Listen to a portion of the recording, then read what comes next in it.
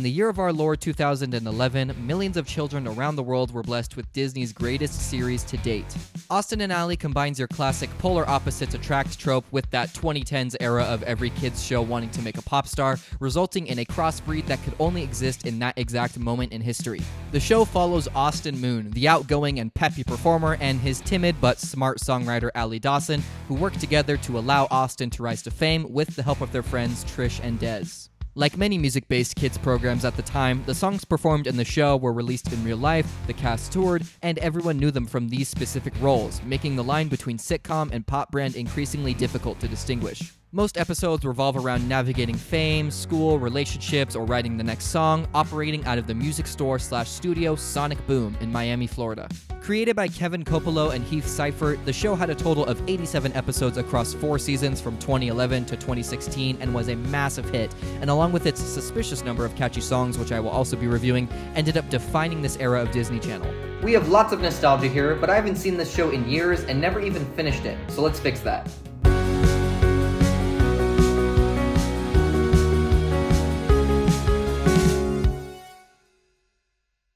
Also, if you are not already, I would really appreciate it if you subscribed because, just look at that. That's really sad, and I don't like that. So, please subscribe.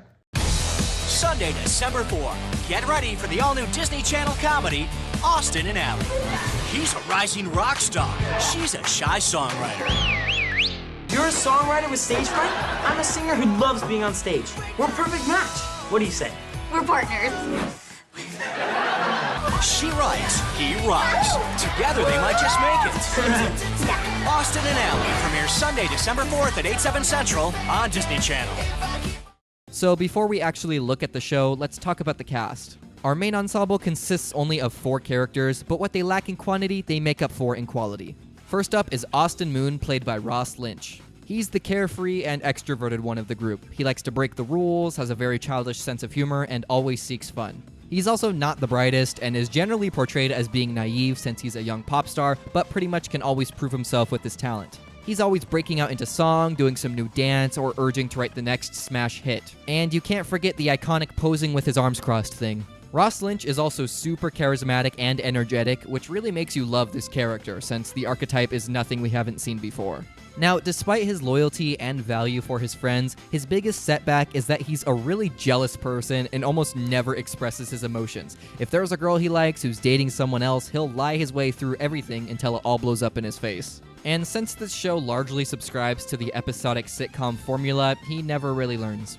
But that being said, he's a very sweet person who loves sharing his music with the world, so you can't help but root for him. Our second titular character is Ally Dawson, who's played by Laura Marano. In a lot of ways, she's the opposite of Austin. Really smart, reserved, cautious, and compassionate. She also loves pickles, while Austin loves pancakes, so it doesn't get more black and white than that. But where she does line up with Austin is her musical ability. She's a singer and songwriter, which perfectly complements Austin's stage presence but lack of composing skills. She's also a total dork, really unaware of how awkward she is, her inability to dance, and bad jokes. Happy birthday, Owen. Or should I say, bird the day. But I mean all of this in the most endearing way possible. It's never annoying or unintentionally cringy because Laura Marano knows how to deliver these traits in a perfect way. I'd say her biggest flaw is her priorities. She's so invested in school and her extracurricular activities that she often leaves songwriting and music behind, which is weird because that's clearly what she's best at and most passionate about. She's also heavily defined by her crippling stage fright, meaning she basically refuses to perform in front of anyone in any capacity. But again, this is done to complement Austin's personality, who does the bare minimum of work so he can sing and dance more. Our third main character is Trish De La Rosa, portrayed by Rainy Rodriguez. She's Ally's best friend, Austin's manager, and the frenemy of our last character, Dez. She's got a fiery personality, usually greedy with money, super sarcastic, and really lazy. A total mood. Those of you that stink, thanks in advance for wasting my time. Now, you can't talk about Trish without mentioning her most iconic trait, her insane employment history. Pretty much every single, or even multiple times an episode, she'll have a new job, and she always lets everyone know by walking into a room in her new uniform and exclaiming, "Guess who got a job at blank?" Guess who got a job at Cupcake City? Guess who got a job at the Yo-Yo Cart? Guess who got a job at It's a Racket? Guess who got a job at the Yarn Barn! Guess who got a job at Daisy's Bouquets? And the funniest thing about this trait is that she isn't constantly getting new jobs because she wants to try something new. It's because she gets fired from every single one. The only job she puts any effort into is being Austin's manager, so her W-2s must be brutal during tax season. I know it probably sounds weird that one of the 4 main characters in the show's defining trait is a running gag that contributes very little to the show, but it doesn't feel that way when you're watching.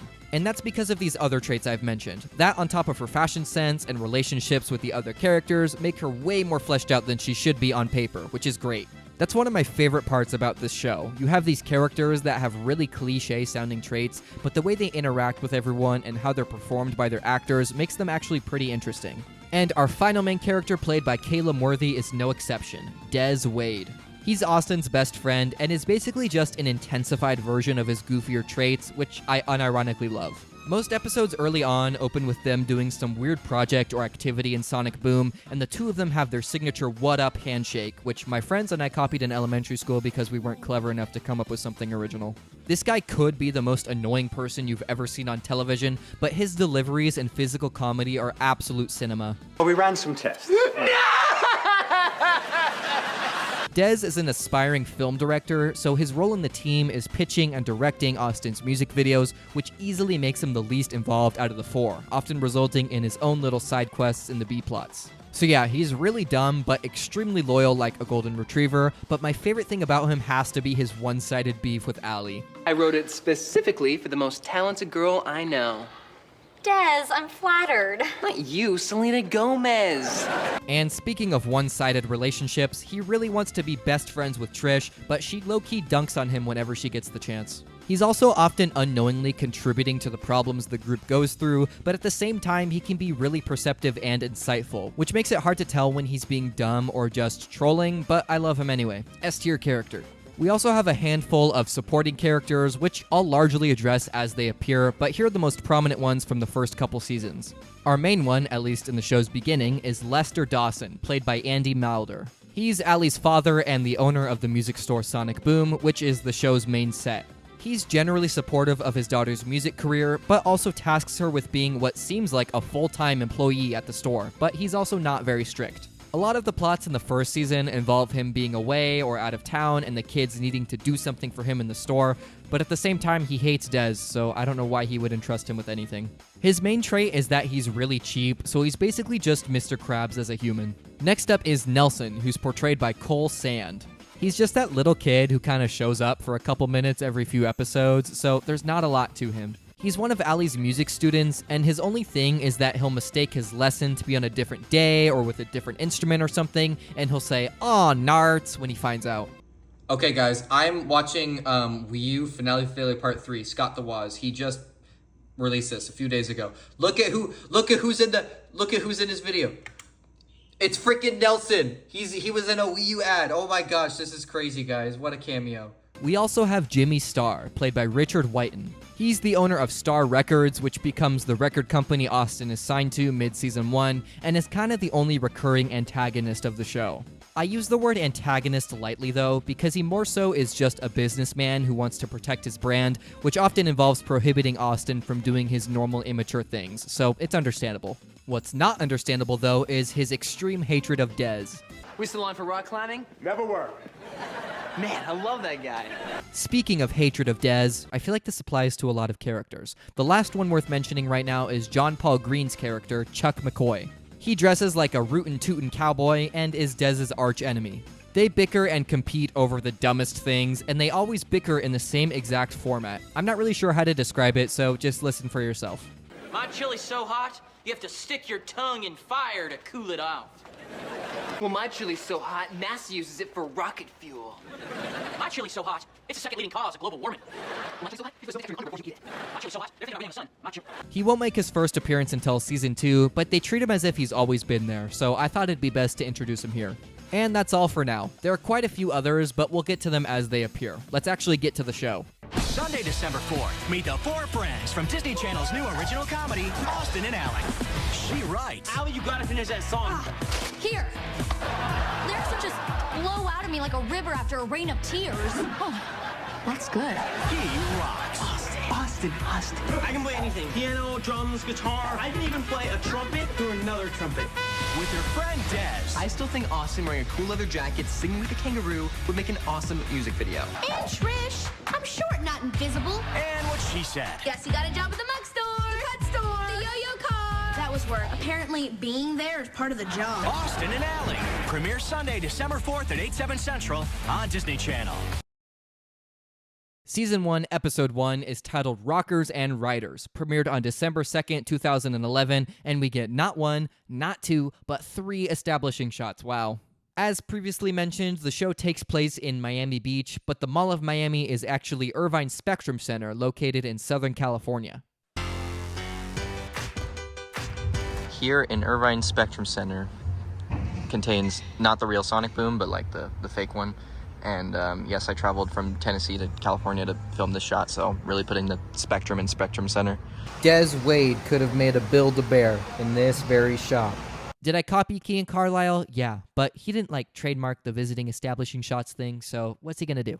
Our episode begins with Ally working at the store and Trish announcing her job at Cupcake City, and this first minute alone pretty much captures every notable character's traits. Trish has a new job, Ally reprimands her for bringing food into the store, her dad has just fished spare change out of the fountain, and Austin and Des disregard the store's rules while filming a music video. Speaking of which, it for whatever reason involves Austin playing the drums with corn dogs, hence the intro. And this is their first time meeting. Can you tell they're in love? After Des needs to Heimlich an old lady that he accidentally shot a harmonica into, we see the iconic theme song for the first time. It's like 95% just green screen with them doing random poses or dances with each other while the actors hold up signs with their names, but it's still pretty fun. I think it's mostly because of the song though, which is titled Can't Do It Without You. We'll fully review the music a little later on, but this one is indeed a bop. I do find the logo to be a bit weird though. The I in Austin is the only letter italicized, and Ally's name is fully capitalized and sparkly, which you think would fit better for Austin given their character dynamic, but who am I to judge? Ally is in the upper floor, which seemingly doubles as the studio portion of the store, and is practicing writing a song called Double Take, but is interrupted by Austin, who suggests speeding it up. Cool, there's still some old lady spit in here. He's promptly kicked out, and Trish has already gotten a new job at a magic store and starts singing Ally's song. Austin and Des have created and uploaded a music video of Double Take, the very song he heard from Ally in the last scene, which has gone viral, making him an overnight sensation solely due to plagiarism. Ally and Trish leave to confront him. How do they find his address? Who's making merchandise with Des, including cologne. Secret ingredient is my sweat. Wanna try some? I kid you not, this is what establishes Trish and Dez's relationship for the entire show. It all started with a single spray of sweat. Austin swears he stole the song purely by accident and forgot how he came up with it. Sure, buddy.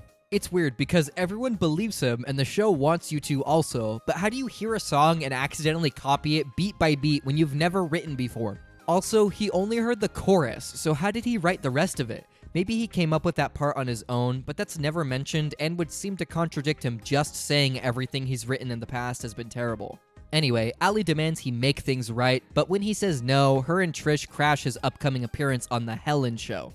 Unfortunately, they get caught, but fortunately, Austin might just have to spill the beans himself since Helen invites him to come back tomorrow and perform another original song. He has the audacity to ask Ally to help him, and she agrees after some convincing, and everyone gets her in the mood via whatever this is. They stay up all night creating the epic song Break Down the Walls, and to say thank you, Austin brings Ally to the performance. But when the piano player gets sick, he needs her to join him on stage. I can't go out there. You know I have stage fright. What if they turn off all the cameras and everyone in the audience goes like this? No way, I can't do this. No, it's really easy. Just go left and then right. Left and right. To compromise, he puts her and the piano behind the curtain, but it was actually his plan all along to make her face her fear, and he pulls back the curtain, which results in her freaking out and destroying the set.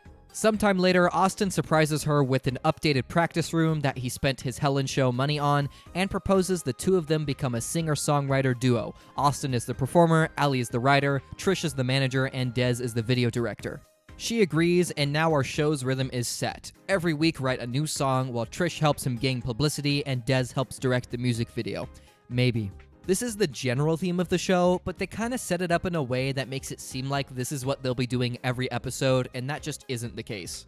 As far as the pilot goes, I thought it was a great setup. It was super high energy, established the character tropes that will be relevant in the entire series, and while they lean more on this gross physical comedy, some things genuinely made me laugh. So now that we have a feel for the show, let's talk about Season 1, Episode 2, Kangaroos and Chaos. Every episode title from this show is just called blank and blank with some form of alliteration, which I guess was the closest thing they could get to wordplay from the title of the show. We begin in Sonic Boom, and holy crap, they already look so much older. If they age this much every episode, they'll be like 80 by the end of the season. The pilot was filmed in early 2011, and Disney picked up the show in summer of that year, so there was a decent time jump between filming these 2 episodes, but it is so jarring. Adolescence is a crazy thing. I also noticed how in the pilot, Laura Morano specifically shouts a lot when delivering her lines, which would get annoying, but thankfully by episode 2, she's completely normal. Goodbye, and in the future, please obey signs. Anyway, in this episode, Lester leaves Allie in charge of the store while he's out of town for an accordion convention, and since she has this extra responsibility on top of needing to write the next song soon, she sloppily writes the lyrics on a piece of paper and gives them to Des and Trish. They misread the lyrics and get all sorts of weird props for the video, like a jacket Trish stole from her dry cleaning job that belongs to a guy named Face Puncher, and a kangaroo. I like it when you kangaroo. Why would I write I like it when you kangaroo? Look, nobody's accusing you of writing good lyrics. The kangaroo soon wreaks havoc on the studio, destroying Austin's guitar, the window, and messing Face Puncher's jacket in caramel. Allie and Trish go to her work to try to fix the jacket and buy a few more hours from Face Puncher, and Austin and Des stay back at the store but lose the kangaroo in the mall, so Des attempts to attract it back with fish sticks. They soon remember they mounted Dez's camera on the kangaroo for the video before it ran away, so they track it down with his computer and he runs after it. Trish, meanwhile, has been busy selling tickets at the mall for an Austin Moon concert, raising enough money to fix the window and gain Austin some more publicity. However, she secretly admits to Allie that the tickets sold were actually for taking a picture with the kangaroo, meaning Austin is more like the unofficial opening act. So to help out, Allie finishes the song titled A Billion Hits for him, which he performs for the crowd, not knowing they weren't there to see him.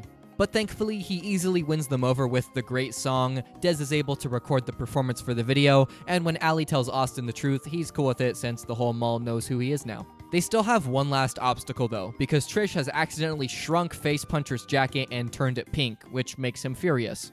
But then his daughter walks in and thinks it's a gift from her dad, so he gives it to her and lets it slide, since she's also a huge Austin Moon fan. And in the final scene, Lester returns to the studio and gets beaten up by the kangaroo, which the kids laugh at hysterically. The end. I think that's where they filmed them watching Lester getting beat up by the kangaroo. I could be wrong, but it at least seems to be modeled after that because it's got the ball thing on top. Right by a Capital One, Lester's least favorite spot. Kind of a boring episode, but at least it was related to music in some way. I just think it's kind of funny the second episode of the series already breaks what was promised to be its status quo. Like at the end of the last episode, they were like, yeah, we're gonna write a song every week, and this one starts with, it's been a month since our last song and we're already irrelevant. This is the kind of episode you see as like a mid-season arc, not the second time we're ever seeing these characters. Season 1, Episode 3 is titled Secrets and Songbooks and opens with a slightly different establishing shot. Trish has gotten a new job at The clown store? the makeup kiosk and announces she's booked Austin on the TV show South Beach Sounds, which is apparently a big deal, but they need a new song by tomorrow and Allie has lost her songbook. We then get Nelson's first appearance, who has brought his own piano to his lesson. On the wrong day. While Allie and Trish check the lost and found, Des remembers he used Allie's book as the roof for his gingerbread house. Okay.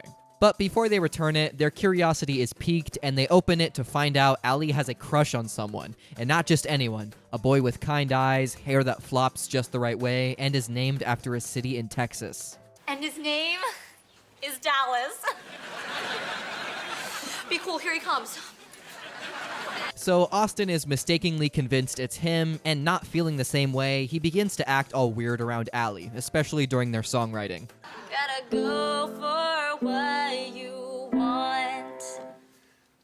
But just keeping things on a friendly level is also a good option if you want things to stay the same. Trish and Allie see something is going on and interrogate Des by holding his gingerbread men hostage, and when he spills the beans, they decide to get revenge on him before being confrontational. They bait him into reading her book again, and he sees Allie's list of turnoffs, which includes fake tans and sweat. So Austin goes all mandarin and takes a hot pepper to sweat more, and as he's freaking out, Trish brings in a fake camera crew from South Beach Sounds, and once he's thoroughly humiliated, Allie calls him out. He apologizes, they make up, but Trish has been filming them and broadcasting it to the mall jumbotron without their knowledge, so the whole mall sees Austin looking like a wet pumpkin, and Allie accidentally tells all of them she has a crush on Dallas. Oopsie. The real South Beach Sound broadcast comes along that night, and Austin performs the very fittingly titled Not a Love Song, and it just ends after that. No final joke or gag like normal. It's pretty obvious that the whole episode really only existed to promote Not a Love Song because they spend way too much time searching for Allie's book, which makes you think that's the plot, but nope, the first 7 minutes just mean nothing. But that doesn't mean it wasn't entertaining. Dallas and Nelson will be recurring characters for the season. Not a Love Song is unironically one of my favorite tracks to come from the show, and just 3 episodes in, we get our first hint at a romance between the two protagonists. I will say though, during Austin's performance, the audience was clapping slightly out of time, and it bugged the crap out of me. Were you rushing or were you dragging? Okay, let's move on to Season 1, Episode 4, Zalians and Cloud Watchers. I like how they just totally gave up on the alliteration for this title. It starts with Austin and Dez grilling on a xylophone while Trish has gotten a new job as a wedge of cheese. Allie has written the next song for their upcoming webcast, but Austin doesn't like it, thinking it's not his style or personality at all, and is too scared of hurting Allie's feelings to tell her. So when the actual webcast comes around, he stalls the whole time and cuts it short, and then just tells her at the end. Why didn't he say it before they went live? Des, did you know about this? Well,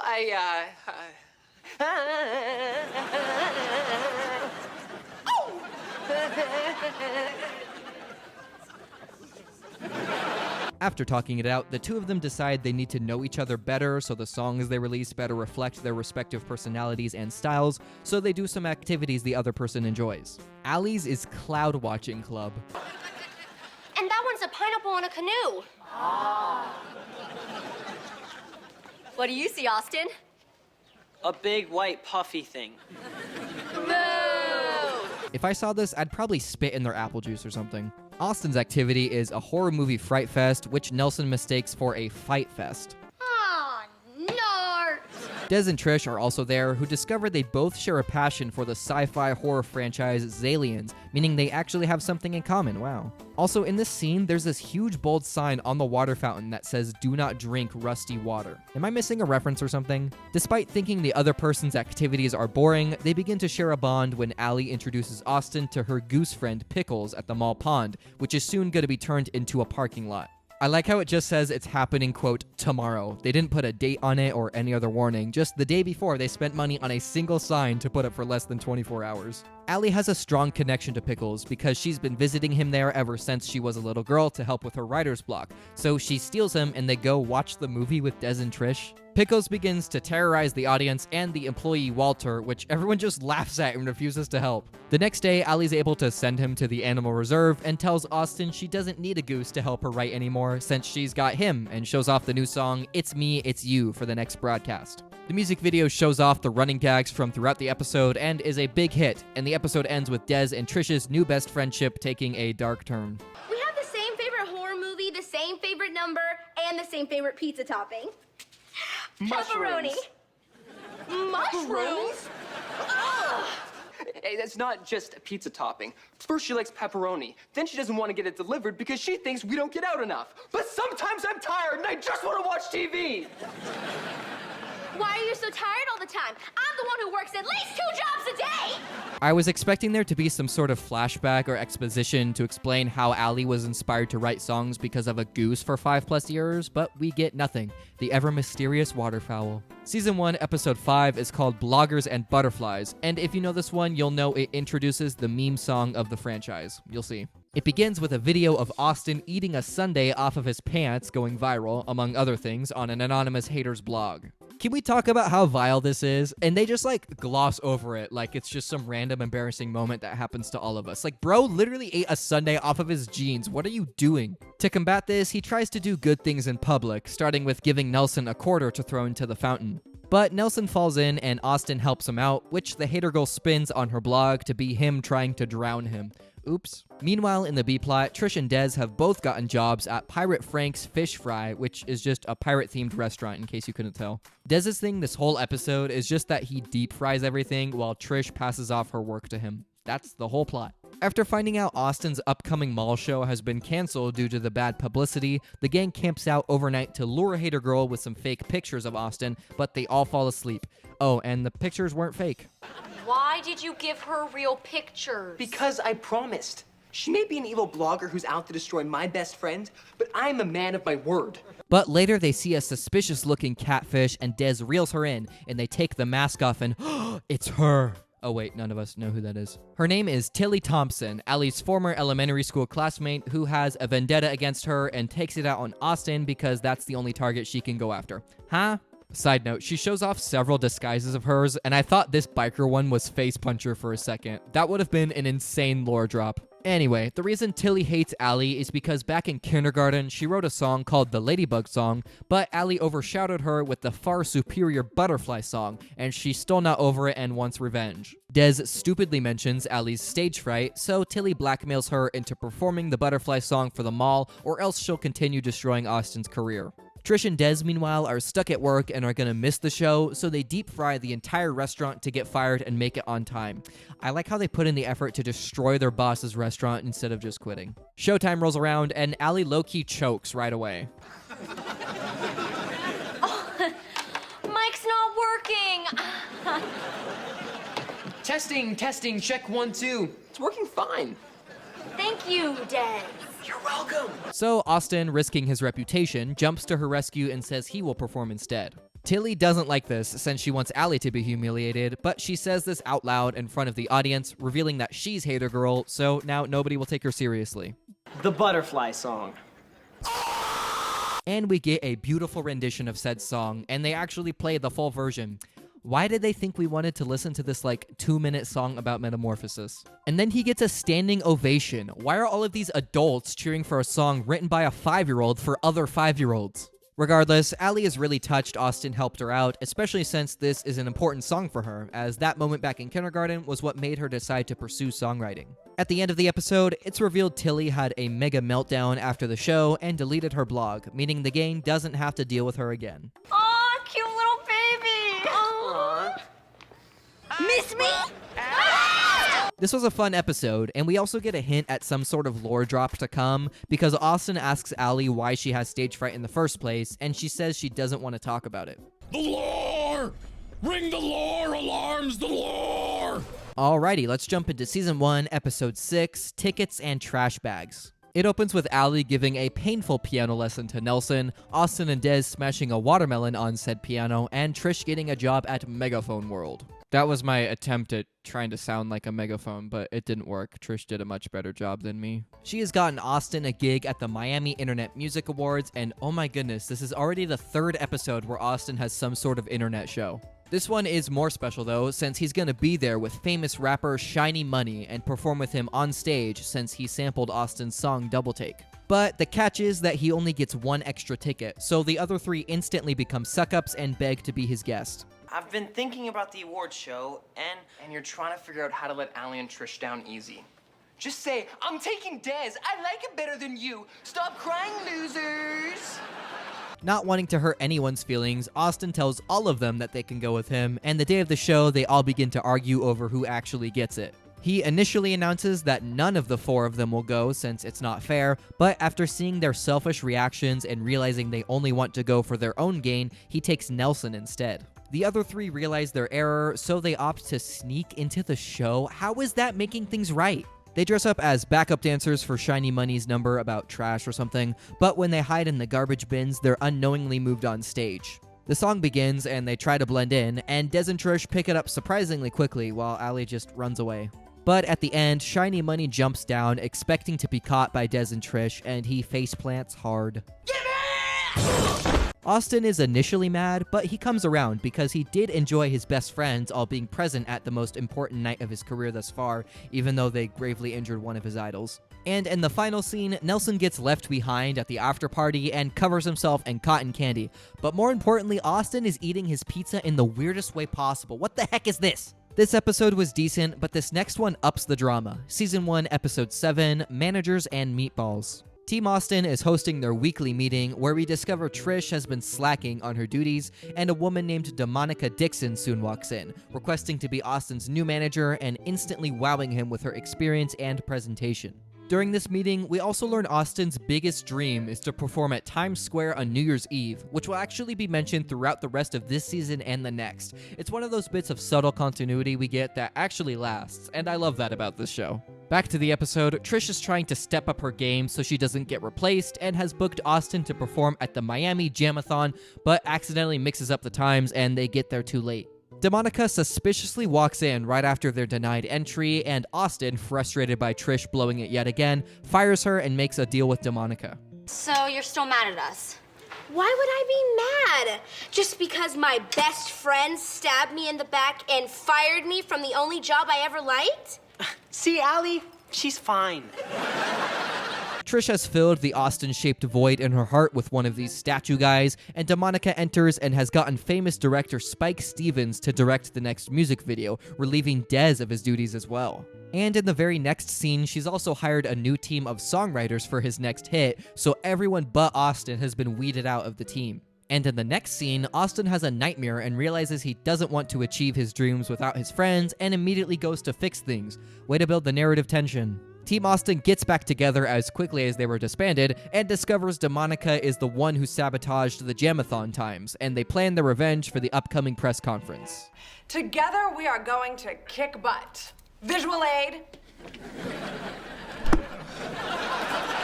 I was expecting some grandiose scheme, but they just show off the new song Allie wrote with the video Dez directed, all organized by Trish, so they can show how they don't need her, and then they pelt her with meatballs. The song is called Better Together, and I'm sorry, I would not be impressed by this video. 3 out of 10 green screen work. In the final scene, the statue guy quits and leaves with his statue offspring.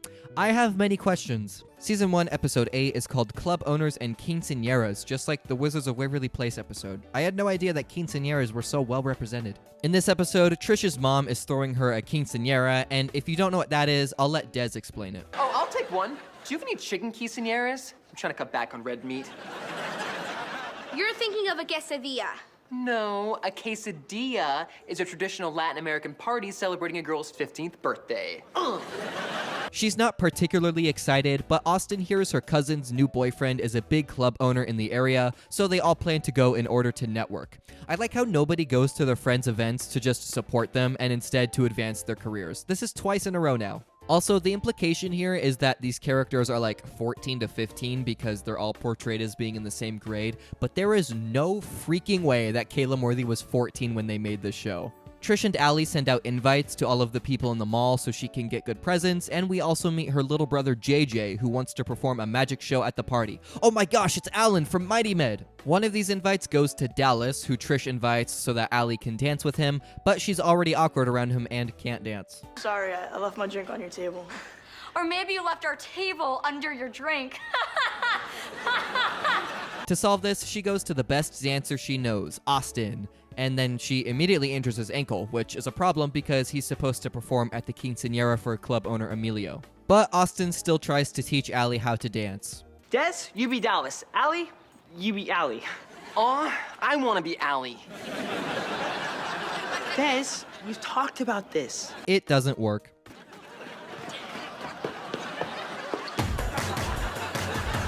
At the party, Allie finally chalks up the courage to ask Dallas to dance, but he says no. Rip. Dez then comes in swinging to test the equipment for Austin's performance and destroys the turntable and Trish's presents. Double rip. To keep the guests entertained, JJ saws Trish in half while Austin gives Allie a pep talk, who's embarrassed after being rejected by Dallas, but then Emilio shows up and Austin puts on his performance. Just kidding, he sees Allie is down and takes the time to instead do a slow dance with her. Aww. Except his ankle is suddenly fine enough to slow dance with her when he just made Dez be his stand-in a few minutes ago. And it turns out Emilio owns country clubs, not nightclubs, so all is well. In the final scene, Dallas admits to Allie the only reason he didn't want to dance with her is because he doesn't know how to dance either, so they do a little dork duet and everyone's happy. The end. I know I didn't have much to say, but this episode had probably the best character moments in the series so far. Seeing Austin be a good friend to Allie and giving Trish something to do besides just being employed for a random B-plot was nice. Speaking of Trish's employment, this is the first time so far, and one of the only times where she doesn't have any sort of new job, which the wiki page for this episode didn't mention, but it does say things like, "This is the first time Austin sprains his ankle," and "This is the first time someone has pretended to be Dallas." So yeah, some real special things come out of this one. Okay, let's move on to Season 1, Episode 9, DJs and Demos. It begins with Allie selling a guitar to an old man who can shred like mad, and Trish has gotten a job at the greeting card store. Austin and Des run in and announce Austin has booked his first radio interview. Why would he book it without Trish's knowledge? Des then, not so passive-aggressively, points out how Allie must feel invisible as Austin's unrecognized songwriter. But not invisible in a cool way, like a superhero. More like in an uncool way, like a songwriter who doesn't get asked to be on the radio. She says she does want some recognition, and later Austin spies on her writing her new song, which he says sounds great. You didn't see me do my vocal warm-ups, did you?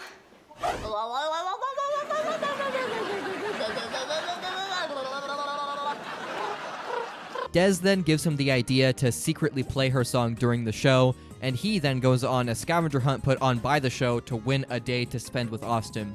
Why he's trying to win a contest to spend a day with his best friend is beyond me. Allie is both excited and terrified her song is played for all of Miami to hear, and she chews her hair, which was established in an earlier episode as her thing she does when she's nervous. I'm cool and collected, and she chews her hair when she gets nervous.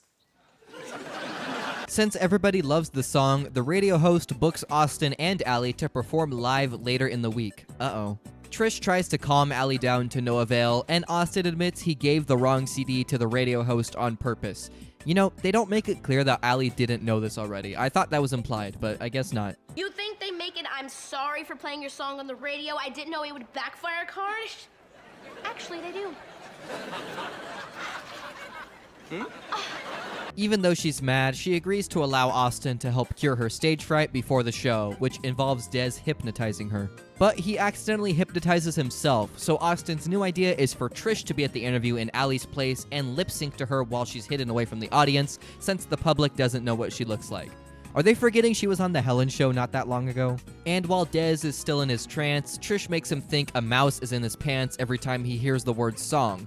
That is the worst word to have it be in this situation. The show comes where Allie and Des have set up the audio equipment to run everything properly in a nearby tent, and it doesn't go very smoothly. For one, during the interview portion, Trish needs to wait to hear Allie's full response before saying anything herself, so there's a long awkward pause every time she needs to talk, kind of like when you're talking to AI.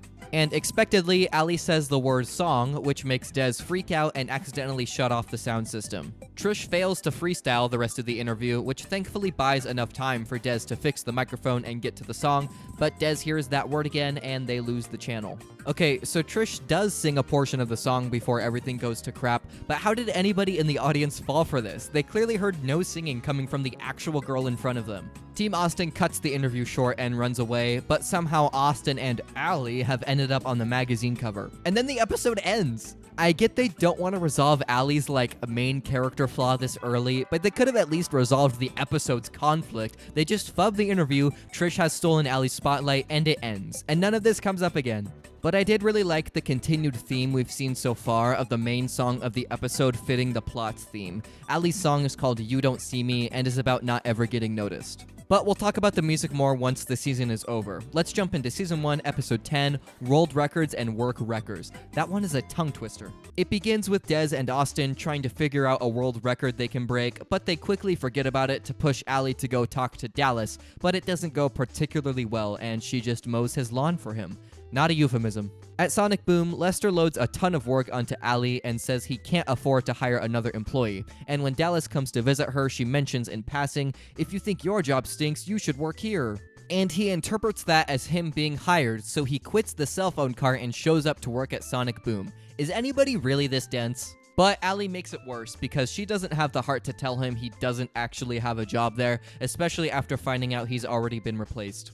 Guess who got a job with a cell phone accessory card? It also turns out Dallas sucks at working there, so now Allie has to minimize the damage while making sure her dad doesn't find out about his new employee. I just want to say I'm happy to be on board. okay? Weird, huh? That guy thinks he's on a boat. Aye, aye, Captain. Meanwhile, in the B-plot, Austin and Dez have decided to break the world record for longest time having a basketball spun on your finger, and they do some intense training, which includes practicing on Dez's mom's wedding china. Hang on. Hang on. Hang on. But it's pointed out that only one person can hold the record, so they instead compete against each other and stand a little too close. They head to Sonic Boom to help Allie with some boxes, and Dez casually mentions Dallas is the new employee in front of Lester, so he demands Allie fire him. But when he says he loves working there because he gets to see Allie every day, she can't do it because she's in love, and then she gives him a raise. She asks Trish to quit the cell phone cart so Dallas can get his old job back, who says no because this is the first job she's actually enjoyed. Are you kidding me? She instead coaches Allie on how to fire him since Lester wants her to take care of her own mess, and Trish pretends to be Dallas. Oh, that's why the wiki page said that last episode. Meanwhile, Austin and Dez do a whole montage of activities while still managing to spin their basketballs, and the wiki says the song Eye of the Tiger plays during this, which is false. It sounds kinda similar, but there's no way Disney Channel wanted to license one of the most popular 80s songs for a 15-second gag. The guys are a mere 5 minutes away from breaking the record, but continue to squabble, but when Allie talks some sense into them, Austin decides to let his best friend take the record and stop spinning his ball. You know what? I'm gonna let you win. Bruh. Allie has angered herself up by things that annoy her, like rubbing styrofoam and hearing people say library instead of library in preparation to fire Dallas, but when he walks in, it turns out he's quitting anyway. I got a new job at the library. Oh, library? Really? Yeah, my mom's a librarian. And she's been trying to get me to work at the library for a while. So she's temporarily relieved, but Trish didn't think Allie could go through with it, so she hired a whole marching band and choir to announce it herself. Thankfully, Dallas isn't mad though, and goes to work at the library. And even though Austin and Dez didn't break the record they wanted, they each settle on their own new ones, with Austin wanting to be the world's oldest man, and Dez being the best plate spinner, destroying more of his mother's priceless china. The end. I think the thing that stands out most about this episode is the fact that it's Dallas's final appearance. He gets mentioned once or twice later in the season, and I guess it makes sense since he doesn't work at the mall anymore and Lester hates him, but still, he was Allie's love interest since day one, and they had one moment last episode, and that was it. This episode also didn't feature any new songs, and Austin just spun a basketball on his finger for 90% of its run, so needless to say, there weren't many stakes here. Attention all units. Freeze ice cream stealers. Be on the lookout for a brand new Austin and Allie. There's a contest. FM 109's having a hot summer jam contest. If I win, I get my song on the radio. Woo! A concert. What's up, Miami? Everybody now, turn it on the radio. And a crime. Score! I can't believe we pulled this off. Uh-oh. Let's hear it. For a brand new Austin and Allie. Next Sunday at 8, 7 Central on Disney Channel.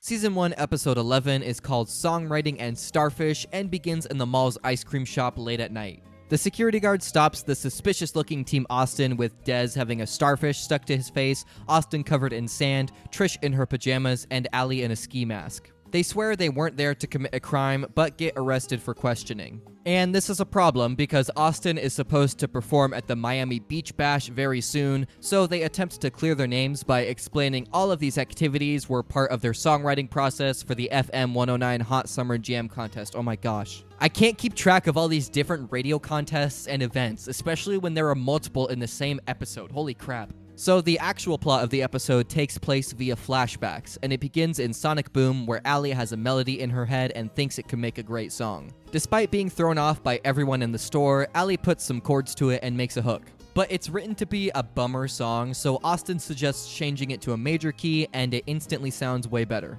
I love the subtle little moments like this. Seeing both of these characters' personalities complement to craft a better song is really nice, especially since most kids shows would normally have someone like Dez be all, "Wow, can you believe Austin Moon's performative extroversion is clearly offsetting Allie's introverted artistic repression?" But they don't do that here, so A+ to Eric Friedman. They cannot come up with good lyrics, however, since Allie hates the beach. Preach it, sister! After the commercial break, the officer isn't convinced with their story thus far, and Dez wastes their one phone call, but this dude apparently loves the drama because he lets them continue. Allie mentions she got into a fight with a beach chair and does this. Look at these guns.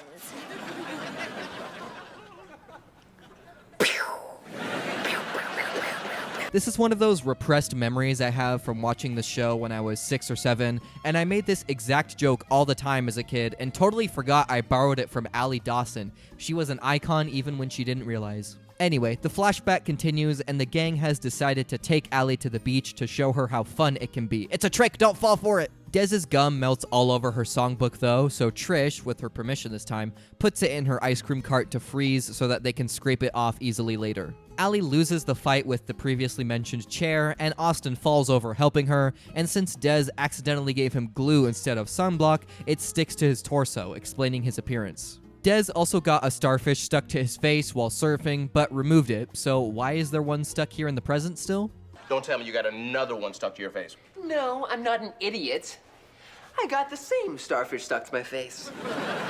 A little bit later in the story, Austin and Allie are pulling an all-nighter to finish the song, but her songbook was never taken out of the cart, so they have to call Trish at 4 a.m. to let them into her work to retrieve it. They find it in the freezer, but get trapped when the handle breaks off, so Austin calls Dez for help, and he reaches for his new starfish friend instead of his phone, sticking it back to his face. While they wait, Allie borrows a ski mask Trish had in there for when she naps on the clock, and Austin lets loose and downs the ice cream in the freezer.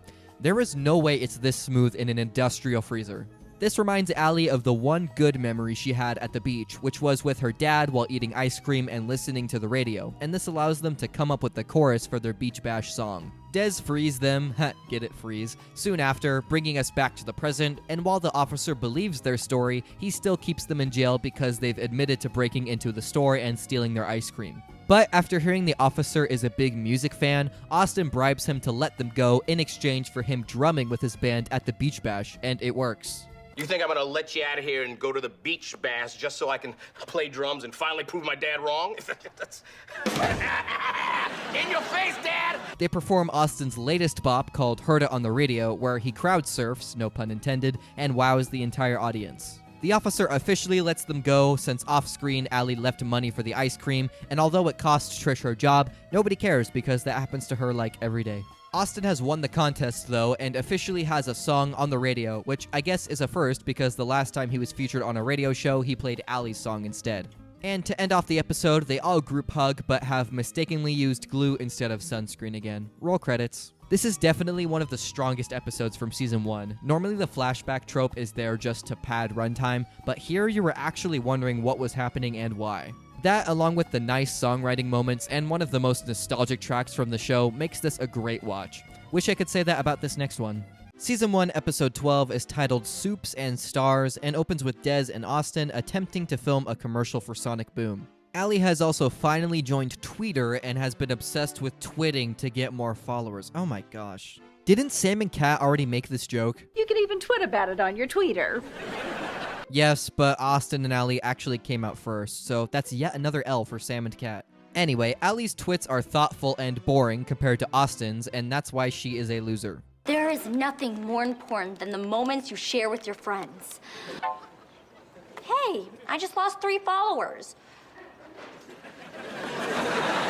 After the theme song, Trish has gotten a job at her and Allie's old music teacher, Miss Susie's soup shop, and has gotten a gold star, which annoys Allie because she never got one as a kid in her class. And then at the restaurant, Austin gets one for drawing a rocket ship, and Dez gets one for finishing his soup, and Allie gets nothing because she has not been a good noodle, I guess. To make an interesting twit, she puts Dez's rubber spider into her bowl and posts a picture of it, which grants her many new followers, but we soon find out Susie has lost most of her business because people think there's an infestation, which Trish is excited about since she doesn't have to work, but for everyone else, this is a crisis.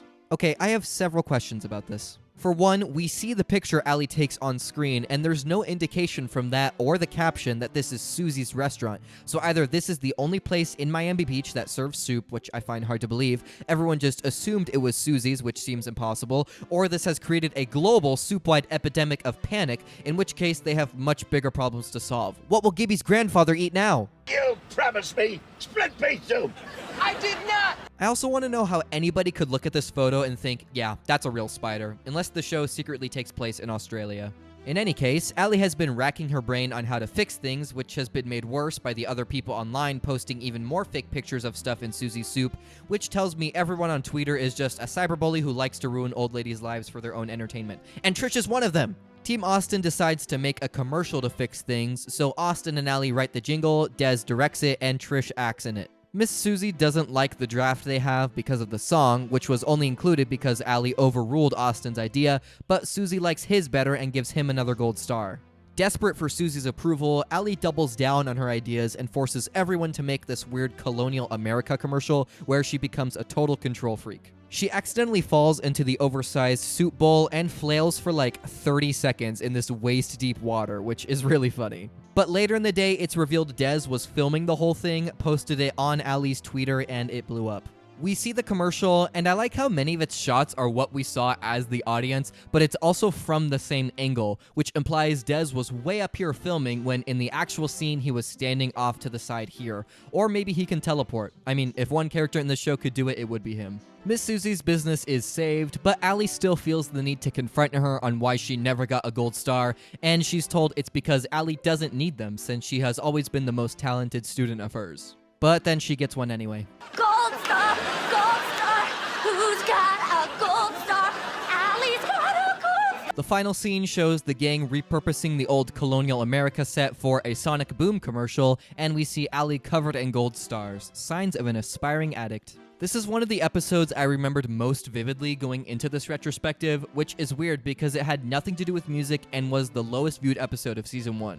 I wonder if it's because of Austin's soup jingle. It is catchy. Soup, soup, soup, soup, soup, soup, soup. But all that aside, the episode doesn't really make sense because it seems so out of character for Allie to be chasing social media clout because she hates the spotlight and up until this point only was known when Austin credited her before performing a new song. And you might say, well, Allie is just scared of her face being shown, which I say nay to because there was a whole episode where it was only her song being played and she still freaked out. And then you might say, well, Allie only gets nervous about her music, but I say nay again because she made her original commercial with her own jingle and didn't care. There's no resolving this gaping plot hole. Honestly, ruined the whole show. 6 out of 10, I should just end the video here. Season 1, episode 13 is Burglaries and Booby Traps, where we see Austin yet again blowing off Allie and his rehearsal time.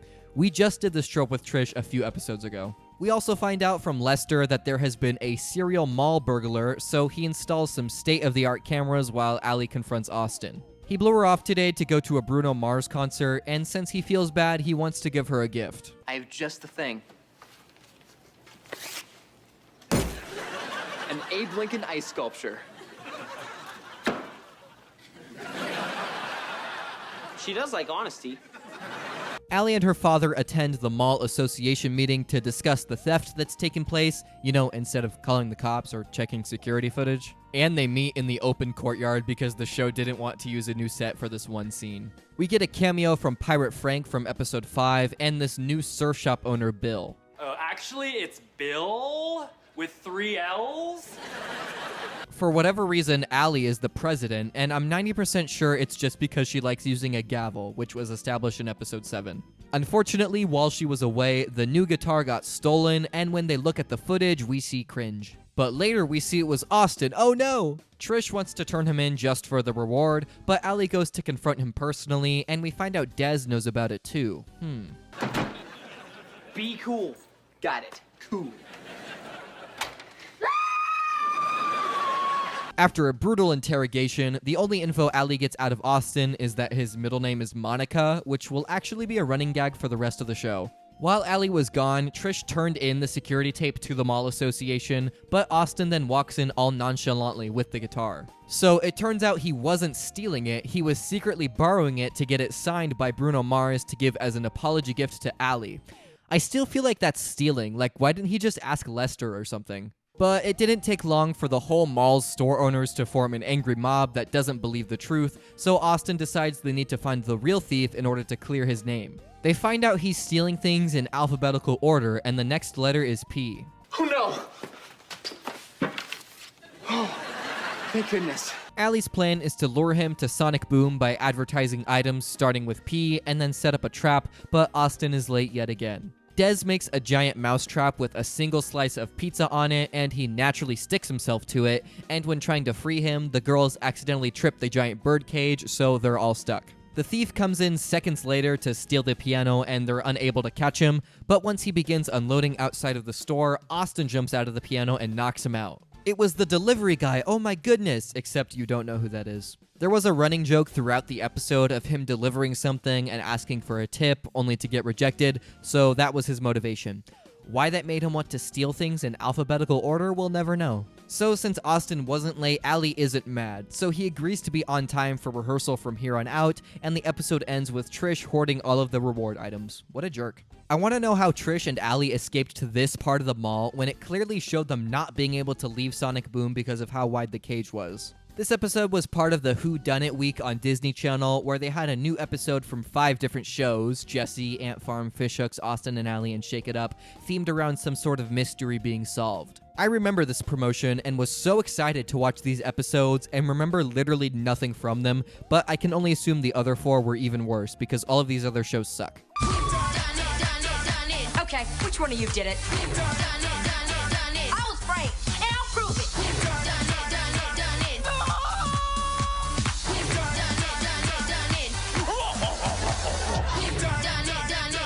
Maybe it's kind of like a sign.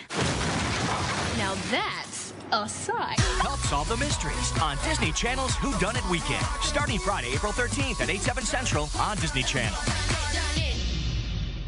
Season 1, Episode 14, titled My Tab and My Pet, opens with the gang camping out in front of the courtyard for the new My Tab 6, releasing in the morning. Everybody else is still sleeping. Even the mall statue guy.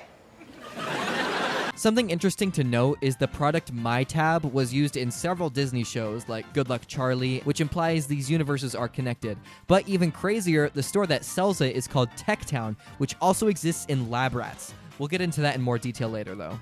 Trish has replaced herself with a mannequin because she doesn't feel like sleeping in the mall since they only get one My Tab as a group, but Allie's more focused on the bonding and fun experience. She also wants them all there to celebrate the birthday, or hatch day, of her bird Owen. This episode also debuts the character Mindy, who is only defined by her obsessive crush on Dez. I didn't mention her in the intro because she's really only in a few episodes and will completely disappear by the end of the season. But Dez runs into her in line and she just demands flowers from him even though he doesn't like her, and then she yells at Allie for her bird being too loud. Allie needs to watch the store and Trish wants to tag along, so Austin and Dez are left to wait in line. Yeah, I wonder what could go wrong. It doesn't take long for Austin to leave the line, and Dez is seen letting tons of people cut him, so he switches roles with Trish and Allie and leaves to watch the store with Austin. And they fail again because Owen flies outside almost instantly. Austin not so subtly recruits Trish to help him and Dez, and they devise a plan to make a ton of popcorn to attract Owen since he loves it,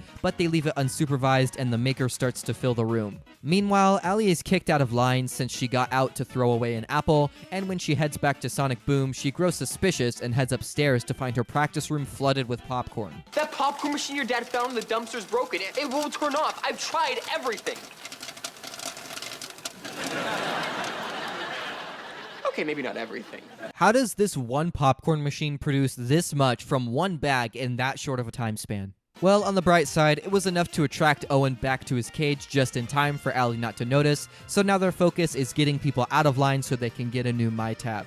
Dez pretends to be a Tech Town employee and says they're giving away a free My Tab to whoever finds the hidden item in the mall. It doesn't work. They're totally gonna fall for it. Then we'll steal their spots in line. Suckers! I'd like to point out earlier in the episode, the people in line were so strict as to kick anyone who even crossed the tape out of line, but when they discover the free My Tab contest is fake, they immediately get their spots back. What a bunch of hypocrites. After several convoluted plans, they simply have Austin advertise a free acoustic concert on the other side of the mall, and everybody instantly follows him and leaves their spot in line. I like how that was the last idea they had. We actually get to see the concert though, and he performs an acoustic version of Not a Love Song, which slaps because I unironically think that's one of the best songs from the show. And yes, this is like the third time we've heard it and it's only season 1, but if you know me, you know I'm a sucker for acoustic versions of songs. Allie successfully secures the My Tab, but it turns out Dez actually planted a hidden item, which Mindy finds and therefore gets to steal it. bruh. And in the final scene, Allie is trying to convince her friends that Owen can talk, and he spills the beans about Austin and Des letting him out and how he pooped on the statue guy. The end. Allie's cool. Allie's cool. Maybe he can talk, but you just can't tell a lie. Zach is cool. Zach is cool. Jokes aside, this episode was confusing to watch because my birds will kind of chirp quietly in the background, but I have headphones on, so I can hardly hear them. But it took me so long to realize Owen was the one making all the noise while I was watching this episode, and I was like, why are my birds being so loud? And it was actually this little fricker. Filmmaking and Fear Breaking is Season 1, Episode 15, and it begins with some obviously fake piano playing and Des announcing he's directing his first movie called Claws. I like that title. It's not called Claws, it's called Claws Dun Dun Dun. Trish has secured a role as girl number 2, and Des has cast Austin as the lead without asking him, and Allie as the final role. I wrote it specifically for the most talented girl I know. Des, I'm flattered. Not you, Selena Gomez. But she's unavailable, so do you want to play the part? Remember that Selena Gomez exists in universe. But because of her stage fright, she turns down the offer but agrees to help with props. And Nelson has auditioned thinking the role was for Santa Claus.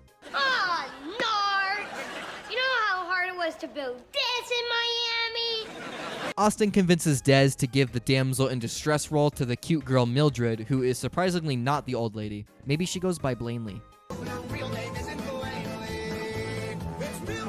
The next day is the first day of shooting, and they're filming the final battle, where Trish keeps wanting to have more to do despite her minor role. The scene involves Austin setting Mildred under an umbrella, but he gets spooked when hearing this and quits the movie on the spot. Maybe he caught stage fright. From Allie. Stage fright's not contagious. Just in case. When Allie talks to him, he confesses he actually has a fear of umbrellas, which, fun fact, is called pelebophobia. You probably didn't care. It all started in 4th grade, where at the beach, an umbrella caught onto Austin's pants and tore them off as it blew away. That's a lame story, not gonna lie. I also like how this is clearly the same set as the one we were just at because production didn't want to spend money on a new one for this single flashback.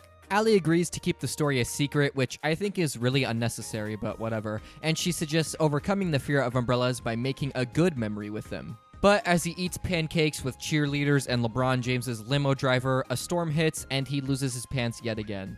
Knowing what Austin is going through, Allie decides to finally share her story of how she got stage fright. Finally, the biggest lingering question from the series thus far that has been teased is going to get an answer she just freaked out during a music school audition. Also, why was it held at Sonic Boom? They have multiple students play the piano at the store, which doesn't make any sense. This episode is so proudly displaying the show's lack of sets. Anyway, after hearing how silly Allie's story is, Austin feels better and decides to recommit to the movie, but once he arrives on set, there are like a million more umbrellas. Oh no!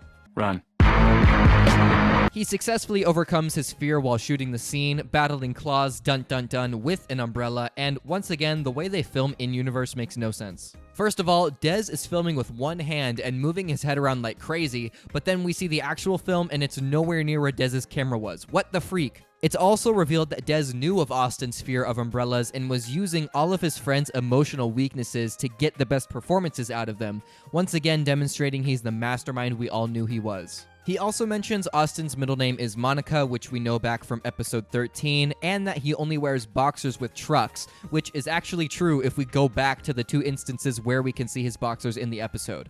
That was a weird sentence. The final scene shows some movie outtakes and Austin referencing several classic films as he destroys Claws dun dun dun. The end. Definitely a weird episode, and I would call it essential if the story behind Allie's stage fright actually meant anything, but it's never brought up again, so her arc is more about effect than cause, I guess. This next one is a classic though. Season 1, Episode 16, Diners and Daters. Austin's got a big-time coworker crush. Write her a song that comes from your heart.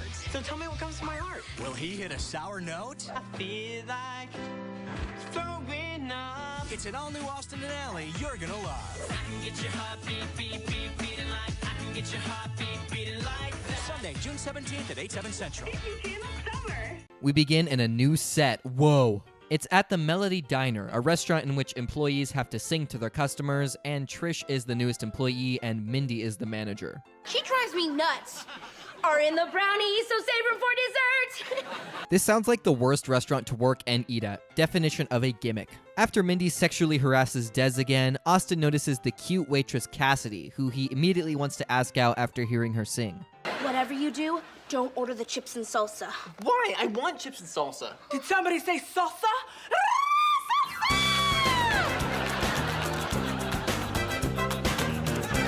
After their meal, Des tries to leave but is forced by Mindy to eat their chicken pot pie, and I guess she slipped some crack in there or something because he becomes addicted for the rest of the episode. Also, notice how Mindy pulled him to a different table to try it instead of just placing it in front of him. Austin goes to ask out Cassidy, but is rejected with no explanation. So Allie says there are 3 possibilities. She has a boyfriend, misunderstood the question, or... She's a mermaid and her dad won't let her date humans? What would you say if I told you that the girl who saved my life earlier today is a mermaid? or she's not into him, but Des claims he can help, since everyone calls him the Love Whisperer. Thanks. And no one calls you that. This little joke becomes another one of those series-long running gags. It kind of reminds me of how in How I Met Your Mother, they had a joke episode of Robin being a teen pop star in Canada, except that was like one of her defining traits going forward. Des just demonstrates what not to do and then leaves, but thankfully Trish walks in and explains Cassidy just doesn't have enough time between her band and job. So Austin decides he just needs to be involved in one of those areas, and being a musician who already has big success, he decides to join her band. My name's Austin, I'll be your waiter, the soup of the day is cream of potato! Trish gets Cassidy to train him while Allie spies, and she notices how Cassidy says music is the only thing that speaks to her, so he should write a song to speak to her heart. Aww. Allie takes down some notes on how Austin feels to help him write it, but when she writes a prototype to show him how dumb it sounds, he doesn't listen and immediately plays it on the piano, humiliating himself in front of everyone, including Cassidy. You're perfect, but not too perfect. You're the pat of butter on my pancake stack.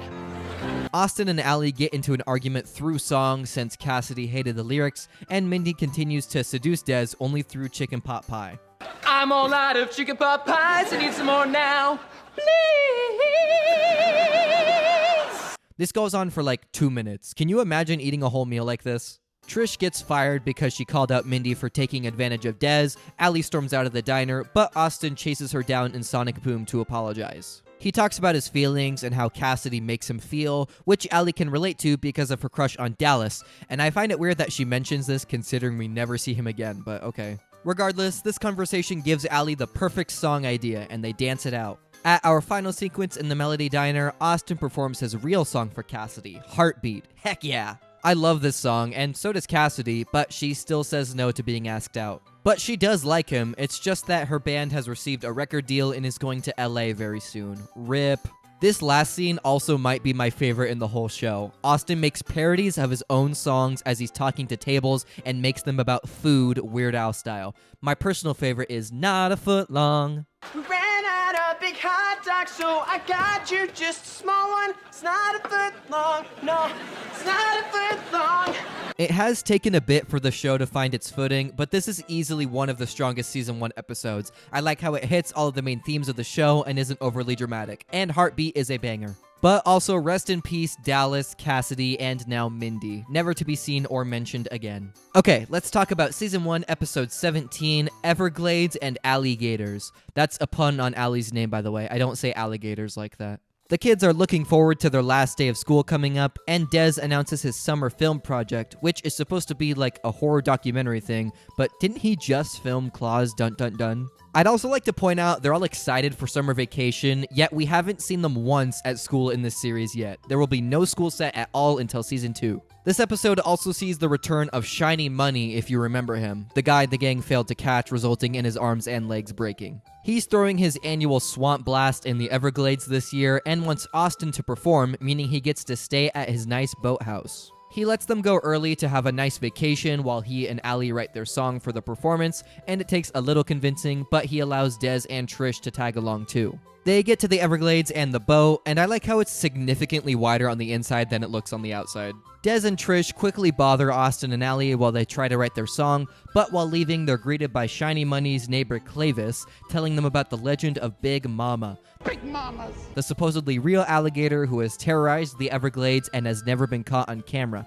She's just the Loch Ness Monster, but an alligator. The film duo decides to make their documentary about that instead, but their overuse of equipment causes a power outage, frying the keyboard before Austin and Ally can finish their song. The next morning, Trish and Des go Big Mama hunting and encounter a baby alligator who unknowingly follows them all the way back to Shiny Money's boat, where Austin and Ally have fixed the power and finished the song with the help of Clavis. And would you believe it, it's Big Mama's child who has also followed them. Oh no! She's about to break in, so the gang tries to lure her away by returning her baby, and Trish uses Des as bait. Like, without hesitation, almost fed him to a man-eating alligator. Bro.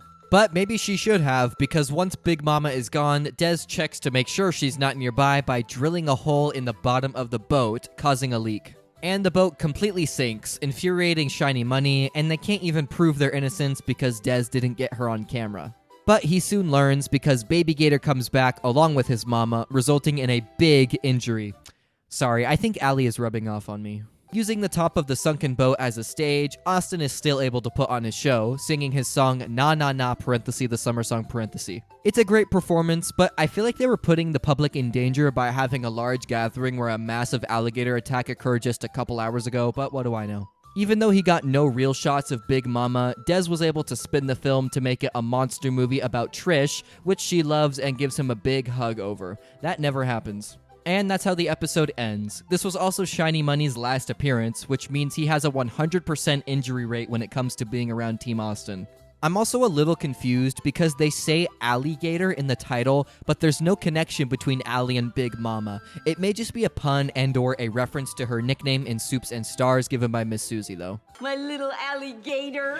And now we've reached the penultimate episode of Season 1, Episode 18, Successes and Setbacks. It opens with an actually pretty impressive domino sequence set up by Austin and Des, and as Trish enters to announce her sausage cart job, she notices the man, the myth, the legend, Jimmy Star, owner of Star Records, one of the biggest record producers in the business. It turns out his son has been getting lessons from Ally at Sonic Boom, and when Austin goes to talk to him, he gets the opportunity to record a demo for him that he'll listen to in a week and sign if he likes it, so the team gets to work.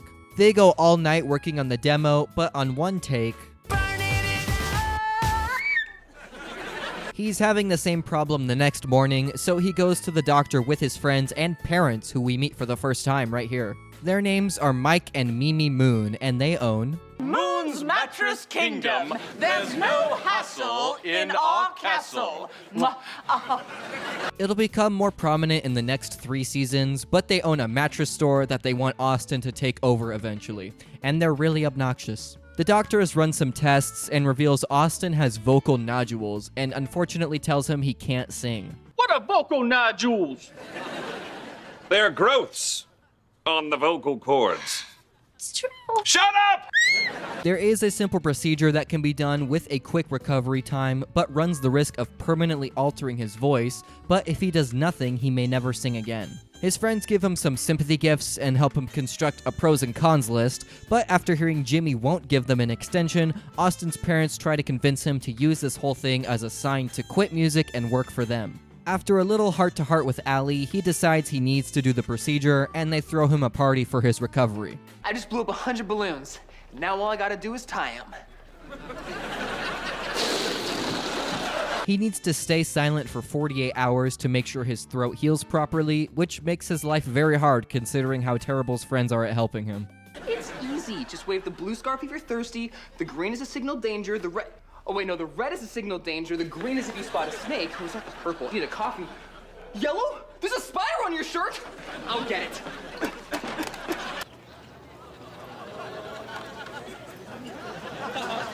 That girl is checking me out. Help me. Oh, I got you. I'll take care of it. Quit staring at my friend. You're freaking him out. He only has 2 hours left, but then Jimmy comes in and says he needs the demo now since he has to catch a plane, but they haven't recorded yet and Austin isn't even supposed to talk. I'm no doctor, so I don't know if this means anything, but is talking 46 hours in really going to make that much a difference than waiting the other 2 hours to make it 48? Like, it reminds me of those memes where it's like, oh, it's okay, I still have 1 minute left on my 72-hour deodorant. Like, does it really matter? But he's willing to risk it, so he instead performs for Jimmy live, debuting his song The Way That You Do. I cannot believe the role this show has been on. This is the 3rd episode in a row to feature a new song. He nails the high note, thankfully, and Jimmy is blown away and offers to sign him with his label. And this will not only cement Jimmy's star as a recurring character for the rest of the show, but permanently move Austin from internet sensation, which they have been labeling him as, to true mainstream pop star sensation. In the final scene, Austin does a commercial with his parents for Moon's Mattress Kingdom for some reason, and that's it. Just 1 episode to go for the season. I think this would have worked better as a season finale than what we actually get if they had stretched the plot to be double length or something, because it pretty much alters the series' status quo for the rest of its run. But as the second to last episode, it works well too, since our season finale ups the stakes even more. Season 1, episode 19, Albums and Auditions. Big changes are coming. Austin's album's coming out, and Allie just got accepted to the best music school in Miami. But just when these friends are about to start living the dream, Together forever. one of them gets a chance at her own. The music school's in New York. I just can't believe you're really going. I can't just give up my dream. Is this the end for Team Austin and Allie? There's no way I could make it without you. Do it without you. Be it without you. Don't miss a special Austin and Allie, Sunday, September 9th at 8/7 Central on Disney Channel. It begins with Dez winning a year's worth of music lessons since he, by total accident, guessed the number of jelly beans in Lester's jar, but more importantly, Austin's album is releasing in 2 weeks. That feels like a crazy time jump. Like, in the last episode, he just got signed to the record deal, and now his album is already about to release. Like, how could we not have seen what took place in between that? Trish has gotten a job as a letter deliverer, and she has one for Allie from MUNY, the music school we saw her auditioning for in the flashback of episode 15. Couple of things here. Number 1, apparently everyone knows about this audition now, even though it was Allie's big dark secret as to the source of her stage fright, and she only told Austin to make him feel better. So Trish and Dez knew about this either the whole time or were told off screen, which is weird. Also, this means the start of Allie's stage fright is recent, since she's receiving a new letter from the school and never re-auditioned, which I find weird too. I know in the flashback she looked pretty much the same age, but she wore glasses, which I thought was code for our Disney Channel show didn't have the de-aging budget, so we just made her look different. Anywho, determined to help her achieve her once-held dream, Austin, Trish, and Dez work to fill out an application for her, but realizing they need to send in a video music audition for her, decide to take advantage of Dez's free music lessons to trick her, even if he wants to bagpipe instead. So they record Dez's first music lesson, also taping Allie saying generic phrases to stitch together for the real audition, and rage bait her into playing her most impressive song. They do a video call with the guy holding the auditions, and wait, it's the yogurt ball guy from Victorious. Here's my little girl. How was the mall dentist? Okay, I guess. What do you think? You look hideous. 2 weeks later, it's time for the album release and a signing at Sonic Boom, and Allie has simultaneously received an acceptance letter to MUNY. Yay! She's really happy even when the gang tells her they basically did her application and audition for her, which, again, I feel like would be cause for concern, but what do I know? Well, I do know her friends are idiots and thought Music University of New York was in Miami, meaning she has to either move to New York and not be with her friends or on Team Austin, or stay in Miami and give up her full-ride scholarship to the best music school in the country. They also keep framing this as a college thing, like Music University of New York, but she's not even a sophomore in high school. How does that work? After talking to both Lester and Nelson, she decides she needs to go to New York, but is struggling to tell her friends. So she decides to tell them in song form. I have to depart. Can I be honest? Not your best work. Good thing you're not going anywhere, and we'll have plenty of time to fix the lyrics.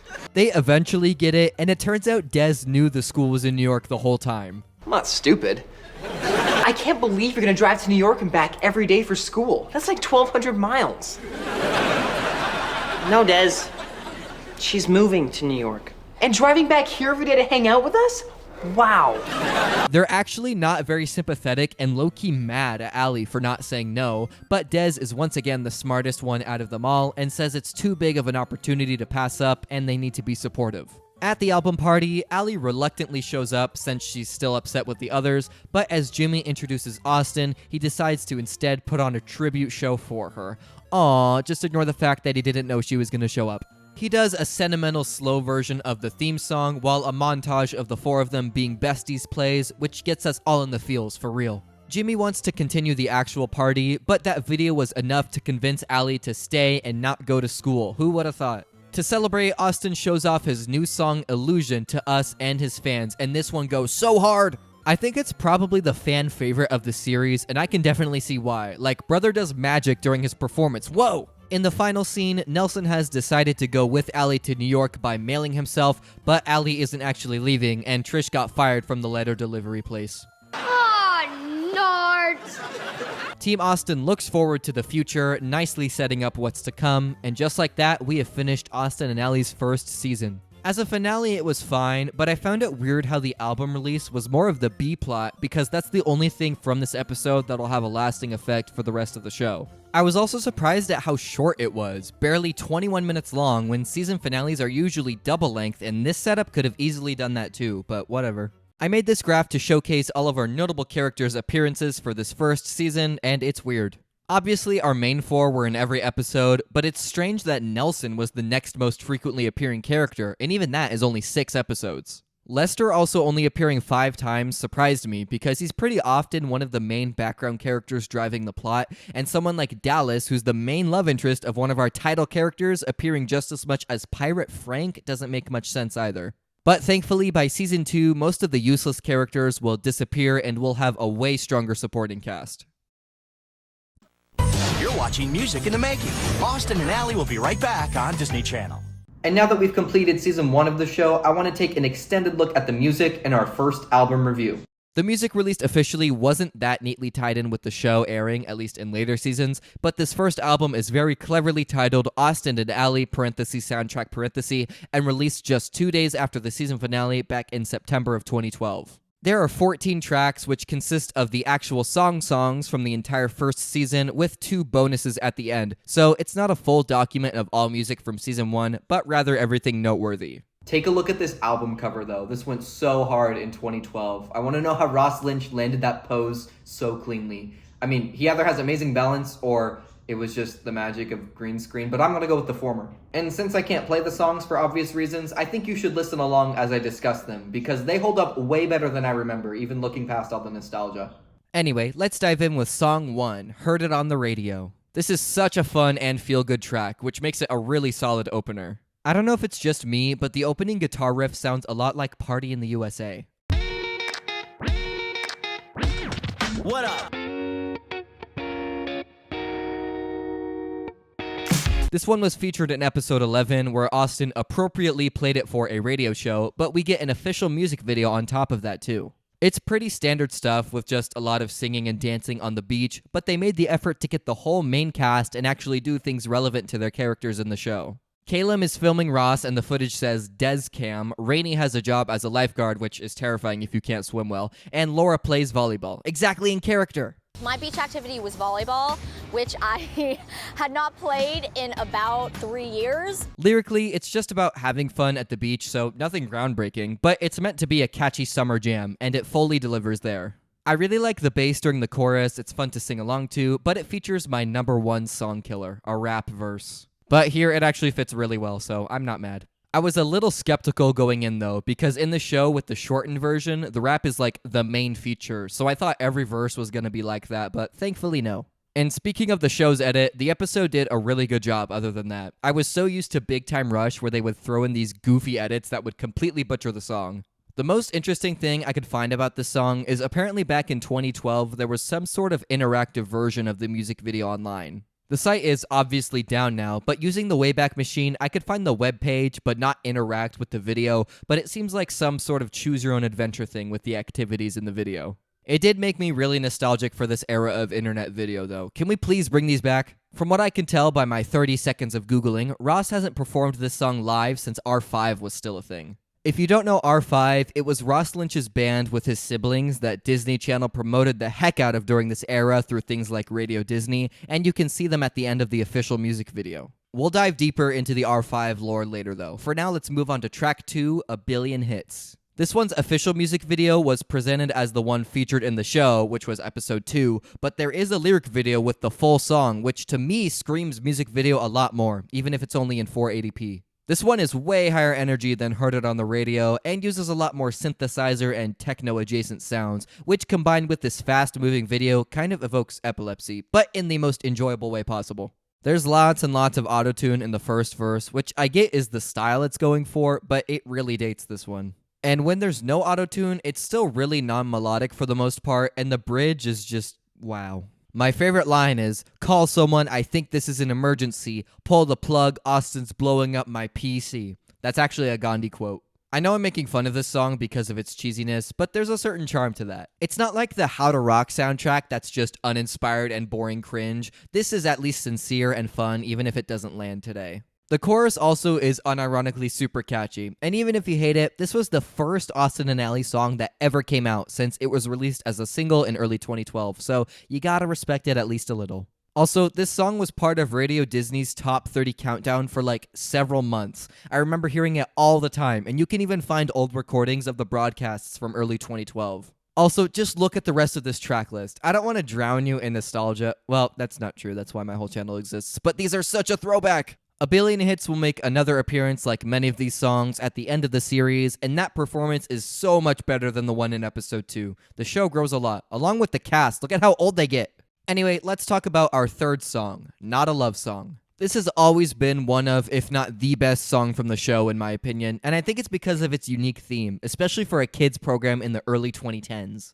It's just the best way to get friend-zoned, and perfectly encapsulates the relationship between Austin and Ally while also foreshadowing what's to come.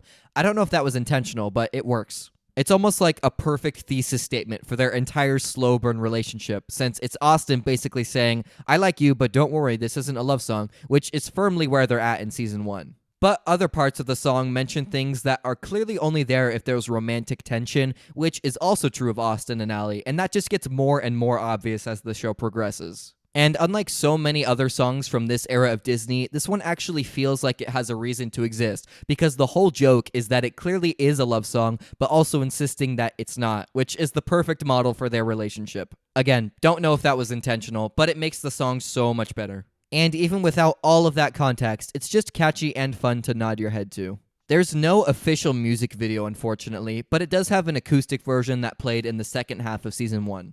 I do prefer the original, though. The energy the electric guitar and drums bring is way more fun. But the original in the show has the crowd clapping along the entire song, and it's so distracting, holy crap.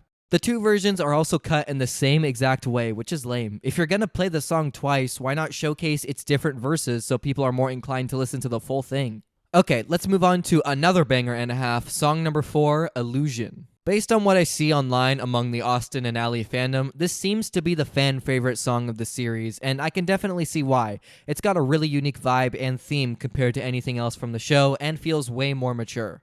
I think a big part of it is due to its R&B flavor and falsetto singing, which makes it sound kind of like a Justin Timberlake or even Michael Jackson song. The lyrics are also definitely a high point. It's a magician/illusionist metaphor to describe a relationship as like a magic show, saying things like step up on the stage and pick a card. And I really like this because it's Austin Moon's character. His career thus far has been the whole showmanship, flashy, and performative shtick, so it's on brand. The bridge also shifts tone and feel pretty well. He sings in a lower register, and the instruments are way less in your face. And the crazy thing is, this song is just over 2 minutes, making it by far the shortest from the album. There's an official lyric video similar to A Billion Hits with no other music video, but it does get performed several more times in later seasons, so we'll get to that later. Its first appearance was in the season 1 finale though, and I don't think it's ever confirmed that Ally wrote this song, which would explain its completely different feel in universe. Some of these dances are also very Michael Jackson coded. I do wonder how they created this whole sound with just the one keyboard player though.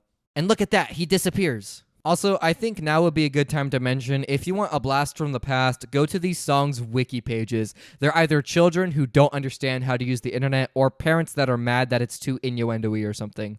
Absolute cinema. Moving on, track number 5 is titled Na Na Na parenthesis the summer song parenthesis. Apparently, its original title was Na Na Na parenthesis the vacation song parenthesis, as can be seen in some of the promotional stuff on YouTube and in the credits of episode 17 where it premiered. So glad they changed it. The immersion would have crumbled if it was about vacations in general and not summer. In my mind, this and Heard It on the Radio are the same thing, because they both have super similar tempos and themes, with the exception of this one not having any rapping. No official music video, so the only videos we have here are from Everglades and Alligators and when R5 would perform it live, but honestly, just play over a muted version of Heard It on the Radio's music video and it'll have the same effect. Okay, I wrote that last line as a joke, but I actually tried doing this and I was 100% correct. Aside from Ross's mouth not matching what's being sung, you could convince me this is the music video for Na Na Na parenthesis the summer song parenthesis. It was the featured song on Disney Channel's Summer 2012 promo though, so take that, Heard It on the Radio. I know I keep saying how samey it sounds compared to that song, but this one is still a lot of fun. These feel-good summer tracks aren't meant to be anything more than just that. The wiki compares it to Tonight Tonight by Hot Shell Ray, and I can see that. It has an almost identical chord progression and even has Austin Moon in a cameo. Also, this is better than the Big Time Rush song called Na Na Na, which I know is probably sacrilege for many of you, but it's just the truth. But now let's talk about track 6, Double Take, which is the first song we hear in the show, aside from the theme. Being basically the catalyst for the entire series, I'm surprised it's only in the pilot and one random Season 3 episode as an actual featured song, but it has some references here and there. My favorite of which is in Burglaries and Booby Traps, where it's Austin's ringtone, but in 8-bit. Lyrically, this is 100% Allie's song. It's pretty clearly about her having talent but not having the confidence to perform it. This is doubly reinforced by the fact that when she's singing it in the pilot, it's in the first person, but later once Austin steals and releases it, he's singing in the second person. In lieu of a proper bridge, we get a nice little guitar solo for the breakdown, and that's really the last notable thing. Solid all around. The 7th song is called It's Me, It's You, and was featured in episode 4, which was the one where Austin and Allie try to share their activities with one another. And that's what this song is about, the classic we're different but we can still be partners trope, but thankfully it's not that in your face. Maybe not as subtle as, say, Not a Love Song, but it works because of its theme of contrast. The verses are basically a montage of their different personalities, and the bridge and chorus are about that being okay. Austin is performance-driven and outgoing, while Allie is more timid and cautious, but that's what balances them out, yin and yang. So as this kind of mission statement for their partnership, the song is great, but the sound itself is a little generic to me. Once again, very rhythmic and non-melodic verses with a heavy emphasis on melody and instruments during the chorus, which isn't a bad thing, but that's true of so many other things on this album, which makes it blend in a bit. We have a bit of a music video that was in the show, but it's not the full version of the song. It was that webcast they did at the beginning. I'm a big fan of our next track though, number 8, Heartbeat. It starts with a little compressed version of the chorus before jumping into the full instrument part, and it's just so dang catchy. I like how wordy and fast-paced the lyrics are, but it still flows super smoothly. It also makes the bridge stand out a lot. The words themselves are simple, but I think I love this one so much because it comes from Diners and Daters, which is one of my personal favorite episodes of the whole show. But that's not the only episode it's featured in, because it'll play at least 3 other times before the show is over, so I guess the creators had a lot of faith in this one. That main heartbeat hook gets stuck in your head so easily, which is probably why Ross Lynch looks like he enjoyed playing it solo live. Also, in this performance, the girls in the crowd are wild.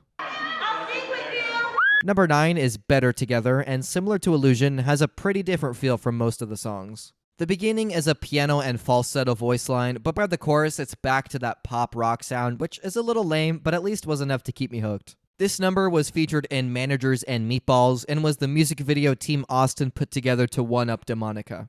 There's no full version to that video, but honestly, that might be for the best. I do enjoy the song overall, though. It fits with the episode's theme of sticking with your friends no matter what, and it's not super cheesy, which I was fully expecting it to be. I haven't mentioned this yet, but interestingly, this is one of the only in-universe music videos from the first season. I think every other time, other than Double Take, it's been Austin performing live, which most of the time doesn't make sense because he has tons of auto-tune and other instruments that aren't present. This is another one that'll be played just constantly throughout the show, so we'll talk about its use in those episodes later on. Song number 10 is titled The Way That You Do and is a big step down from the last two in my opinion. It just sounds exactly how you'd expect it to, and lyrically it's the same thing we've heard a million times already. The chorus, as always, is super catchy, and Ross's vocals are great, though. It was the one from episode 18 where he couldn't hit the high note due to his nodules, so it's cool that the song in that episode was the one that seemed to be actually pretty difficult vocally. At about the 90-second mark, though, there's this really strange key change for seemingly no reason, because Ross just does his rap adjacent thing. I don't get it. And that whole halfway point just feels so disjointed to begin with. It's almost as if they wrote 3 different sections to different songs and stitched them together, which, don't get me wrong, that has resulted in many masterpieces throughout the years, but this is not one of them. They also make this big deal in Successes and Setbacks where Austin can't hit the high note, but that episode's version puts so much emphasis on it, while the studio recording, it's barely noticeable, which I thought was odd. The lyrics are just about hyping someone up who's unsure of themselves, and it does it in a pretty generic way. Not much else. Break Down the Walls is the 11th song, and this one thankfully gets us back on track. It had its debut in the pilot, being the first song Austin and Ally ever wrote together and being featured on The Helen Show. Its dedicated music video is just the montage of the two of them writing it, and I think it does a great job of showcasing what the show is all about. It's mainly about Ally's stage fright, and most shows would have this be the moment she overcomes it, but here they decide to make it her entire character arc for a good chunk of its run. And you don't expect that either, since the song is this triumphant moment of Ally being able to express her talent to the world, but she still can't do it right in front of people. I do find the song itself a bit repetitive though. Nothing that annoys me, but it could have used another section. Surprisingly, Break Down the Walls is only in one other episode, and a really tiny mention at that. I thought it'd have a bit more prominence, since it's like their defining career moment for a good while, but nope. The show will not let you forget about this next one, though. Number 12, Can't Do It Without You. This is our iconic theme, meaning it gets played in every single episode. Season 4 will change it up a bit, though, but I'm not going to talk about that until we get there, because that's spoiler stuff. Lore aside, I love this song. It's got a good message about sticking with your people, a really danceable and upbeat chorus, and maybe the best melodies on the entire album. The full version also shows us the expanded pre-chorus and verses that we don't hear in the theme, and for once, I think I like the shortened version better. Most kids' show themes will either borderline butcher the full version or just switch sections way too fast to keep it coherent, but Austin and Ally is the perfect medium here. I don't listen to the 3-minute song and think I missed out on any good parts absent from the theme, especially because the bridge is kind of underwhelming. It's not bad, but it's just a breakdown with very few lyrics and lasts only about 10 seconds before going right back into the chorus. This one also has a studio fade to end it, which was so jarring. The theme in the show has an abrupt pause, so I thought that would be the case for the full song too, but nope. Parts of the song are also used throughout the show during establishing shots and are just little guitar riffs with the melody and whatnot, but I've always liked the piano one the best.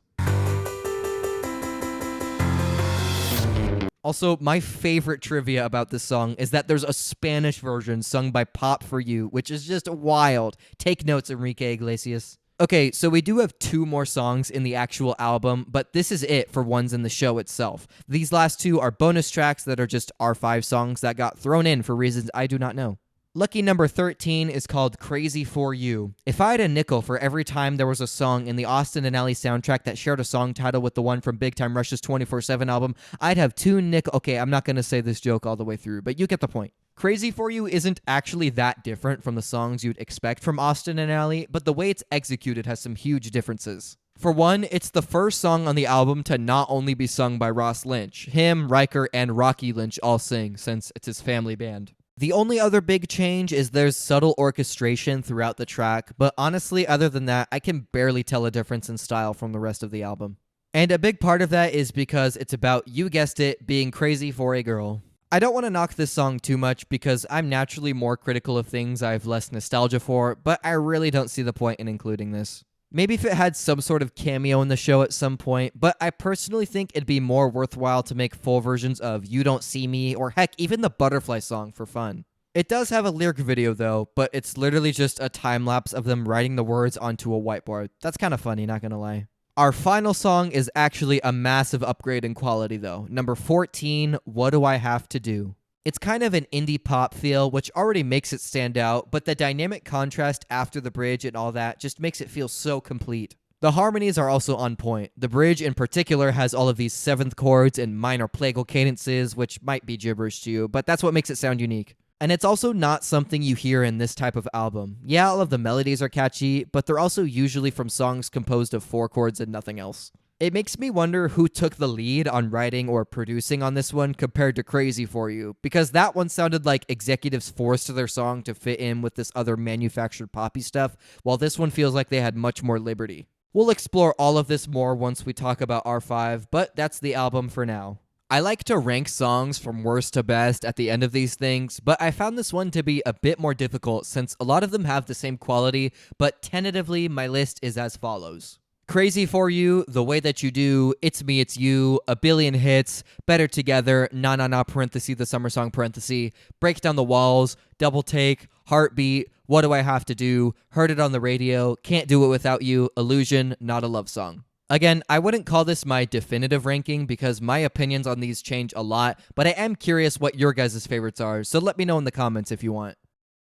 As you know, when I make these retrospectives, I like to do intermissions in between seasons because it's a nice segue to explore other media related to the show, so that's what we'll jump into now. For this intermission, I'm going to do a deep dive into the gaming sphere of Austin and Ally, that is. Indeed, the Disney Channel original 2011 program just had to take a crack at flash games, the ones you play on your browser when you're bored on a Saturday afternoon, or as us gamers like to call it, hell on earth. That is the interesting thing about this era of children's television. These shows weren't just meant for the TV, they were an entire built world. It's always been about adding other stuff to make you care about their IP more. Music, website content, games, and pretty much any other form of interactive media. This is why when you watched iCarly or Victorious, the tags during the credits begged you to go to their in-universe websites, because they actually existed. iCarly.com, theslap.com, you could go on there and see these characters' posts, watch videos that were mentioned in episodes, and get bonus content with the actors still in character. Disney Channel definitely put less of an emphasis on this than Nickelodeon, but they still wanted you to treat Austin Moon like a real pop star. And you can see that pretty clearly in the early days of music streaming, where songs were literally credited to Austin Moon, not Ross Lynch. So, as an extension of this, what is a quick way to keep your audience of children engaged who have lots of free time and want more of whatever this is? Mild psychological warfare. Oh, Flash games. Does anybody miss them? Don't get me wrong, they had a right to exist. Sure, Adobe Flash wasn't the most impressive engine, but there's a Club Penguin hole in my heart to this day. And other ones like Duck Life, Happy Wheels, even cool math games all had some sort of entertainment value. So don't hear me say every Flash game is bad. Just most of them, especially when they're like this. It's hard to tell the exact time these games came out, but I can confidently say it was around season 1 to 2 because of their themes and character models, which means we're not getting peak computer gaming if you already couldn't tell. But hey, 2012 to 2013 had some big releases. GTA 5, Xenoblade Chronicles, The Last of Us. I wonder if Austin and Ally Carnival of Games was also considered for Game of the Year. Okay, enough waffling, let's actually play these dang things. Our first game is called Austin and Ally Sonic Boom, featuring our main characters on a grainy title screen and Ally being the most prominent. And that's because the story of the game follows her. She has to run the store since it's become so busy as Austin's career takes off, which doesn't really make sense to me, but okay. Okay, nice compressed version of the theme song. And then these grainy pictures of our leads. Look at Trish. It's a 5-level progression with each level being a certain day, and we get more items the further we progress. Basically, customers will walk in, you'll see what item they want, and you need to click and drag the correct one to them. If you keep them waiting too long, they'll get impatient, as you can see with this emoticon, and eventually... Actually, I don't know, because I never lost a single customer. I'm a pro entrepreneur like that. I like how they don't leave with the item. Like, I drag it on them and then they just walk away. I also like how Ally is all, I need your help, when she literally just sits there and twiddles her thumbs while I do all the work. Also, would it kill you to add more than one idle animation game? Once you hit a certain number of sales before the timer runs out, you'll progress to the next level, and once we get past 1, we see some familiar faces. Des, Trish, and Austin will periodically show up to give you cash bonuses if you get 3 happy customers in a row. There is no way that's in character for Trish. Thank you, Des, for giving me that bonus. I don't know where he got that money from. Maybe from the breaking box office hit, Claus Dun Dun Dun. I'm gonna be so real though, this game gets kinda hard by the last level. There are like 15 different items, and every customer has some random combination of any of them that they need within just a few seconds. I think the only reason I won is because I broke the game. For whatever reason, by the last couple levels, it would register me giving a customer 1 item as 2, so I actually never had to drag more than 2 things. I tried replaying it and the same problem came up, so maybe it's part of the friend bonus thing, or the developers didn't really care enough to playtest/fix it. I'll let you decide. This wasn't actually nearly as bad as I thought it would be. Still not good, but somewhat stressful and addicting toward the end. Sonic Boom has made a huge profits. Nice proofreading there. And continues to support the growing popularity of Austin and Ally. Is that it? Yeah, that's it. Okay, well, that was a game. This next one is called Austin and Ally Sonic Boom Lounge. Not to be confused with what we just played, Austin and Ally Sonic Boom. If there's no Austin and Ally Sonic Boom Rise of Lyric, I quit. And this one is somehow even less in-depth than the previous. It's a music creation tool, but I use those words very loosely. We get to theme the studio, which just means choose a background that we barely get to see because it's covered by all of the ugly UI elements. Then there's this songwriter's notepad, which is only a selection of images that we cannot interact with. It literally just says to download it yourself and write down song lyrics. How hard would it have been to add a text box to these things? That's like if your notes app told you, oh, hey, just go grab a pen and a napkin. So the main feature is where you lay your tracks, and we have a whopping 3 instruments to customize, and you just move this little pick to select how busy the part is, essentially. I don't know about you, but this doesn't really sound like a guitar. So it's basically just this 4-chord progression, and the only thing you control is how much each instrument plays, but it all sounds like garbage.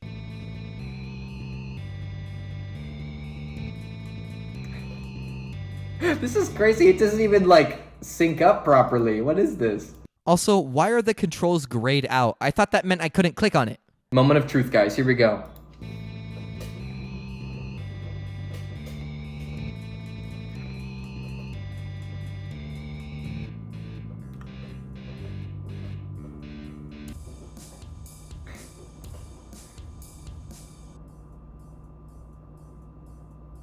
I thought I looped it. Or do I have to go through all of these? Oh my gosh, you've got to be kidding me. And that's the whole thing. Basically just if Wii Music was even worse than it already is. Jimmy Star would not be happy. Let's move on to Austin and Ally Musical Marathon. This game's story is that Trish has gotten a live TV gig for Austin, and he still needs songs to perform, so it's up to us to help out by accomplishing these task thingies. It's just a handful of these short little click and drag minigames that involve basic math with music notes, completing the pattern, that kind of thing. Well, that song sucked. Let's try again, now that I actually kind of know what we're doing. This music is so loud also, it's crazy. Okay. So I guess in the game universe, I have canonically written the songs Break Down the Walls, Better Together, A Billion Hits, Not a Love Song, and Double Take. You're welcome, Helen. 8-star session, guys. That's why Not a Love Song is so good. It's because of me. It's because of what I just accomplished here. It's just one song per level, and they don't really get progressively harder, which I found strange. I mean, unless you count the occasional task that makes 0 sense, like this color wheel. What is this? What am I... What was I supposed to do?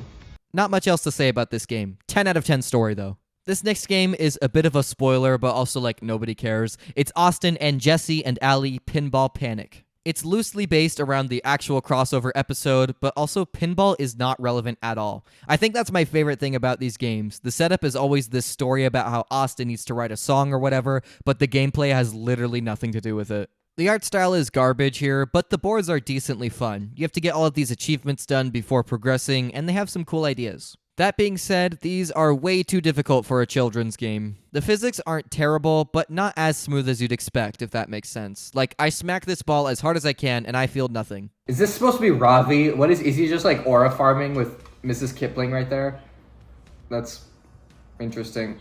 It's also just way too random, even for pinball. I couldn't get a consistent feel for the direction the ball goes in, so it's basically complete luck if you get all of these tasks done. I think my favorite level was the Bertram one because of all the train stuff, and also just look at this dude. I did low-key hate it in the moment though, because it took me almost a half hour to beat, and the ending is not worth it. It just says, yeah, good job, and then it's over. Like, is this really considered a story mode? Our next game is Austin and Ally Carnival of Games, and I don't know how to feel about this one. The thing I immediately noticed is the cropping is completely off, so don't blame me for that. This is exactly how it looks in my browser. And it seems like at certain spots this cut off lines of dialogue, so I don't know if that was a problem with the original game or if this website in particular is having trouble running it. So this game lets us either hang out with Austin or Ally, and that's actually what you're committed to for the entire save file.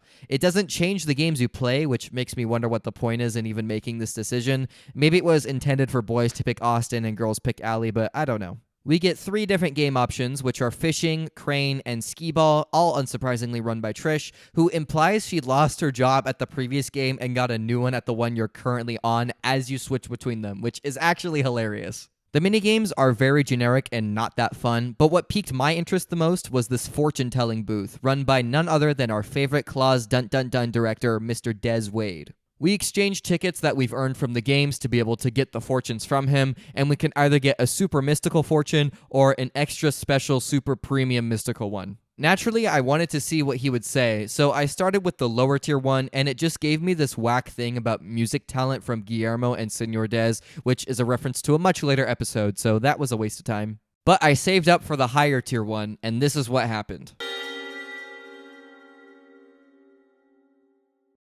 Why? Yeah, so my game crashed. I refreshed the page and it erased my progress, then I waited a bit and tried again under Allie, and it did the same exact thing. We'll never know. I bet this game would have given us some insane lore drops, but it will always be a mystery, I guess. So, not a fun game, but definitely kept me curious. If anybody has any insight as to what else this game has to offer, let me know. I don't expect much, but I want to know. All right, so it's a couple weeks later now. I guess I just needed a break. That's why I shaved and got a haircut and everything. I guess it was just, that's what these games cost me. Hype Cart is one I vaguely remember playing back in the day, and I think this is one of the best games in the collection. The story here involves needing to gather a crowd in your titular hype cart for the big concert, while simultaneously grabbing your friends and making it to the show on time. There are only 4 levels, which makes this one short and sweet, and it actually gets fairly difficult by the end. In each stage, you have to gather a certain number of people, and you attract them with these megaphone power-ups, but you also have to avoid the red sound waves, because crossing them will have your audience get distracted and deboard the hype train. Okay, I got you. So it's like Pikmin, right? You gotta, get the people to the different spots. Oh, dude, hype cart for Smash Bros. That could be Olimar's Echo Fighter. That'd be kind of cool. You also have limited gas and need to collect power-ups to refill along the way, and are only given a 2 to 3 minute window to do all of this before it's game over, so it can get decently stressful as you progress. Come on, come on, come on, come on, come on, come on, come on. No! Did I make... I hate my life. That last level took me, I think, 5 tries to beat because all of the people were on opposite sides of the map and I had a very strict time limit, but it wasn't annoyingly difficult. I actually felt at least a little bit of accomplishment once I was done. So well done, Hype Cart. You're the best one so far. Oh, we do? Okay. Hold up. Do I get to... Oh, okay, we're gonna make an Austin and Allie themed one. Oh, there's so many of them. Holiday Star Snow Globe, the greatest justification for the internet as we know it today. You get to pick a character, dress him up, throw in some props, shake the snow globe. That's it. It gives you a greeting card. Like when I have a family, this will be our Christmas card. Just mark my words. Yes, it's limited, but I will always have a soft spot for applications like these. When they aren't garbage music makers, there's usually at least some entertainment value. And who doesn't love something festive like the pyramids? Speaking of festive, next up we've got Pinball Party Winter Edition. Unlike the others, these last couple and several future games are not strictly Austin and Allie themed. It wasn't uncommon for Disney Channel to release crossover type minigames to help attract the wider network's audience, especially when they had big events or holiday celebrations going on. But I don't know if the word crossover really does it justice, because there's hardly any interaction between the different IPs, if at all. Exhibit A, more pinball. Our title screen features no Austin and Allie characters from what I can tell. I mean, I could be wrong because of how vaguely cartoony all of these people look, but there's no way that's Dez. I'm only interested in the Austin and Allie board, and oh, it's the exact same thing as Pinball Panic. Okay, maybe not exactly. The boards are slightly different, and we get some kooky sitcom sound effects. And unlike its Jessie-themed counterpart, this game does not have tasks you need to finish before advancing to the next level. It's just traditional get a high score and only use this board stuff. Moving on, this next one is weird for so many different reasons. Osley's Monster Crush. This is crazy to me because Osley is the ship name for our 2 lead characters, so Disney was fully aware of the shipping culture and leaning into it for this show. I guess I'm more used to Nickelodeon just heavily implying certain characters' relationships, like Robbie and Kat and Victorious. I cannot remember the last time they openly acknowledged a ship name during the show's run. Love interest implications aside, this game has basically nothing to do with that. The premise is Austin and Ally are creating music videos that involve one rescuing the other, so you have to, I guess, control them as they act. You can pick between 3 songs and 3 video sets, and it's basically an auto-scroller, get the high score type of thing. You have to collect these little note things that sometimes line up with the beat of the song and avoid the vampires or other monsters that get in your way. By the end of the song, you reach your damsel in distress and receive a score and star ranking, and you can play endless mode once you've done all 3 songs. Wait, am I saving... Oh, I'm saving Austin. What the freak? What does that have to do with Don't Look Down? I also feel like that's not a good song to be playing if you're flying. Like, I feel like you're supposed to look down because you have to land, but what do I know? This game is not fun. You're literally just hitting the up and down arrow keys mindlessly for several minutes. If I saw this music video, I would demand a refund. But I guess it's on par with that one they made to spite Demonica in episode 7. Harmony and Melody is our next game. This one's setup is that Austin and Ally have to record and release new songs for their next album. I'm noticing a recurring theme here. I really don't understand the UI in this one. It has you click a button to spin, assigns a random song to either Austin or Ally, you play the level, but playing as either one is almost exactly the same. You basically just have to catch the right notes as the song goes on and hit your quota in the top right before the timer runs out, while also avoiding the sour notes and the like. The only major difference between Austin and Ally in the gameplay is you can get different power-ups from them. Ally lets you have a magnet, which attracts the notes to you, very clunkily I might add, while Austin freezes time and gives you more space to grab them yourself. Kind of like Pose Me if you've ever played We Play. That is literally all there is to say about this game. Next. Ooh, this one looks promising. Snowman Orama. I bet it's like the Snow Globe one where you can have some fun with the different pictures, and Slide Me Crazy is next, and it's a unique one. It's another not exclusively Austin and Ally themed one, and instead has different levels for different shows, except some of them aren't shows and are Disney Channel events like Monstober and What the What, so I don't know. It's just a basic slide puzzle game with 10 levels, and can you guess the premise? I will give it to them here. This can get kind of tricky towards the end, or maybe I'm just dumb, which is also entirely possible. The music loop didn't help though. It's about 30 seconds of I Think Break Down the Walls played over and over and over. You get a star ranking at the end of each level, which I would guess depends on how quickly you complete it and how many moves you used, and that's it. Next up, we've got Disney Channel Pinball Party. Ugh!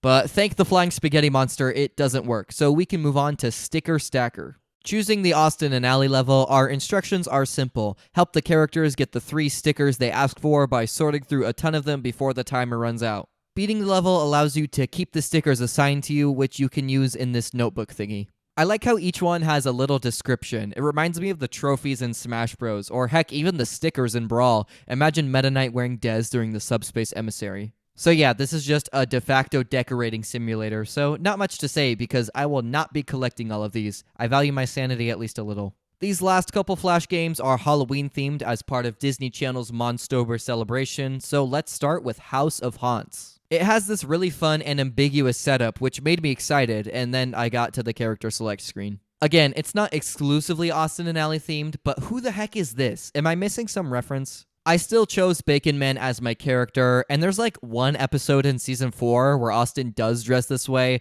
but he's blonde, so I have no idea what they were doing here. This is a puzzle game where you're in a haunted house and have to escape by collecting keys and avoiding the obstacles along the way. Light is your best friend here. If you're in the dark for too long, something bad will happen, I assume, but it never happened to me. Turning on your own lights will kill enemies on the spot, and walking away from it will cause your vision to get progressively dimmer. You basically just have to memorize which doors take you where, because you have to scale different levels to find all the collectibles.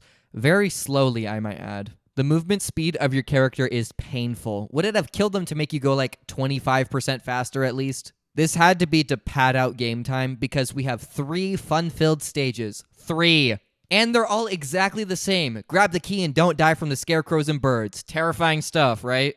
Okay, I know these games sucked, but this last one is easily the best one we've talked about so far. Monstober Zap. One thing that immediately makes it stand out is its art style and overall theme. It's actually very solid-looking pixel art with catchy 8-bit music in the background, which I think complements the Halloween theme really well. The story here is that about a dozen or so Disney Channel characters are trying to make it to a Halloween party, but apparently this is the everything has gone to hell timeline because they get ambushed by monsters at every notable location, and it's up to you to keep them all safe. Each location comes from one of the shows, and we start off at the Evermore Manor Gardens. I have zero memory of this show. This level features Allie, and she's the one in the pink costume, which, unlike the last game, is an obvious reference to a Halloween episode from Season 2, or maybe this is Taylor Swift. Gameplay-wise, it's your classic arcade point-and-click shooter. Zap all the enemies and keep our beloved stars safe. If a monster hits one of them, they'll run away, which is code for die. They just don't want to admit it. Fire Emblem has done the same thing, and it bugs the heck out of me. After the first level, we get to choose where we go next, and of course I want to see the Mall of Miami in 2D post-apocalyptic pixel art.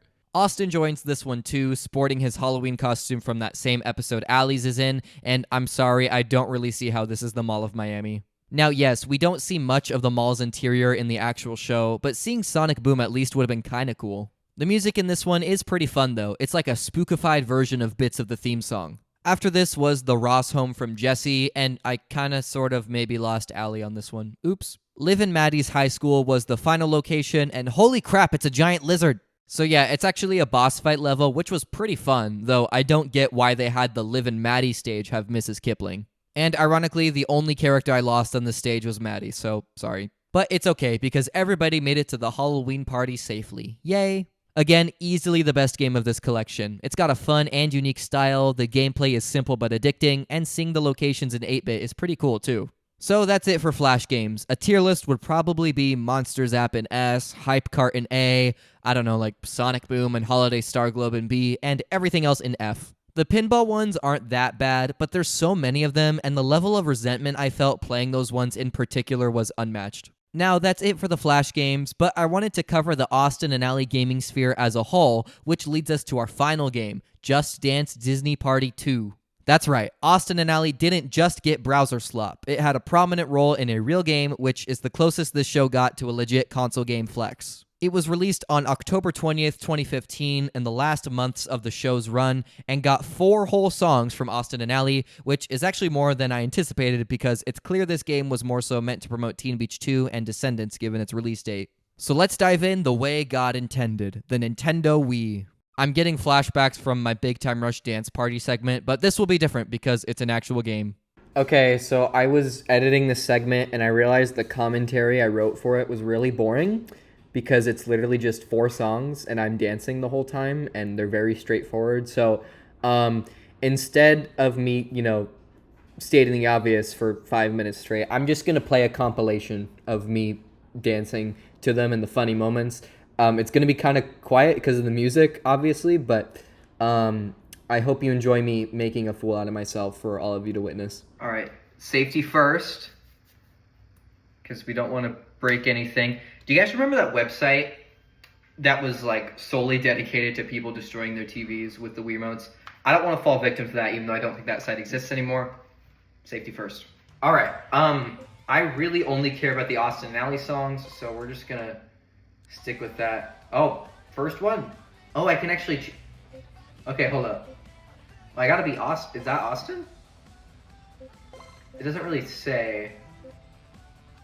I know that's Jordan Fisher. Is that supposed to be Dez?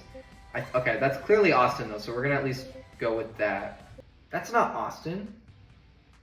Am I supposed to be blowing up my PC? Yeah.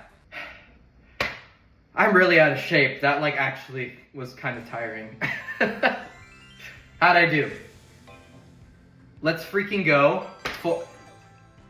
I don't know what the max was, so I don't know actually how well I did, but it looks good to me. Here we go. All right, another Austin Alley song. Can you feel it? Is that Trish? I think that's Trish. No, okay, let's go Alley actually. We'll go in order. Well, yeah. That guy looks more like Dez, so I'm gonna go with him.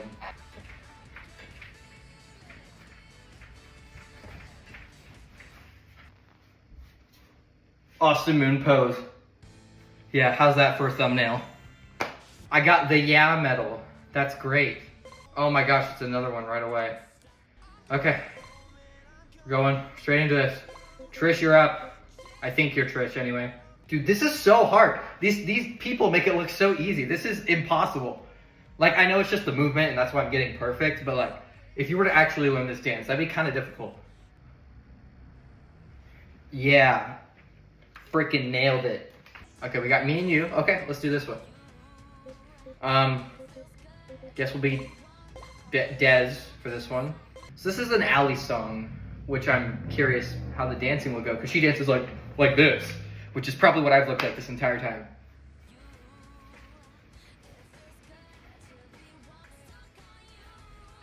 Oh, the camera shift, that was kind of freaky. Yeah. That was by far my worst one. I don't even think I got 4 stars there. Didn't even get 3. Okay, well, I suck. And for fun, I ended with Gotta Be Me, because that song is just such a banger. I want to see if the dance is as cool as the movie. Probably not, but we'll find out. Because I kind of know the dance in the movie. And we're going to go with Austin because Rosalind, who's Brady, Obvi. The frick, that's not Brady. Oh, there he is. Okay. This is nothing like the actual dance. Okay, this part is good. Oh, it's not doing the thing. Okay, whatever. Oh, it shortened it. This is so lame.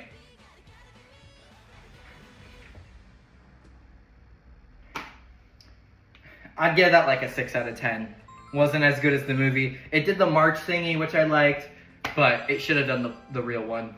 I know that would have been crazy difficult, but so was this, so. Missed opportunity, Disney, just saying.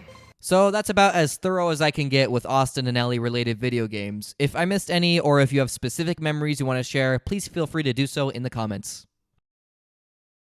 I'm Rainey Rodriguez from Austin and Alley, and you're watching Disney Channel. Purple, my favorite. That's how it's done. Alright, now we get to jump into Austin and Alley Season 2, and this is where it starts to get good. Season 1 was all cutesy and looking forward to the future, but Season 2 is for the real men. Remember, Austin officially has a record deal with Jimmy Star now, and these episodes will not let you forget. Virtually every episode this season is about needing to film a music video / record a song, or exploring the partnership between Austin and Ellie, and I mean that in more ways than one. This is where we'll also start to see more serialized stories and themes explored several times rather than just in one episode, and introducing more prominent characters that will stick around for a while, if not the rest of the show. So without further ado, let's watch Season 2, Episode 1, Costumes and Courage. I love this one. This month's over. Picking up something cold and soulless. Oh, hey, it's you. Get in on the paranormal party. That is good. The season premiere of Austin and Alley. I'm performing for a bunch of stars. How awesome is that? We get to write a song that the biggest names in music will hear. Halloween just got a lot scarier. I wish I could be more confident. It's Halloween. You can be anything you want. Season premiere of Austin and Alley, Sunday, October 7th at 8:30, 7:30 Central on Disney Channel. This is a Halloween special and begins with some spooky establishing shot music as Dez carves a near-perfect pumpkin of Austin's face, but it's not exact, so he smashes it. Trish's job this episode is at the Halloween-atorium, and Jimmy Star enters to invite them to his record's annual Halloween party. This is a big deal because not only do a ton of celebrities show up to this, including Taylor Swift, but Jimmy wants Austin and Alley to write a new song to perform for everyone there. During the duo's writing session, they're inspired by the fear of performing in front of celebrities and theme their song around that, titling it Don't Look Down. Oh yeah! We then cut to Trish's work with a cameo from Veronica Dunn. Whoa! She's one of those Disney Channel actors that would show up in everything, like Kickin' It and Casey Undercover, just to name 2. Dez is also there testing out his ghost hunting kit for the party, since the venue is supposedly haunted or something. Austin then complains to Trish that he was supposed to get a caveman costume, but instead got a cake man costume. The only reason I mention this is because he decided to put it on before complaining. He instead takes a gladiator costume, and Allie is dressed as some real-life nurse, so Trish directs her to a fellow nerd shopper named Ethan to say hi. And for whatever reason, this episode features only Allie's internal monologue in several scenes, and it's really jarring. She kind of blows it with Ethan, and wanting to be more confident and cool, is drawn to the Galexis Nova costume, but abruptly and suspiciously leaves to meet with someone. Dez and Austin, who's still in his costume for some reason, secretly follow her and overhear that Allie has given their new song, Don't Look Down, over to Taylor Swift to perform at the party instead. I can't believe she's giving it away. I can't believe Danny's taking Sarah's sister to the prom instead of her. Drama. To help him get his anger out, Des suggests Austin write an angry text to Jimmy and Allie, but not to send it, which he does, and then, oh my, he accidentally presses send. Allie immediately sees it and explains that she wasn't giving away Don't Look Down, but was gonna surprise Austin with the fact that they made it a duo for him and Taylor, so now he sent this aggressive text to Jimmy for nothing. Okay, I get that it's a really cool opportunity to perform with someone like Taylor Swift, but I still think that could be interpreted as them getting a bigger name to perform the song since Austin isn't big enough on his own, but whatever. Team Austin plots to snag Jimmy's phone at the party and delete the text before he reads it, and they distract him by flooding his inbox with other texts in the meantime. We finally get to the big Halloween party where Allie has chosen the Galexis Nova costume and her and Trish spot Austin. Made you do a double take. Oh yeah. No, the real Austin is dressed as a gladiator, and as they search for Jimmy, they come across Nelson also dressed as Austin. Nice. Des, however, is more so focused on exploring the supposedly haunted venue. Hold on. Picking up something cold and soulless. Oh hey, it's you. In the middle of this, Allie runs into Ethan, who doesn't recognize her, and they kind of flirt and then she just walks away. What was the point of this interaction? Anyway, they eventually find Jimmy, and Allie is able to delete the text before he sees it, so Des and Trish go upstairs to ghost hunt, and we catch a glimpse of Taylor Swift, who also happens to be dressed as Galexis Nova. Trish is able to prank Des into thinking they're getting attacked by a ghost, but he gets scared and throws a pumpkin, which smacks who they think to be Allie right in the face, but it was actually Taylor Swift. Uh-oh. So with Taylor hurt and the performance about to start, Allie realizes she can pose as her for the song since they have the same costume. And you might be thinking, doesn't Allie have stage fright? Yes, but Galexis Nova doesn't. Not sure how that solves the issue, but just go with it. She successfully fools the crowd and tells Austin it's her, and small detail that I love, Austin is even more excited to be performing with her than Taylor, which is just so sweet. Just like at the top of the water slide. I'm gonna close my mouth and not look down. Okay, but open your mouth when it's your turn to sing. They sing the previously mentioned Don't Look Down, which I have probably the most nostalgia for out of any song from this show. I just remember seeing the promo for it in 2012 and then watching the episode at a friend's house, and we were just so hyped seeing Allie sing in front of everyone for the first time. And not only that, she seems so happy to be doing it and extremely confident, so this is a very big moment for her character. It also helps that the song is a total banger too. More on that later. All of Allie's friends are really proud of her for being able to overcome her fear, and while she says it was a one-time thing, she's now at least eager to one day be able to perform with her partner as Allie Dawson. And that's how the episode ends. There's a little gag where everyone confuses Des for Austin, but other than that, it just ends on that triumphant note, which I kind of like. It doesn't undercut anything. Now, is this the most realistic episode? Not at all. There's no way, even with a costume like this, that everybody fully believed it was Taylor Swift singing, because they still look nothing alike and have pretty different voices. But who cares? It's fun. It's also funny because they clearly did not get any real celebrities for this episode, and Jimmy explains at the beginning that you just can't tell who is who because of their costumes, which is their excuse to not have to pay any big names but still have them technically be in the episode. I've always wondered if there's a legal line with this kind of thing. Like, you'll hear celebrities get name dropped all the time, but to have them be physically present in universe just played by an actor, I feel like is different. My biggest complaint with this episode, though, is Ethan. We never see him again, so what was the point of these scenes with him? All in all, though, this is easily one of my favorite episodes from the series. Great song debut, funny jokes, and a big development for one of the main characters. So let's move on to Season 2, Episode 2, Backups and Breakups. Our gang is enjoying some tiny meals at the food court for the Team Austin meeting, and he shows off some of his new dance moves. Unfortunately, one of his backup dancers rides this ice cream cart in the process and presumably dies, forcing them to host auditions to replace him. And this episode introduces a brand new set, Marino High School. Going into this retrospective, I didn't realize it took them this long to be seen at school because it'll be a super prominent location going forward, and in most other Disney shows from this era, school is like the main place you see characters at. School is where they'll be holding auditions, and Mr. Conley, named after writer Wayne Conley, expresses interest. But you're a teacher. There's a lot of things about me you don't know. For instance, I live with my mother, and I text with my toes. We also learn in this scene that Des and Trish are keeping a secret from the others.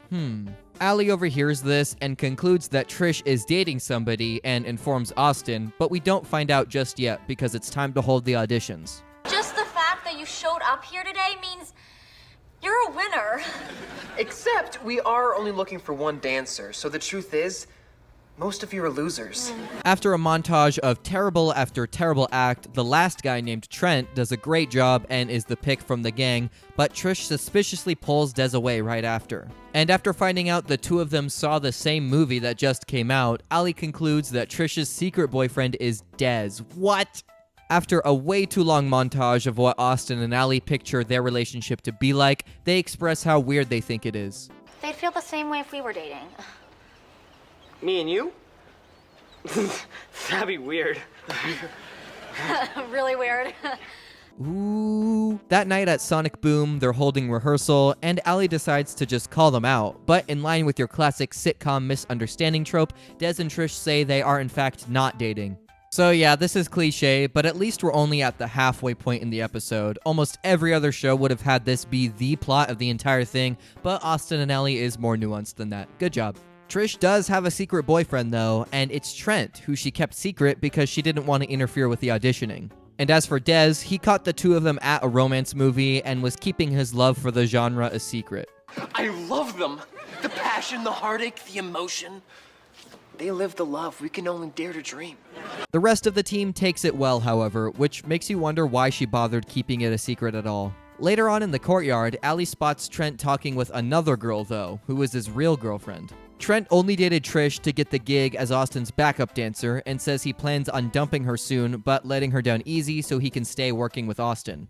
I do wonder why Trent went after Trish specifically though. Allie seems to be way more into boys than her, and she's way less cold to people. Also, I vividly remember this line. Trisha's boo has another boo? Boo!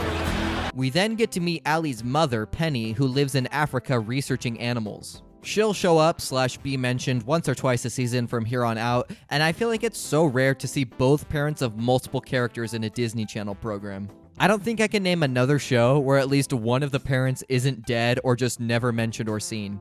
It's mentioned in Penny's following appearance that her and Lester are divorced, but I wonder if that wasn't the original plan because you can see her wearing a ring in this episode. I do kinda like that Allie has separated parents though. You can see the influence each of them has had on her pretty clearly. Don't touch my book! And it's also just a real thing to have a character struggle with, which isn't super common to see unless you're watching Good Luck Charlie or something. Penny gives her daughter the advice to tell Trish what she saw, even if she may not believe her, and at school the next day she does just that. Once again, subverting what you'd expect from a kid's sitcom, Trish actually believes her almost immediately. Right after giving a whole speech that feels like it's setting up a 10-minute misunderstanding, she just lands on the right answer. It's almost like poking fun at that exact trope. Please, that's ridiculous!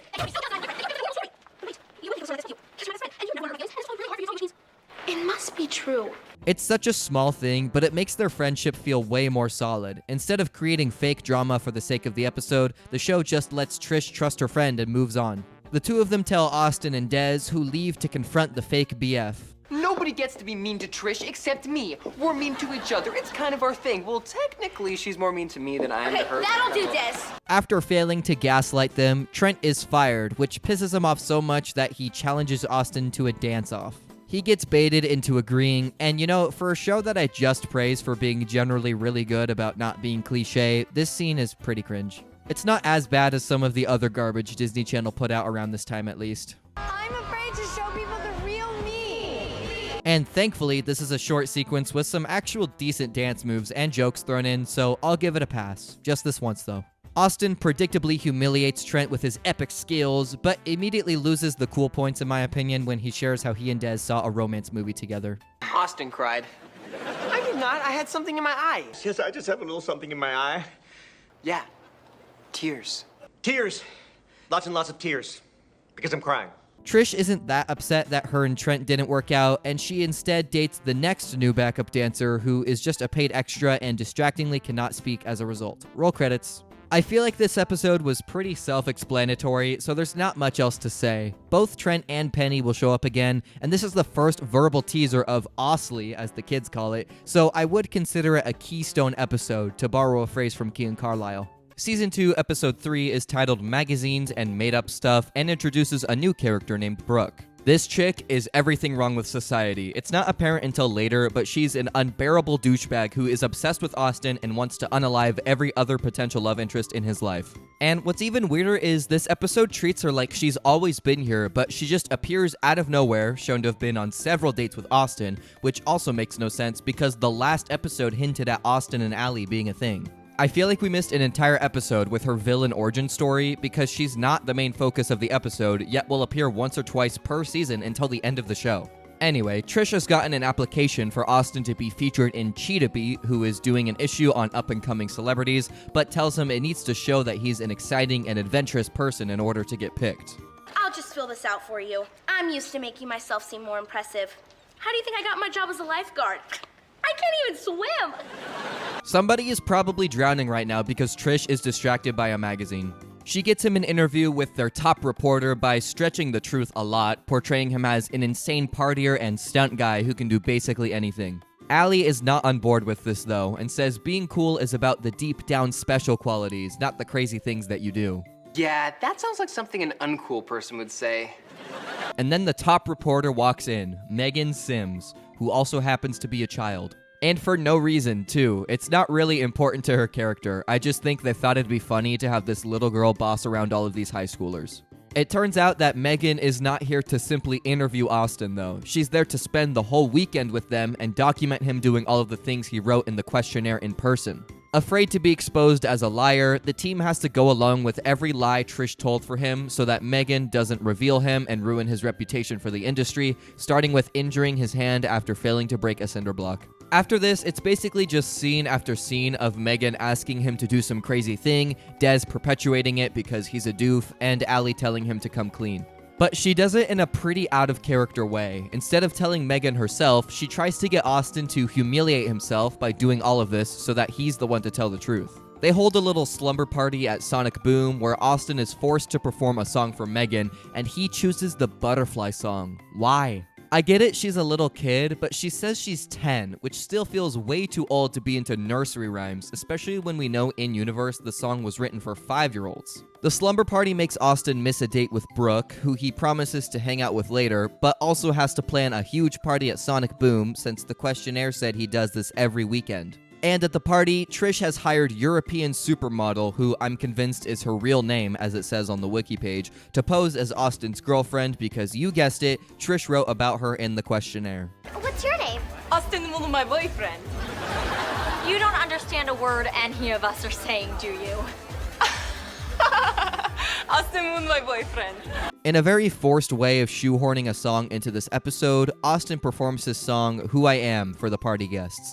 The title is kinda ironic though, given the theme of the episode. He is cut short though, by Brooke seeing him blow her off for a party with another girl. Why was Brooke walking by Sonic Boom on a Saturday night? That makes no sense. The next day, it's thankfully time for Megan to leave, but after Allie explains her songwriting process, which doesn't impress Megan, she makes up a lie herself that it involves bungee jumping. Austin rightfully calls out her hypocrisy at first, but ultimately decides to go through with it with her, and they hold hands on the bridge. But Brooke and European supermodel, who doesn't speak English, also show up and begin to argue over who Austin Moon's real girlfriend is. But come on, it's obviously going to be the one who said this earlier. I'll call Megan and tell her we aren't gonna bungee jump. Rather lose the cover than see you so scared. You'd give up your first national magazine cover for me? You're more important to me than all of that. I hate periods so much. Like, if I could get a heating pad for every woman in the world, I would get a heating pad for every woman in the world. They bungee jump on some totally believable green screen, and Austin and Allie have successfully made it on the cover of Cheetah Beat, but Megan soon comes back and wants to hang out with them all again, and since Allie is still the only one willing to tell the truth, she's stuck with her. The end. The fact that all three of these seemingly irrelevant characters will show up at least one more time is bananas to me, especially European supermodel. Like, we never even learned her name. This was also the second episode in a row to hint at our titular character's potential romance. Will it continue? Let's find out in Season 2, Episode 4, Parents and Punishments. We start with an exposition dump in Sonic Boom explaining how Megan's initial Cheetah Beat issue went so well that she's back to do a piece on Allie. They never came clean about all of the fake Austin stuff from last episode though, and clearly aren't willing to go through all of that again, so presumably this will be a really boring and unsuccessful article compared to her last one. Nelson, his classmates, and school teacher soon walk in and tell Allie that the band room has flooded, meaning they cannot perform their big upcoming concert. Why literally everyone in that class came to Sonic Boom, I have no idea. Nelson immediately tries to make a move on Megan, who shuts him down. Yeah, you go girl. While Mrs. Ingram asks Allie if the store would be willing to donate new instruments to the school. She asks her father, who of course says no because he's the worst, and then heads off to Tampa. Why does literally every episode he's in make him leave town? Did the writers have no other way to make him be disobeyed behind his back? Allie instead decides to tell the band they can borrow the instruments temporarily, but is a terrible communicator and makes the students think they can clear out the entire store and keep everything. Oops. So now it's up to Team Austin to come up with $10,000 in order to pay for the instruments, which I feel like is still too low of an amount given that they took an entire freaking grand piano that's usually worth at least $7,000 by itself, but I don't know, maybe inflation is worse than I remember.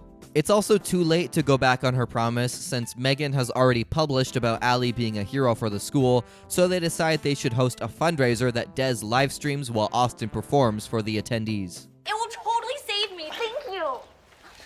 You know I'd always help you. They don't linger on this and immediately move on to something else. I appreciate the subtlety, but no kid will remember this. Just then, grades come in, and since Austin has not been able to lock the frick in and get good grades because of his rehearsals and dancing, his parents ground him. Not only do they prevent him from leaving the house, they steal his pancakes. Honestly, Des should just call CPS. In all seriousness, I like how Mike and Mimi are clearly still supportive of Austin's music career, but at the same time want him to have a good education. The easy route for these things is to have the parents not understand how being a singer is a totally viable career path, and thankfully that's not what they do. They may not be fully on the same page, but I think it makes them feel more like actual people here. Now that the show headliner cannot perform, Allie is forced to platform Nelson, who actually sucks at violin, Des tap dancing, and Trish performing a one-woman show. Discount Trina Vega. Austin's parents, meanwhile, tell him they're going out tonight and trust that he'll stay home alone and study. How stupid are they? Things get even more complicated when Lester comes back way early. Dad, why are you back so early? I misread the invitation. Turns out the wedding is next week, and I'm not invited. Why did he get an invitation to a wedding he wasn't invited to? Right before Austin can perform, his parents show up to the fundraiser to donate, so now the Moons cannot see Lester since he knows Austin is there, Lester can't go to Sonic Boom because the store is empty, and Austin cannot be seen by his parents yet still has to perform. To solve this, Trish tells Mike and Mimi that Lester doesn't like them, so they won't interact, and they have a VIP show happening at Sonic Boom with Des. Now that Austin's in the clear, he performs better together while Des buys time tap dancing and conversing with his parents. Where do mattresses come from? Do you want to tell them? No, you should. Let's tell them together. It's a fascinating story, and I think you're old enough. Des now knows about the birds and the beds. Austin and Allie have raised the $10,000 necessary, but this dummy teacher interpreted it as raising the money for the school on top of donating the instruments, so they're back to square one.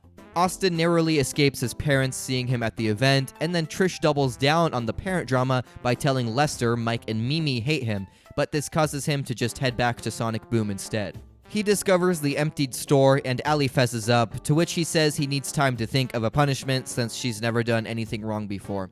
Need I remind him of the time she was complicit in unleashing a kangaroo on him and then laughing about it after? Or the time she hired a random dude who sold instruments for way too cheap behind his back? Austin is able to make it back home before his parents, but they see a social media post that showed him at the fundraiser, so he's even more grounded now. But not as badly as you might think. They just force him to read 5 books, while Allie's punishment is that she isn't allowed to read at all. Sonic Boom is doing just fine now though, since the fundraiser gave the store a ton of publicity, and the episode ends with Lester and Mike and Mimi beefing because of the lie Trish told to them. This, by the way, sticks for the rest of the show. Every single time the parents appear at the same time, they openly express how much they dislike each other, which is kinda hilarious. Also, there's this random table set up in the store for no reason except to showcase the punishments because the show didn't want to build another set just for that scene, the end. Season 2, episode 5 is called Crybabies and Cologne, and it's kind of like a negative version of the series pilot. It's like if the show traveled to the dark world from A Link to the Past. You'll see. It begins with Trish being the mall customer service representative and booking Austin on the Wanda Watson show in the coming week. This episode sees the return of jerk-faced Trent, who is relentlessly trying to apologize to Trish, who of course isn't buying it. And Des steals his apology attire. Yeah, get your t-shirts and get out of here. Austin and Allie are working on their new song, Got It Too, but Trent has been eavesdropping and while asking for a second chance, steals the CD of the new song while the two of them are distracted. This scene also features several references to the pilot, making Allie feel more sympathetic towards giving Trent a second chance, since she did the same thing to Austin when he stole her song. But unlike Austin, Trent intentionally and maliciously steals her song, which is not immediately known to Austin and Allie. Des and Austin are in the courtyard a bit later testing out Austin's signature colognes, which is another callback to the pilot, and once again, I vividly remember the fact that one of them is the combined scent of honey and wet dog. I guess it worked on at least one person. Trent then manipulates Des into showing him how he duplicated Austin in his double-take bedroom music video so he can use the effect himself. Well, I'll let you in on a little secret. There weren't really 5 Austins. No. At school the next day, the gang hears Mr. Conley singing Got It Too, much like Trish did with Double Take, but he does it in a reggae voice, so bonus points. You're in a reggae band? There's a lot of things about me you don't know. Whatever it is, I got it, don't know what to call it. As you'd expect, Trent has done a complete copycat music video of Austin Moon under the stage name T-Fame, which may be a spoof on T-Pain, but I don't know if he was relevant in 2012 or not. One thing I don't really get is that Trent wasn't shown to be a singer in his last appearance, nor particularly wanting the spotlight, so I'm not sure if he was intended to return or not originally, but I do at least prefer this to bringing in a whole new character. Trent has told the media that he and Austin have an intense pop rivalry, and has gone so far with trying to copy his life that he has a new best friend, Dex, who dresses and looks exactly like Des. Not sure what the point is in hiring a dude who looks like a guy who the public almost never sees, but okay. Austin tries to expose T-Fame, but only gets painted as a crybaby instead.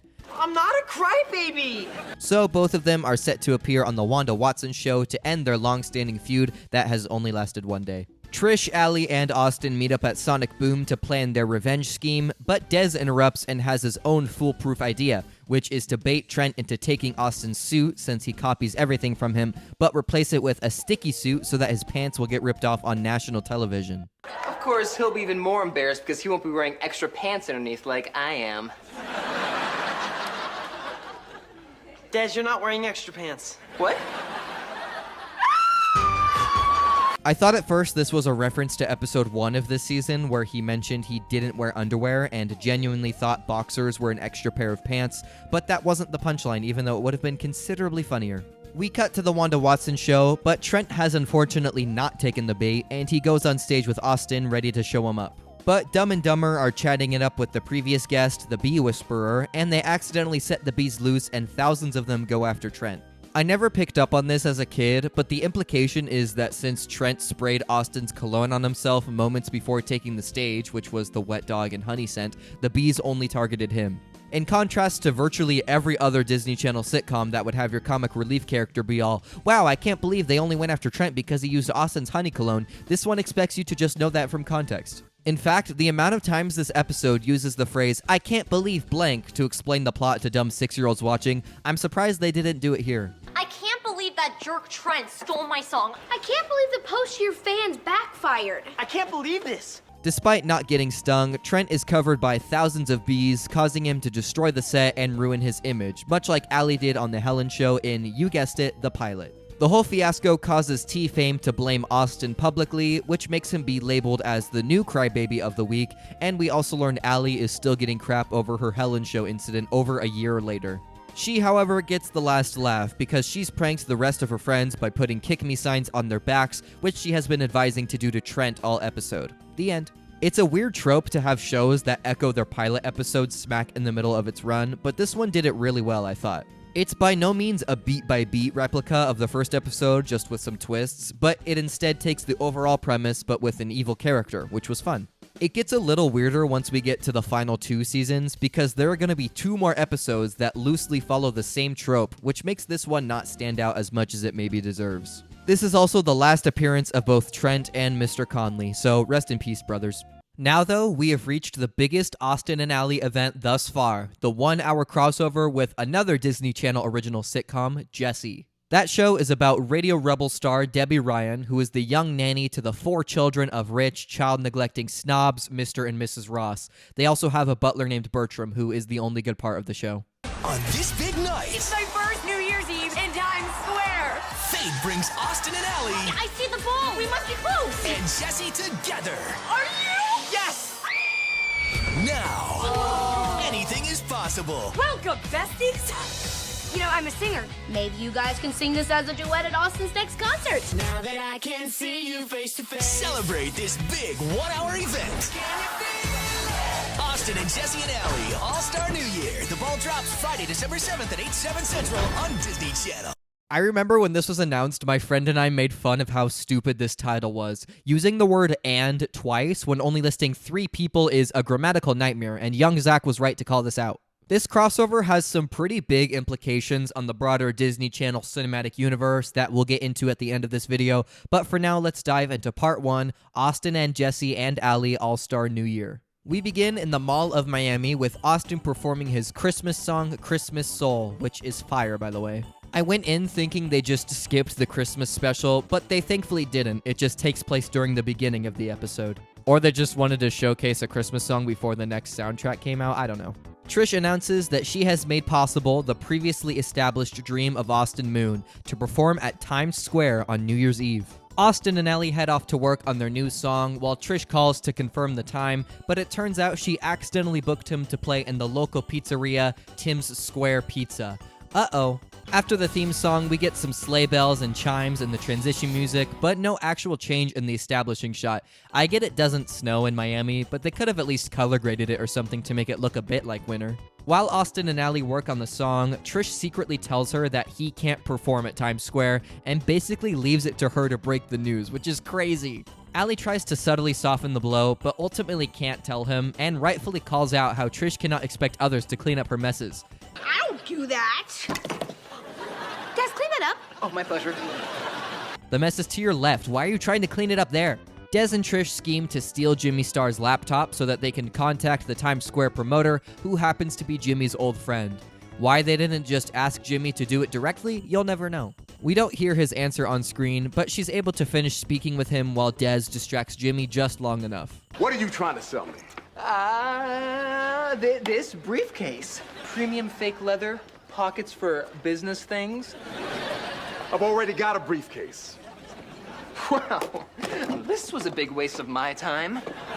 We then cut to NYC, where we see Jesse and Emma. Oh my gosh! Emma is a huge Austin Moon fan and is ecstatic to find out he's performing on New Year's Eve, meaning Trish was successfully able to convince the promoter to let him go, and we get a very unfunny scene about Jesse's New Year's resolutions. Back in Miami, the gang hits another roadblock since they thought their flight left at 1 p.m., but it actually left at 1 a.m. So close to my dream. I know you're bummed, but take it from me, a guy whose dreams never come true. It gets better? No, you'll never get over this one.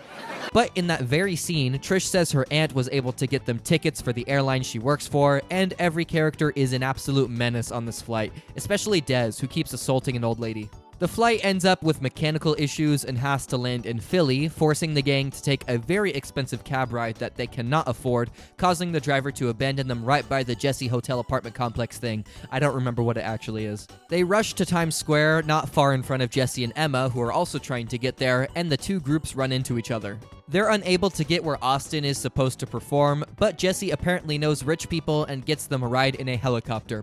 I guess the rich people are Mr. and Mrs. Ross, but I don't see why they'd let her use their helicopter. Austin descends just in time for his song, debuting Can You Feel It? This episode has given us 2 bangers already. He puts on a killer show, Emma is of course in love with him, and Team Austin reflects on how they made their biggest dream come true tonight, even though they have no way home. The end. This kind of goal fulfillment is one of those things you'd expect to not transpire until the finale of the show, since Austin has talked about it several times since the beginning, but I'm glad it happened the way it did. It leaves the door open for even bigger goals as the show goes on. Now, you might have noticed there wasn't much to say about the Jesse cast, and that's because they add literally nothing for a variety of reasons. Most notably, only Emma and Jesse are here, and on top of that, they have a total of 3 scenes. And only one of them has them interact with the Austin and Allie crew. And honestly, even if there were more characters and they had more prominence, I don't think I'd have much else to say because this show is just so mid. I do think this was a pretty natural collaboration since Jessie takes place in the heart of NYC and it's been Austin's established dream to perform there,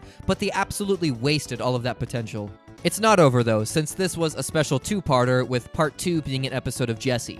And since the rest of the cast from that show pops up in part 2 like nothing happened, my guess would be only Debbie Ryan and Peyton List were willing to sign an additional contract for appearing in another show, since that was technically an Austin and Ally episode. So let's jump into part 2. It picks up right where part 1 left off, and Bertram has brought Ravi and Luke since they wanted to come to the concert as well, but they lost Zuri in the process. So the theme song plays, and on Disney Plus, there's no combined version like you'd normally find for these crossovers, but they did make one actually, and for whatever reason, it's not on streaming, but I assume it was when it originally aired. Maybe that's for the best though, because this is actually the worst thing I've ever heard. You got my back, and I'm not going under. They discover that Zuri has somehow trapped herself on the ball, so they hack the control panel to lower it to bring her to safety, and these sheep in Times Square count down even though it was not midnight yet. And then they accidentally cause a citywide power outage. I looked this up, and it could be up to 10 years in prison, and that's hashtag crime number. But I guess since the Ross family is so rich, they control the city, so nothing happens. The next day, Team Austin is invited by Emma to stay in the penthouse. You can't just go around inviting strangers to stay with us, then offer to fly them home. You know, I seem to recall Jessie doing this exact thing in this show's other crossover special with Good Luck Charlie, so maybe she just has a vendetta against famous people. She is convinced when she realizes connecting with Austin could make her own music career finally take off. She shows some of her lyrics to Austin, Ally, and Trish, and they all stink, except for one which is about imaginary friends. It turns out Jessie accidentally threw in Zuri's poem assignment for school in the mix, and since it was the only one Team Austin liked, she claims it as her own and heads to Miami with the kids to perfect the song. I don't know, it's kind of short notice to take the kids to Miami. The song sounds great, but Jessie is feeling guilty that she stole Zuri's work, but is determined to not let anybody find out, causing her to destroy Austin's guitar. The B-plot, meanwhile, involves Dez, Luke, and Ravi, who becomes jealous when Mrs. Kipling takes a liking to him. This whole storyline is weird, man. If you were just a little bit taller, and the right species. Zuri eventually catches on to Jessie's theft, but gracefully offers to let her keep the credit, but when it comes time to perform, she tells the whole audience the lyrics are in fact from Zuri. And Austin is all like, wow, that took guts, as if she didn't wait until seconds before singing so that she could still be part of the performance. They finally do the song, titled Face to Face, and it's real mid. The music video is them singing in different locations from all throughout the crossover, and they show it to be the actual video in-universe, implying that they flew back and forth from New York to Miami to film these single few shots. Jessie and the kids head back to New York, where they find Bertram fantasizing about killing them with his toy trains, which is followed by an evil laugh. Lock your doors, guys. And that was the Austin and Jessie and Ally All-Star New Year Deluxe remake and Knuckles. And like almost every Disney Channel crossover, it was mid. I think the character pairings were a total miss. Austin, Ally, and Jessie leading the A-plot was good, but I thought Dez and Bertram would have great chemistry. Same with Zuri and Trish. And Luke and Ravi do nothing anyway, so they could just be somewhere in there.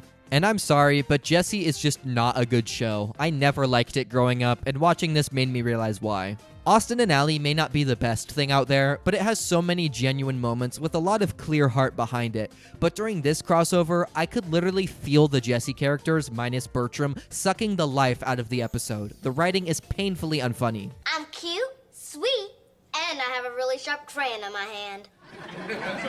But thankfully, we're done with the Midfest and can move on to one of the most iconic episodes, at least to my understanding. Season 2, Episode 7, Ferris Wheels and Funky Breath. It starts with Lester tasking Ally to assemble a guitar, and Trish announcing her new job that she's actually excited about, the pillow demonstrator at Puffy's Pillows. Star Records has hired Dez to produce Austin's next music video, and his vision for it is a love story at an amusement park. As the manager, Trish needs to get the location secured, but since you need permits for an amusement park, the rest of the gang convinces her to get a job there instead of Puffy's Pillows, which I doubt she would actually do, but she's a good friend here for some reason.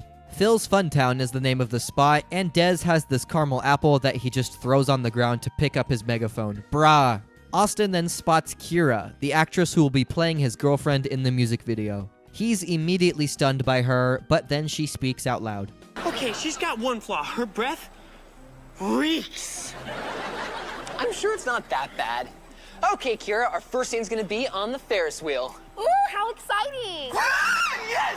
It is exciting! Not wanting to hurt her feelings, Austin decides to just deal with it since it's only a 2-day shoot, but it proves to be very difficult when they're sitting right next to each other on a Ferris wheel. As they film, very sloppily I might add, Trish attempts to slow down the carts but breaks the lever in the process, trapping Austin and Kira at the very top. And since maintenance is busy for the next hour, Austin has to endure this girl's horrible breath for too long for him to handle, causing him to cry.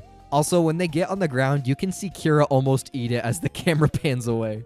Austin begs Des to find another girl since he can't handle shooting the rest of the video with Kira, but Allie advises against that. If you make her feel insecure, she'll die inside. I think something already died inside. But she soon changes her mind when she gets trapped in the hamster ball with Kira, but just before they can fire her, they discover Jimmy is her father. So since they can't fire her and Jimmy is already skeptical of Dez's directing, they attempt to passively freshen her breath. It doesn't work. Mints, get your free mints here! Oh man, none left for us. Lucky for you, there's one left. I call it. Plan B is to get her to quit by making Austin seem gross, so he has this fake drooling device with a patch of fake skin to cover it, but this is shot so terribly it's so obvious it's just Ross Lynch filling his mouth with water in between takes. It works though, and Kira quits, but just as they begin recasting, Jimmy makes her apologize and rejoin the project. And feeling sympathy for Austin's drooling problem, he arranges for him to speak for the Kids Club of Miami. The drooling rig malfunctions though, so Jimmy finds out about the lie, which forces him to fess up. He apparently never noticed Kira's bad breath since he lost his sense of smell when he was younger, but he's not as mad at them as I'd expect. Jimmy still needs the video done ASAP though, so Des comes up with the idea to have their kiss scene be from their own respective hamster balls, and we get the final music video for the song No Ordinary Day, and the video is actually not terrible. In the final scene, the gang takes some pictures in the photo booth, and that's it. Kind of an abrupt ending, but it was fun. I think some of the breath jokes were a little mean-spirited at times, but nothing too bad. I was surprised to find out that this was the least viewed episode of Season 2, since it's like one of 5 I remember super vividly, and it's the one I talked about with my friends all the time. Kira Starr will show up throughout the rest of the season and will be a main love interest for Austin, which will be heavily explored in this next episode. Season 2, Episode 8, Girlfriends and Girlfriends. Girl space friends, that is. This is a direct sequel to the previous episode, opening with the gang watching Video Countdown Live to see if No Ordinary Day won the Music Video of the Day award, and they did, yay! Kira comes to the store to congratulate them, and everyone else notices her breath is normal now. How intriguing. Is there something different about you? New hair, new dress, new toothpaste? They go get pizza to celebrate, and I mention this because Kira says she used to eat garlic and anchovy pizza every day, but stopped because she thought it made her breath stink, which we actually saw her eat in a brief scene last episode, so nice continuity.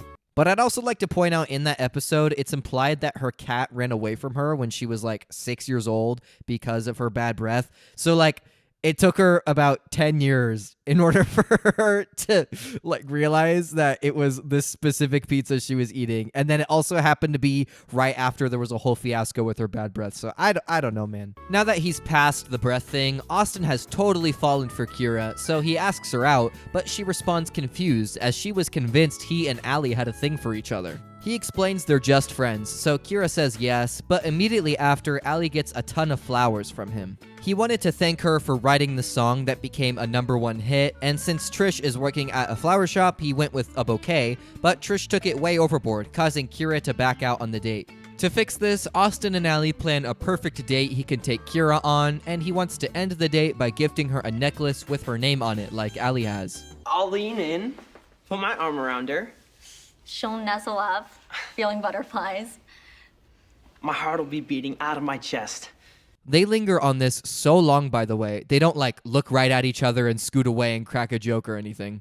After Allie does some shopping for Austin's date, she confesses to Trish that she has developed feelings for Austin. Oh my gosh, it only took a season and a half for someone to say it out loud. Trish recommends just telling him, but Allie is scared that if he doesn't feel the same way, it'll permanently damage their partnership, so she opts not to.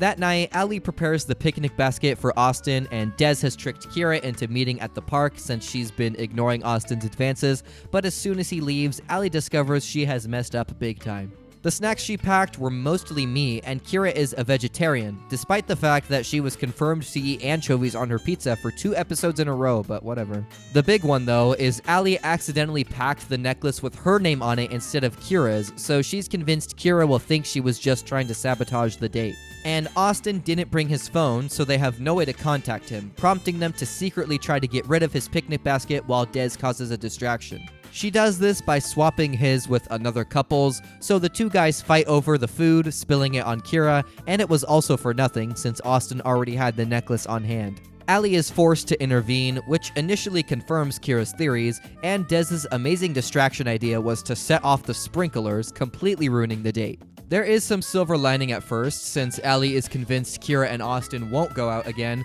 but they have their own real date off-screen, which restores Kira's trust in them, much to the dismay of Allie. Thankfully, Trish can be a good person and comforts her friend, and the episode ends with Des still at the park watching a silent film while being drenched by the sprinklers. Also, earlier in the episode, Austin kind of cringed at the idea of watching a romance movie on his date, but episode 2 clearly showed that that was his guilty pleasure genre. I will never get over this gaping plot hole. If you couldn't already tell, this season has boosted the drama by like 100% compared to season 1, and it'll keep going like this until the end. I imagine the executives saw the shipping culture surrounding Austin and Allie becoming super popular and demanded that they explore that more here, because this was nowhere to be found in season 1. And it will continue with this next one, Season 2, Episode 9, Campers and Complications. It begins with a lonely Des who is bored since Austin is constantly with Kira. Part of growing up is learning to be your own best friend. You're right. I don't need Austin. I have myself, and that's enough. Good. Now I'm going back. Don't leave me, myself's not enough. Trish has gotten a job at some sports store and asks how Allie is doing with the whole Kira dating her crush thing, and she reassures that she's fine, especially since her first crush, Elliot, is coming to visit. That's Sally's friend? Beep, beep, beep. Hunk alert. They met at a craft camp many years ago and immediately start bonding about that, while Austin gets visibly jealous because every character on this show is an immature scrub. Check it out. It's a hand turkey. Gobble, gobble, gobble. Put it away, you're embarrassing yourself. We flash forward 3 days and find out Austin has hardly seen Allie at all since she's been with Elliot the whole time, and while clearly jealous, it's also a problem that they haven't been able to work on their new songs, forcing him to abandon both Kira and Des, who bribes Trish to hang with him instead. In the evening, Austin has spent some time attempting to basket weave to impress Allie, but Des, being the genius he is, points out the obvious. I get this awesome feeling that no one, not even Kira, makes me... I like Allie. Oh, it's more than that, buddy. I think you're in love with her. Also, Des does this motion so often, which I'm curious about. I can definitely see it not being something in the script, but he just did it one time and everyone thought it was funny, so they kept adding it in. Anyway, Austin realizes he has feelings for Allie, but after thinking about it, he says it's not worth risking the friendship over, which is code for denial, by the way. Trish, meanwhile, has been exploiting Des's loneliness to make him clean for her at work. How can he be so emotionally intelligent to point out Austin's feelings for Allie, but can't see when he's being used in the most obvious way possible? I guess that's the joke. Allie confesses that the only real thing her and Elliot had in common was the craft camp, and they've thoroughly exhausted that hobby, meaning she no longer sees him as anything more than a friend, unlike Austin. Also, it's hard to tell, but I'm pretty sure Allie is wearing the Kira necklace in this scene from the last episode, which implies they never got them switched back, so that was a weird oversight from the prop department. So now we have this weird dynamic of Des knowing Austin likes Allie, and Trish knowing Allie likes Austin, but Des and Trish don't know the other person knows, and Austin and Allie don't know their feelings are mutual. But Des eavesdrops on this conversation and mishears Allie, and now thinks that she's gonna ask Elliot to be her boyfriend, when in fact Allie thinks Elliot wants to date, so she opts to cut ties with him, and Des immediately tells Austin, yes, there will be a test. Austin was planning to go to a Katy Perry concert with Kira, but after hearing all of this, he drags her to Trish's work where Allie and Elliot are playing trivia, much to Kira's annoyance. I say we go head to head. Unless Elliot's scared I'll beat him. Austin, what about Katy Perry? I'll beat her too. So Austin's philosophy for some reason is to beat Elliot in front of Allie to prove he's better, but when they keep tying at everything they play, Austin determines to stay for several hours until he wins at something. Eventually, Elliot stops caring and lets him win, at which point Kira realizes what's going on and storms off, and Allie and Elliot finally have a minute to talk. They mutually decide they just want to be friends because they kinda bore each other. Trish then tells Allie she suspects Austin likes her, which she agrees with, and Kira breaks it off with him. You go, girl. The two of them meet up at Sonic Boom and tease us with another fake-out kiss. Like, come on, 7-year-old me is screaming at the TV right now. In the final scene, Trish continues to exploit Dez as a servant and cheats at rock, paper, scissors. Roll credits. So yeah, another cliffhanger that goes into a two-parter. What the freak? Yeah, there's been plenty of foreshadowing since the start of the season, but I did not expect a 5-episode long arc about Austin and Allie's relationship in the smack middle of the season. But here we go. Season 2, Episode 10, Chapters and Choices. The Lovebirds are working on the same song they were at the end of the last episode, but Trish and Dez have been eavesdropping and try to passive-aggressively get them together. Penny, aka Allie's mom, is also returning from Africa, who will be hosting a book signing that Austin agrees to perform at. She immediately can tell Austin is into her daughter after meeting him for the first time, and they leave to catch up, and we cut to Austin and Dez in the food court. It's strange because this episode will now be framed as, will Austin pick Kira or Allie? But I felt like at the end of the last episode, they clearly showed him and Kira wouldn't work out, but okay. She runs into them and wants an answer soon though, so now he has to make a big time decision. Meanwhile, there is some drama between the split-up Lester and Penny, who has gone all Gale Weathers and written a chapter in her book depicting him in a true but unflattering way, which is just a crazy thing to do to your ex-husband after saying you don't want to put your daughter in a weird spot. The rest of the gang has taken the book's message to heart though, which is to not overthink things and just do it. Can you see where this is going? Allie applies this by saying she'll get over her stage fright by performing a duet with Austin at the book signing while he picks the wrong girl. It's Kira. Really? He's got a lengthy list of reasons why he shouldn't be with Allie, which makes you wonder if he actually isn't overthinking it, but he doesn't realize this and leaves to ask Kira to be his girlfriend, which Allie overhears. But Kira has her doubts and needs to think things over a bit more. Meanwhile, Allie is feeling uneasy about performing, so Trish and Dez help her out by heckling her during practice. I think I'm ready. I don't need to get hit with any more trash. Honestly. Car battery! We cut to the book signing party, but despite all that wonderful prep, Allie can't bring herself to go on stage, so Penny finds her at Sonic Boom and has a nice heart-to-heart with her. What's your biggest fear? Dez is gonna marry Trish and they're gonna want to live with me. That caught me so off guard, holy crap. She shares some encouraging words, and Austin and her pet each other, but these conversations were enough to give Allie the confidence to sing with Austin. They perform the song You Can Come to Me, which is a nice fit for the occasion, meaning Allie has officially conquered her stage fright, and she didn't even have to pose as Taylor Swift. Backstage, they kiss while Dez and Trish watch, but then this happens. Austin, I thought about it. Yes, I'll be your girlfriend. Why was Kira there? And that's the absolute shocking and dramatic cliffhanger we're left with. So let's jump into part 2, season 2, episode 11, Partners and Parachutes. Wait, why is it called part 2 if the episodes have different names? I guess because they continue the same story, but they've been doing that for the past 5 episodes and didn't bother labeling them, so what gives? It picks up right where we left off, and Allie hurriedly scurries away with Trish. Oh man, this is bad. What am I gonna... Shh. Let's not worry about Kira and Allie right now. Let's just freak out.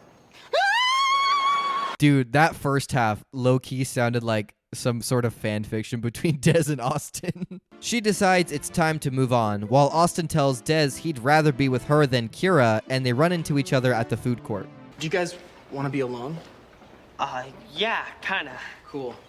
There's nobody sitting at that table over there. She wants to pretend the kiss didn't happen since Austin hasn't broken up with Kira, but he's concerned it'll be a problem if he breaks Jimmy Star's daughter's heart. But after realizing Jimmy doesn't even know they're dating, he thinks maybe if he finds out, he'll make them break up, meaning Austin doesn't have to do any heartbreaking. Meanwhile, part of Allie's moving on goal is to start her own music career since she's over her stage fright, so she instates Trish as her manager. She gets Megan from Cheetah Beat to interview Allie, who apparently only cares about the Austin Moon gossip after hearing he's dating another girl, and drops them right away. While that's all happening, Austin rounds up Kira and her father to let him know the two of them are dating, but he unfortunately gives them his blessing, putting Austin in an even worse spot than before. Megan finds him soon after, demanding the tea, so he leaves to break up with Kira before she finds anything out. He successfully gives her the breakup talk, and she takes it surprisingly well, so they hug to make up, but Megan finds them in the midst of this and posts about it on Cheetah Beat, making the entire world, including Allie, think he's actually dating Kira. The next day at school, Allie is really dismissive towards Austin, so Des gives him the idea to do a romantic gesture for her, and he lands on parachuting a piano into a party she's performing at and serenading her in front of everyone there. What could go wrong? That's where they call me the Love Whisperer. No one calls you that. Said party is one thrown by Lester and Penny to congratulate their daughter on overcoming her stage fright, and when it comes time to drop the piano, Des forgets to pull the parachute, so it crashes down and ruins everything.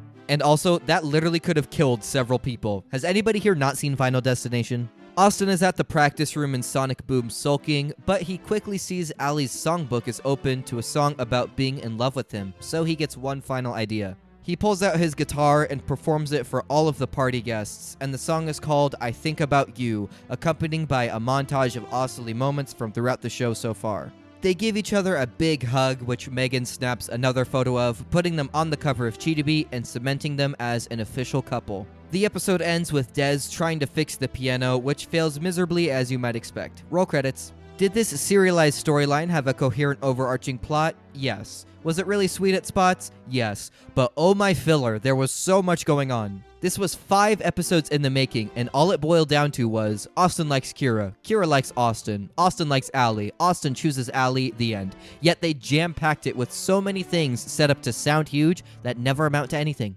Take the Kira and Jimmy thing, for example. We never see or hear of Jimmy's reaction to Austin breaking the heart of his only daughter who he gave special permission to date, so why was he integrated into the story at all? And why was Megan here? I thought it was going to be a whole press misunderstands relationship thing, but nope. As soon as Austin and Allie are seen on the cover of Cheetah Beat, there's nothing to be resolved with the previous issue showing him dating his producer's daughter. The biggest offense is yet to be seen though, so I won't give any spoilers until we get there. For now, let's talk about possibly the worst episode in the show. Season 2, Episode 12, Freaky Friends and Fan Fiction. Trish has a job at an antique store, and Des is in the market for a typewriter for a short story contest he's competing in, and who's his competitor? Chuck McCoy, making his debut.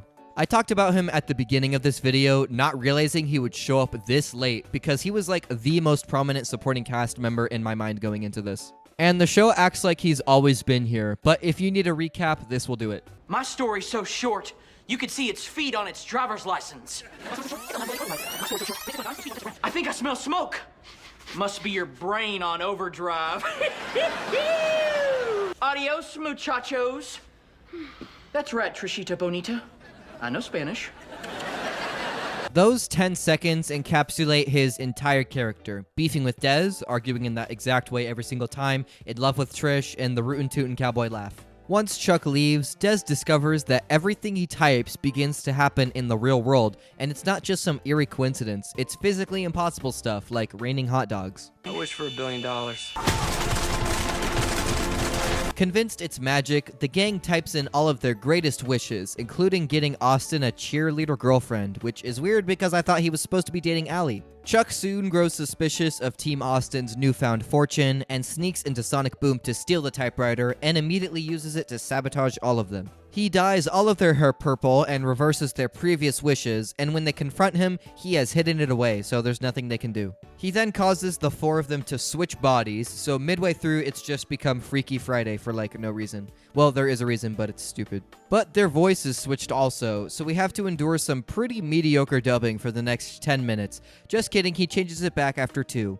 Like, why? I mean, I'm not complaining because it was annoying, but what was the point in doing this if you were just going to reverse it, like, right after? They leave to stop him again, and he responds by using the typewriter to make Trish and Allie be obsessed with him. That is so creepy! Chuck also reveals the only reason he hates Dez is because he stole his fashion sense and as a result had to switch to cowboy. So if Dez just apologizes for it, he'll stop ruining their lives. But this is Dez we're talking about, so he refuses, and on top of that, he talks about how Austin's driving test and Allie's big speech for her dad's Mall Award are coming up soon, so he sabotages both, which turns Allie into Abraham Lincoln and Austin into a horse, causing him to crash into Sonic Boom. Dez eventually is able to stop him by getting to the typewriter and shrinking him and putting him in a jar. And that's when we cut to the real world, where this whole episode was actually the short story Dez was making for the contest, meaning the entire past 22 minutes were not canon. Do I need to explain why this is garbage? Why, after a 5-episode long arc of getting Austin and Allie together, do you throw in this filler episode that makes zero impact on anything that happens? And you might say, well, this episode introduced Chuck, to which I would reply, yeah, but in a non-canon episode, so I don't really care.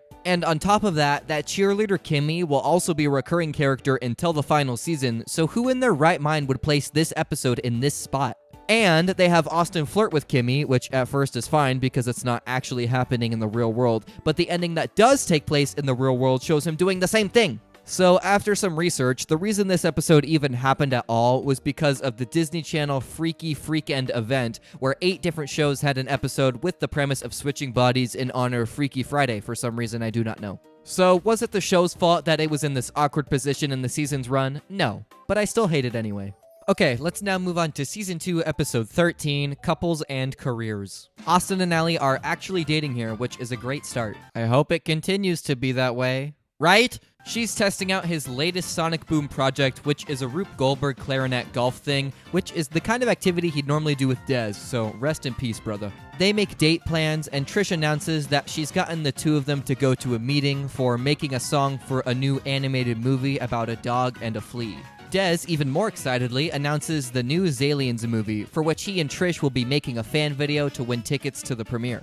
Can I just say, I really like how the Zalians thing is not just a one-off. I love it when shows have their own little in-universe franchises that become plot points for multiple episodes. It makes the world feel just a bit bigger and more lived in. Just ignore the fact that in the Zalians' first appearance, Dez said he's seen all 14 of them, and this supposedly new one is only number 8. But I don't know, maybe they did like an iPhone sort of numbering thing. We cut to the happy new couple's date, which is at a magic-themed restaurant, but they are incapable of carrying a conversation with each other, which makes zero sense. Their waiter, though, is the king of magic food-themed puns, and I love it. Tonight's specials are the Houdini linguine and slice of hamburger. Abracadabra! The next day, they talk about how weird their date was, and they realize they were both trying too hard to be a perfect couple, so they try to work on the song to do something they're both more comfortable with.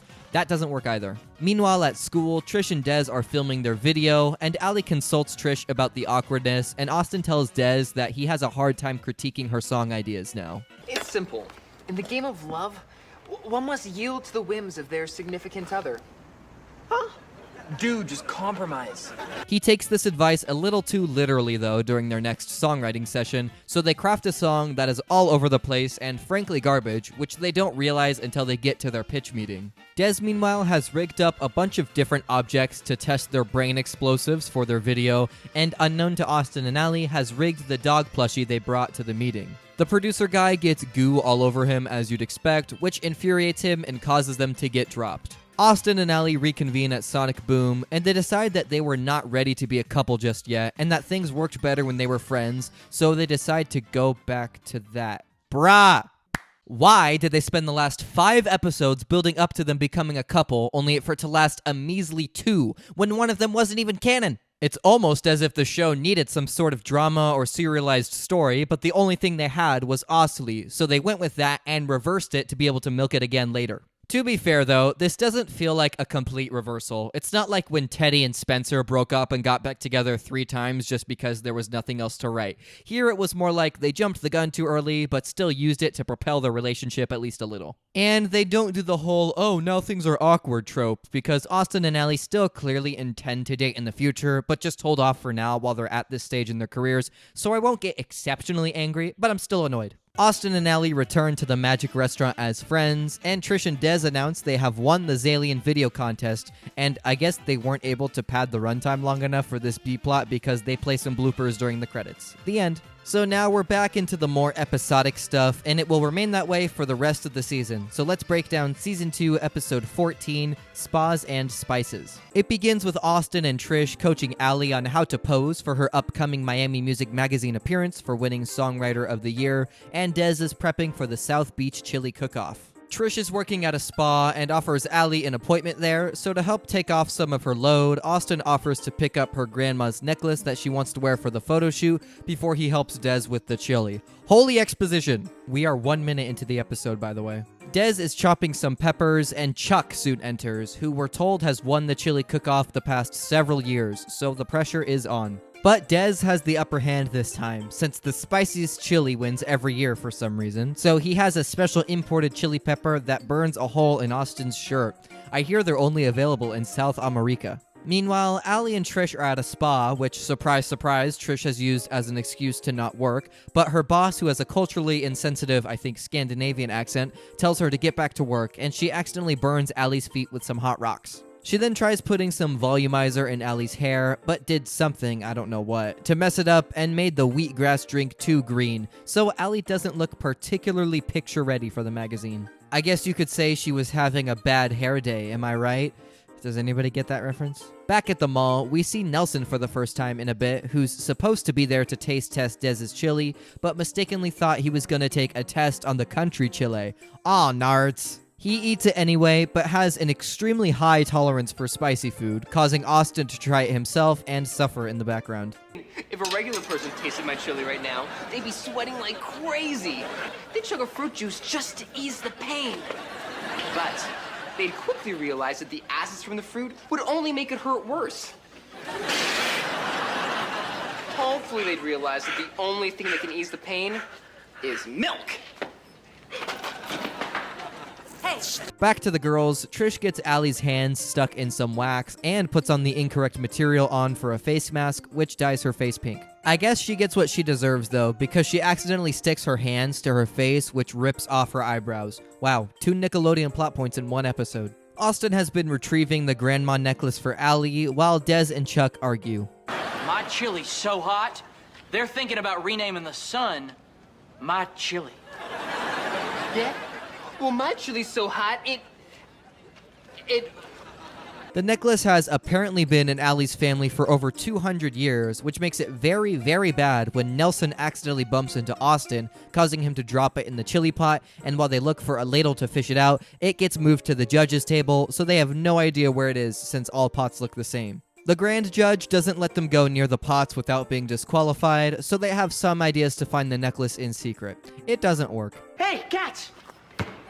The public gets access to the chili as soon as Allie and Trish show up, so Austin has to tell her the truth. Dez comes in clutch though and tells everyone in the crowd that whoever finds the necklace wins $1,000, which he didn't try until now because he didn't want to get disqualified. We then get a very, very messy montage of everyone rummaging through pots and bowls of chili. That poor custodian. They initially have no luck, but spot one final bowl on the ground, which must contain the necklace, and by extension, be Dez's chili. Both realizing that if that's the last bowl, Dez wins the cook-off, he and Chuck have a Western-style race to see who can reach it first. Dez wins and retrieves the necklace, making him the hero of the day and winning the entire cook-off. I'm surprised he didn't get disqualified for causing a massive food fight, but okay. And that's how the episode ends. Like, what the heck happened with Allie's photo? This is the definition of filler, possibly even more egregious than the typewriter episode, because at least that one didn't set up stuff that never got resolved. I do think this is slightly better, because the Trish spa subplot had some funny parts, but not by much. Not to mention, there was barely one single mention of music in passing, so this one just felt so uninspired. Thankfully, Season 2, Episode 15 gets us back on track. Solos and Stray Kitties. If you don't remember, Allie has started her own solo career, so this is the direction the episode will go in. I do not blame you if you have forgotten because of these random filler episodes in between. The gang is holding their first Team Austin and Team Allie meeting, where Trish must deliver the unfortunate news that Jimmy will not be signing Allie to Star Records since he doesn't want Allie and Austin to be competing against each other on the same label. So Trish has instead booked Allie in audition with some other big execs, so Austin provides some coaching. Trish's form of help is to psych out the other girls auditioning, and while in the waiting room, Dez spots a pretty lady who doesn't speak because she's an extra. Allie's audition is not seen on screen, but she apparently did well because she gets the job on the spot. But it turns out this is not a solo gig, and that Allie has been instated as the third member of the Stray Kitties, which is a girly pop band that has horrendous presentation. One of the other kitties is the girl Des was checking out, and I guess she does talk, even though it made no sense for her not to earlier. Allie is deemed Wicked Kitty, whose look does not match who she is, and it shows. Wicked Kitty, give me something fierce. Meow!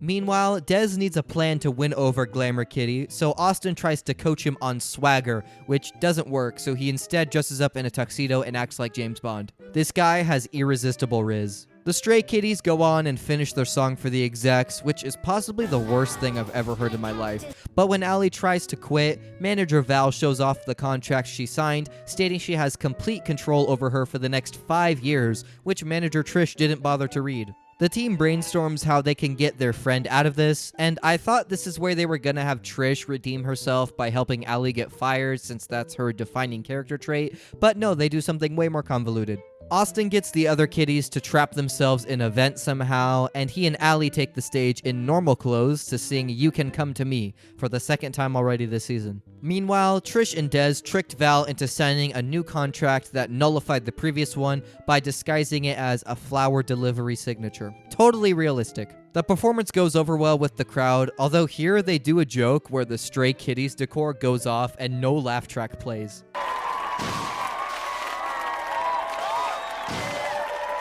So in the end, Allie has gotten connections to several record executives, and in the final scene, Des discovers that Glamour Kitty only likes that sophisticated stuff when she's in character, and the real her is like Des normally is, which means he was all performative for nothing and missed out on her. Rest in peace. This episode relied so much on cringe humor, and it was really hard to watch because of that. Like, the writing wasn't cringe, you were supposed to be laughing at how stupid everything was, but it was like that was the only way they could write jokes for this kind of plot. Season 2, episode 16 is Boy Songs and Badges, and is your typical sitcom trope of character who is now too old for Boy Scouts wants to join younger characters' troop to redeem himself. This is a trope, by the way. They did it in Kickin' It around the same time. The episode opens at Sonic Boom, where Austin and Des are eating salami on cereal, which sounds yummy, and Trish announces her mom has made her be her little brother's Pioneer Ranger troop leader.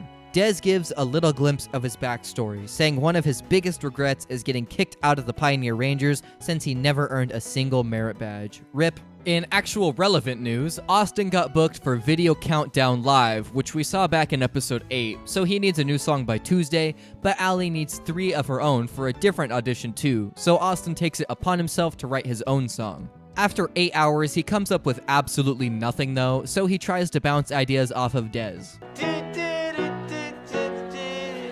Man, that's the alphabet song. Yeah, but it's really catchy. ABHIJKZWXP. Meanwhile, Trish has turned her little brother JJ's troop into her personal servants, which includes Nelson for some reason, even though he's clearly like an infant and a foot shorter than every other troop member. Des and Austin read the Pioneer Ranger handbook and decide to use that as inspiration for some reason, and they spend all night working on it, only to realize the next morning that it doesn't really work as a pop song to be played in front of 1 million people. He's also too proud to ask Allie for help, so Des instructs him to just play the terrible song for her so that she'll feel bad and fix it for him, which I don't see as any better than just directly asking, but alright. She initially tries not to hurt his feelings, but after they mutually agree it's not good enough to perform on television, Allie offers one of her own demos for Austin to use since there isn't enough time to write a completely new song. They're too girly though, so Austin instead tries to get out of the performance by telling the Countdown Live people he's taking the troop camping that same day and can't sing, which only causes the film people to want to film him singing for the troop, but hey, at least Des gets to finally go camping. Allie, however, gets the idea to treat the Pioneer Ranger song as a gift from Austin to the troop, which would also help them earn their music merit badge. We cut to the campsite with the film crew, and everyone sings the song, but Nelson needs to lock the freak in. This was all for nothing though, since Jet from Countdown Live still wants to hear the real new song, so they tie him up to a stump just as a bear attacks the site. And they can't tell if it's a black or brown bear, so Des tries both methods to deter it. Playing dead.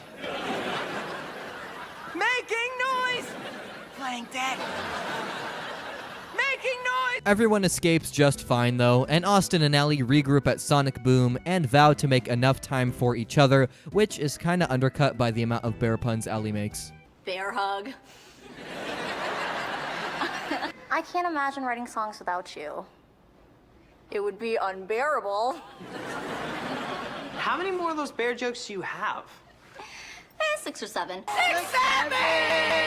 In the final scene, Dez finally earns his merit badges, but encounters the bear yet again.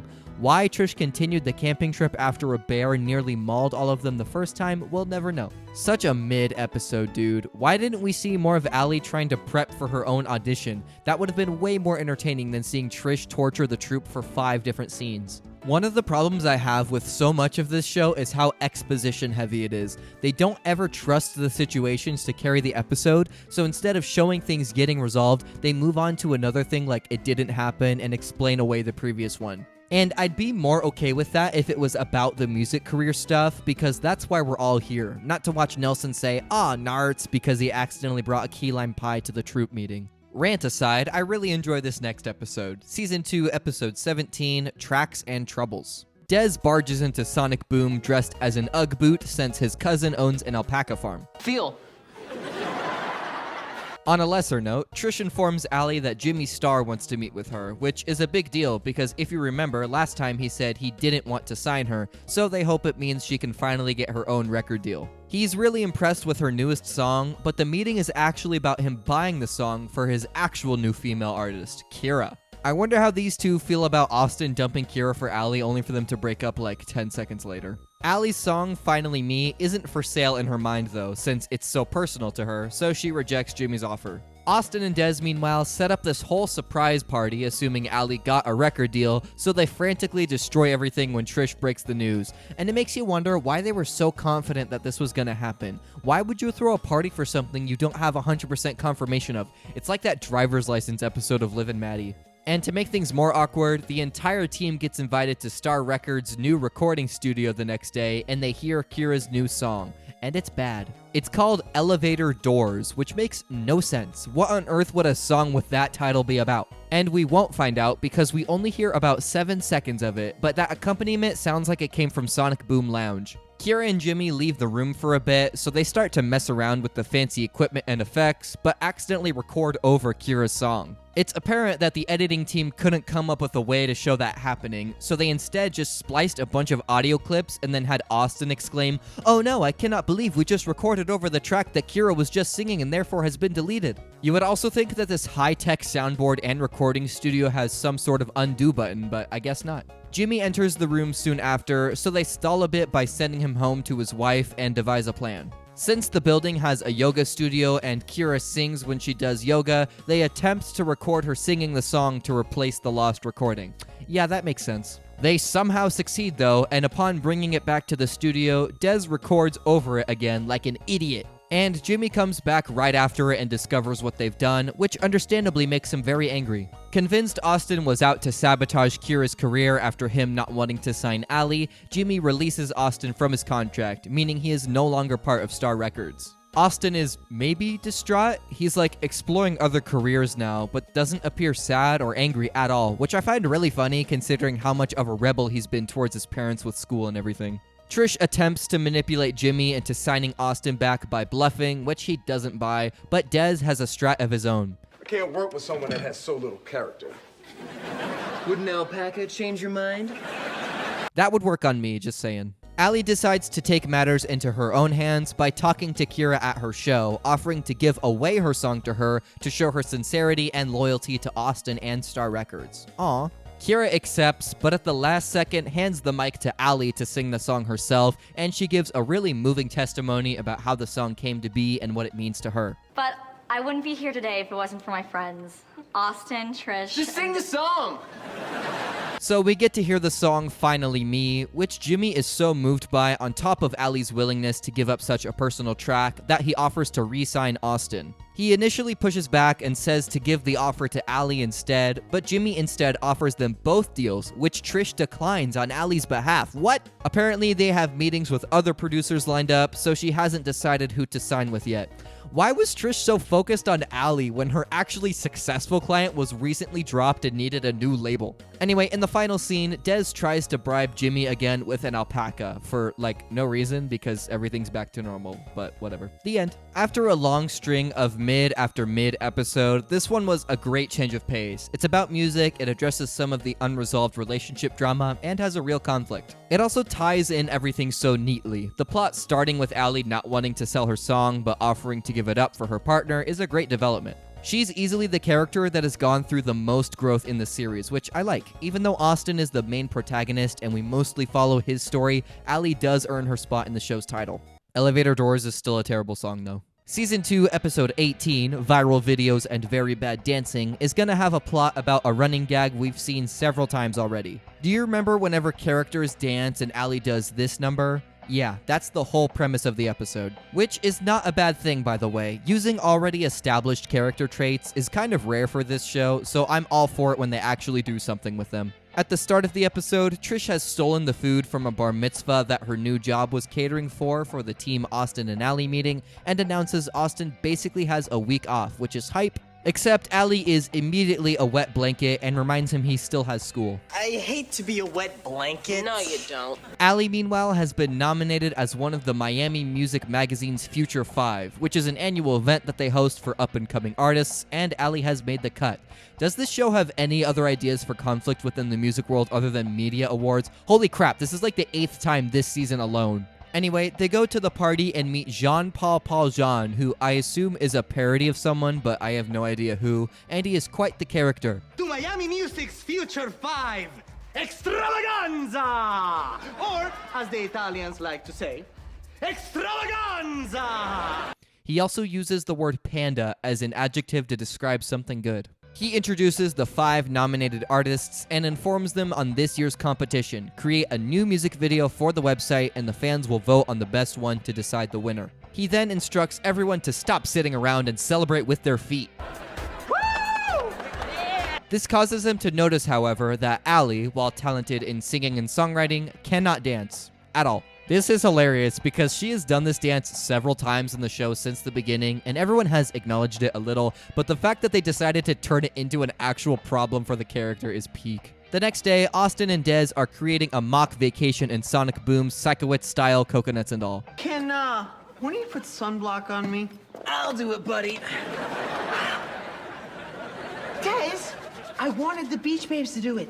With their tiny little girl hands, it would take forever. Trish barges in, though, and says Jean-Paul Jean thinks Allie displaying her dancing would probably cost her the competition, which is a problem since that's exactly what she wants to do for her video. Des, Trish, and Austin attempt to, in the most passive way possible, tell her she sucks at dancing, which doesn't go well. We thought we should talk about what we actually want to see in the video. And what we don't want to see.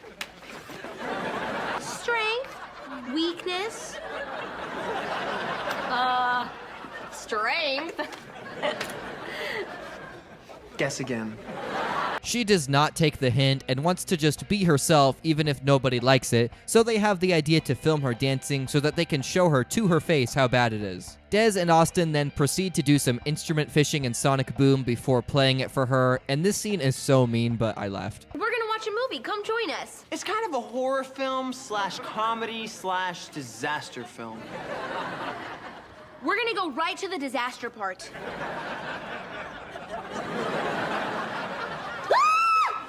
Oh, the horror! This only reinforces her confidence, though, causing her to post the video online and receive some nasty comments, which is still not enough to convince her not to dance for her music video. This is the first time I've seen Allie be so disconnected from reality. Jean-Paul Jean enters Sonic Boom right after to tell everyone minus Allie that the fans of Miami Music Magazine have started to question him after that horrendous video of Allie dancing at the mall was posted online, so he demands that they fix things before the real music video is made. Austin is still sympathetic toward Allie, though, and helps her craft the video since she won't budge on changing it, and oh my goodness. The song is called The Alleyway, and the video is her and the extras fully embracing the dancing, and this is possibly the greatest justification for the internet being a mistake. It's got basically no melody and kind of reminds me of the Cha-Cha Slide, which I hate also, by the way, but you won't hear The Alleyway at weddings, hopefully. Maybe at divorces? I don't know. And she wins the competition. If I was one of the fans voting on this, I would never subscribe to this magazine again. And not to mention, she was nominated for songs like Finally Me and You Can Come to Me, which are more emotion-heavy and intimate, not this. And you want to know the worst part? This is actually so catchy. At the end of the episode, Allie and Trish participate in the Austin Moon vacation, and we see everyone around the world doing things the Allie way.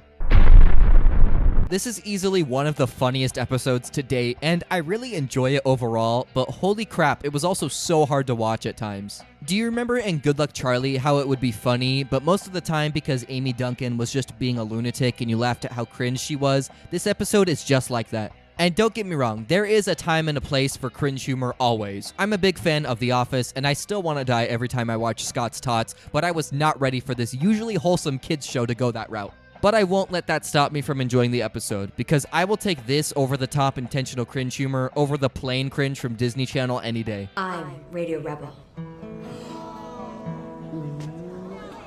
This next episode is a high-stakes one, so fasten your seatbelts, everyone. Season 2, Episode 19, Tunes and Trials. Des and Trish are watching their favorite show, Crime and Judgment, which marks the second thing ever they bond over after Zalians, and the evil manager Val from the Stray Kitties episode walks in. She asks Austin and Allie to write the next song for her group, which they of course decline since she is a snake, but I also seem to recall the entire purpose of the Stray Kitties episode was that Val wrote the songs herself, and that was a big reason why Allie wanted to leave the group, but okay. Austin and Allie are later working on their new song, and she encourages him to write the lyrics for this one, even gifting him his own songbook. Des and Trish, meanwhile, are continuing their marathon, and I cannot help but notice they install a TV on the set whenever convenient, even though it's sometimes completely different. Austin has actually done a good job composing the lyrics to the song, giving us the debut of Steal Your Heart, which we hear on the radio, no pun intended. Trish is convinced it's about a girl, specifically Allie, which Austin assures it is not, but the rumors start spreading among the fans who demand an answer. It's gone so far as to make it on the cover of Cheetah Beat, which I assume was done by an off-screen Megan, but features every girl he's ever been seen with. Maybe. It has Allie, Kira, Who the Freak, and Brooke. I commend the writers for this continuity, but why on earth did they bring back European Supermodel? She doesn't even have a name. And when I first watched this, I wondered why they didn't include Cassidy, who was a much more memorable love interest, but then I realized it's because the publisher is Cheetah Beat, and only these 4 girls were photographed by Megan in previous episodes, which is an insane level of attention to detail. And here the episode kind of transitions into that crime mystery format, where we get POVs from different characters about different events, but in a way that keeps a lot of the questions unanswered, similar to Season 1, Episode 11. Des and Trish, under the influence of their Crime and Judgment binge, are recalling who Des saw Austin with in various places. He saw him giving Brooke flowers at school, talking to Kira about keeping a secret in the mall, and telling European Supermodel he loves her in the food court, all while working on a wedding cake for some reason. They interrogate Austin about who the song is really about, but are interrupted by Val, who claims Steal Your Heart is her song and they stole it, and is taking them to court.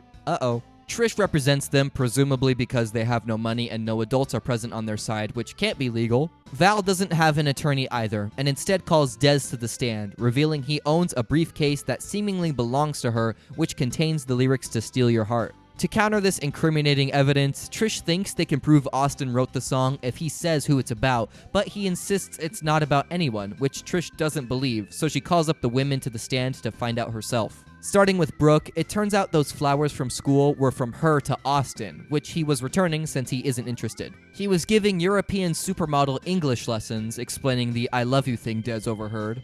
Next witness. I love you. And lastly, Kira and Austin's secret was that she was helping him get Maroon 5 to perform at Allie's upcoming surprise party, so none of the 3 girls were helpful in uncovering the truth. Honestly though, I would be relieved to find out Maroon 5 couldn't make it to my party. Trish's Hail Mary is to have Austin perform Steal Your Heart in front of the whole jury, which out of universe was just an excuse to get a music video from this episode, but I will take it because this song is a banger and the lyrics fit with the court theme of the scene. After singing, Trish points out he looked at every single girl in that room except for one, Miss Allie Dawson. Austin finally admits the song is about her, explaining he didn't want to make things awkward since he still has feelings for her, which she reciprocates, but they decide to still remain friends. What? This, however, is enough to convince the judge Austin did in fact write the song, and we get a flashback of Val swapping briefcases with Des to make him look guilty, so the case is dismissed and Team Austin and Allie has taken the W.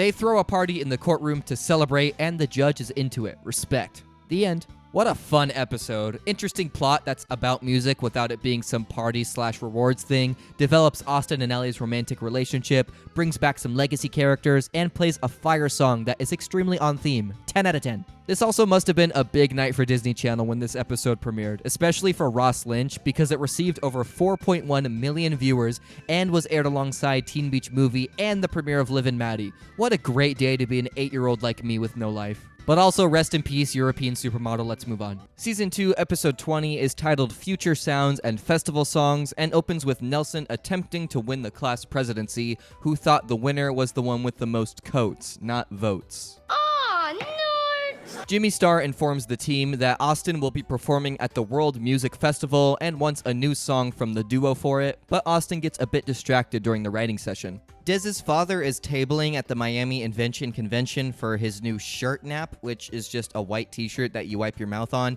and Austin leaves Allie behind to attend. He brings her back the Tune Pro 3000, which is a fancy synthesizer thing that basically just generates its own music, which he thinks will be a helpful tool to cut songwriting time in half. But Allie is against using shortcuts for creativity and advocates for just writing songs the old-fashioned way. This episode is way ahead of its time. We'll get to that later. Austin accidentally drops and breaks the machine, so he tapes it back together, but it doesn't work the same.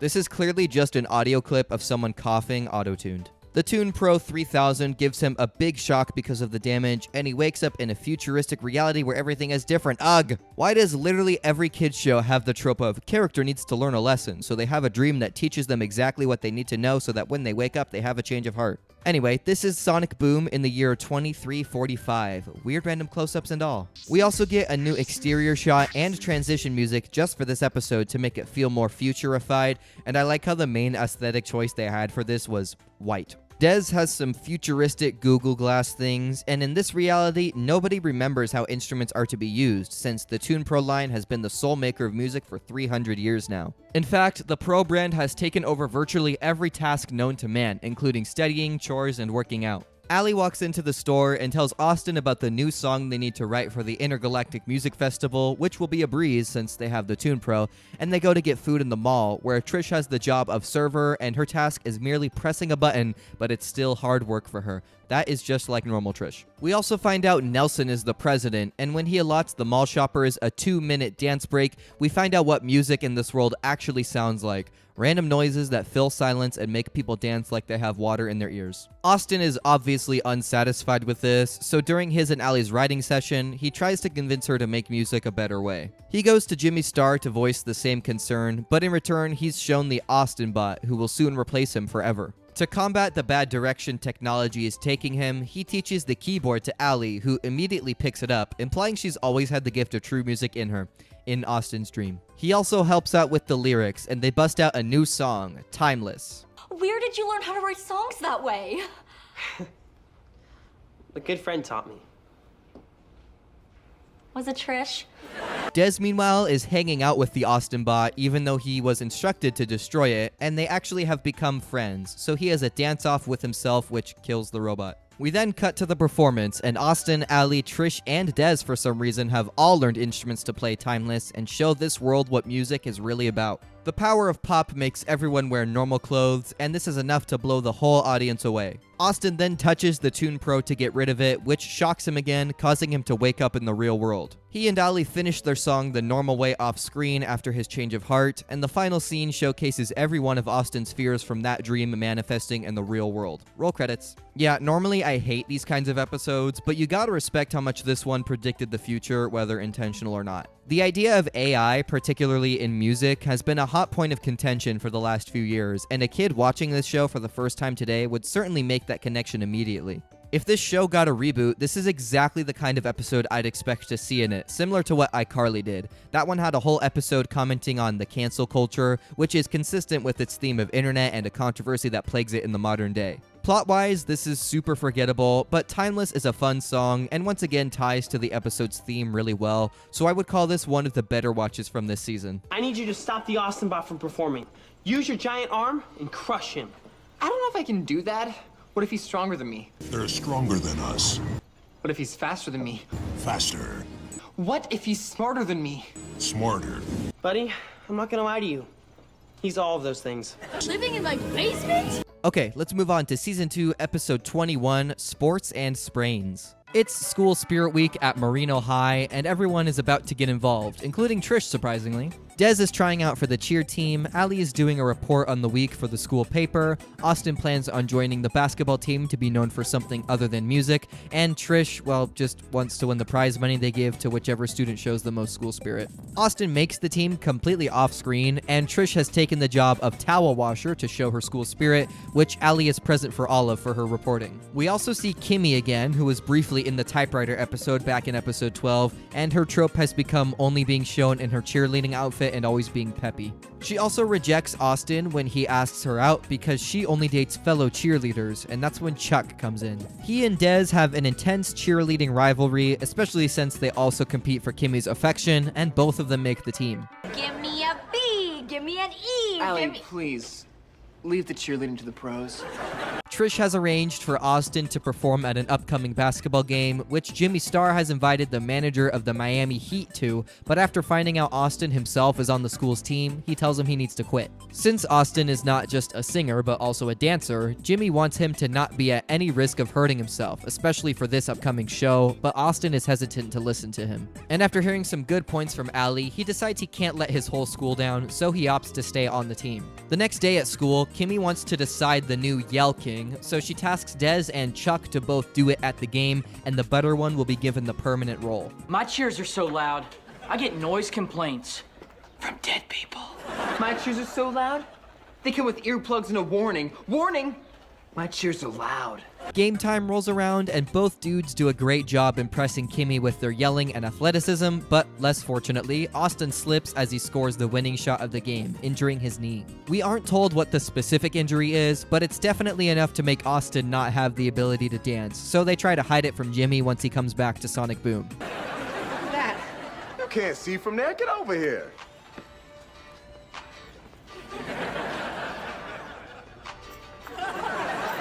He actually doesn't find out though, but expects the full Austin Moon experience at the show, so they need a plan, and fast. We cut back to the school that night and get to hear the premiere of the song Living in the Moment, where Austin has found a viable workaround. He has wires attached to him, which lets him do this anti-gravity-esque dance routine, taking all the pressure off of his knee.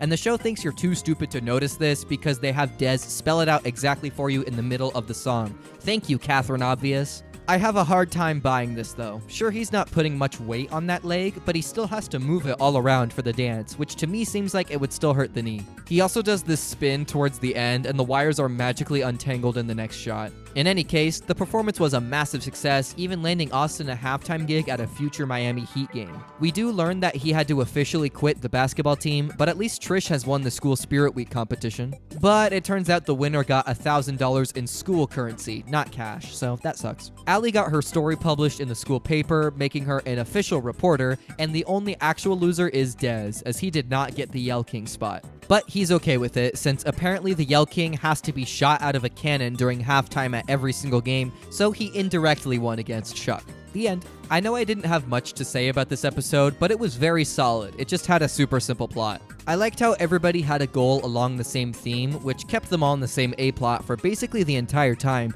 and the school being the primary setting was also a nice change of pace. It also had a lasting impact, since Dez and Chuck will remain on the cheer team with Kimmy for several more episodes. But let's move on to Season 2, Episode 22, Beach Bums and Bling. We discover Austin has just received his biggest check ever from Star Records, so he's kind of splurged and bought Dez this crazy car, Trish her own mall kiosk, and Allie some collector's item heel things. Call me a fetus or whatever, but this is how I learned that a kiosk is not necessarily a digital computer, it's just a self-contained physical entity that offers some kind of service or information. Trish has turned it into a hair straightening service business, but immediately closes shop for the day.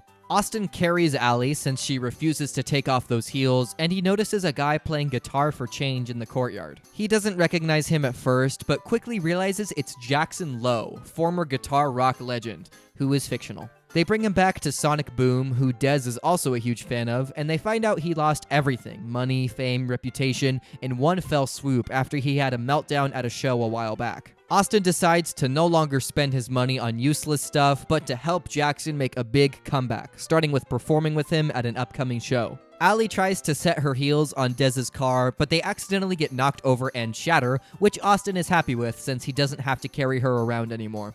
My personal headcanon though is she only wore them because she wanted Austin to do that. Dez and Austin try to help Jackson get his swagger back and eventually find success in the outfit department, but I don't know, he still seems pretty washed up. Meanwhile, Trish hires a girl named Bonnie to run her kiosk since she doesn't want to work, but at Sonic Boom she discovers her slacking off. So now Trish is getting a taste of her own medicine as boss. Her employee is lazy and a useless worker, which Allie points out. Deserved. It's showtime, but Trish informs everyone Jackson has bailed on the performance last minute and stole Dez's car, so Austin leaves to confront him. He talks about how he's too nervous to mess things up again, to which Austin replies he used to feel the same way until he remembered how his idol did it, Jackson. Whenever he'd get performance nerves, he'd imagine he was that rock and roll legend Jackson once was, and that's how he overcame the fear, which is enough of a pep talk to bring his head back in the game. You want to hear a secret?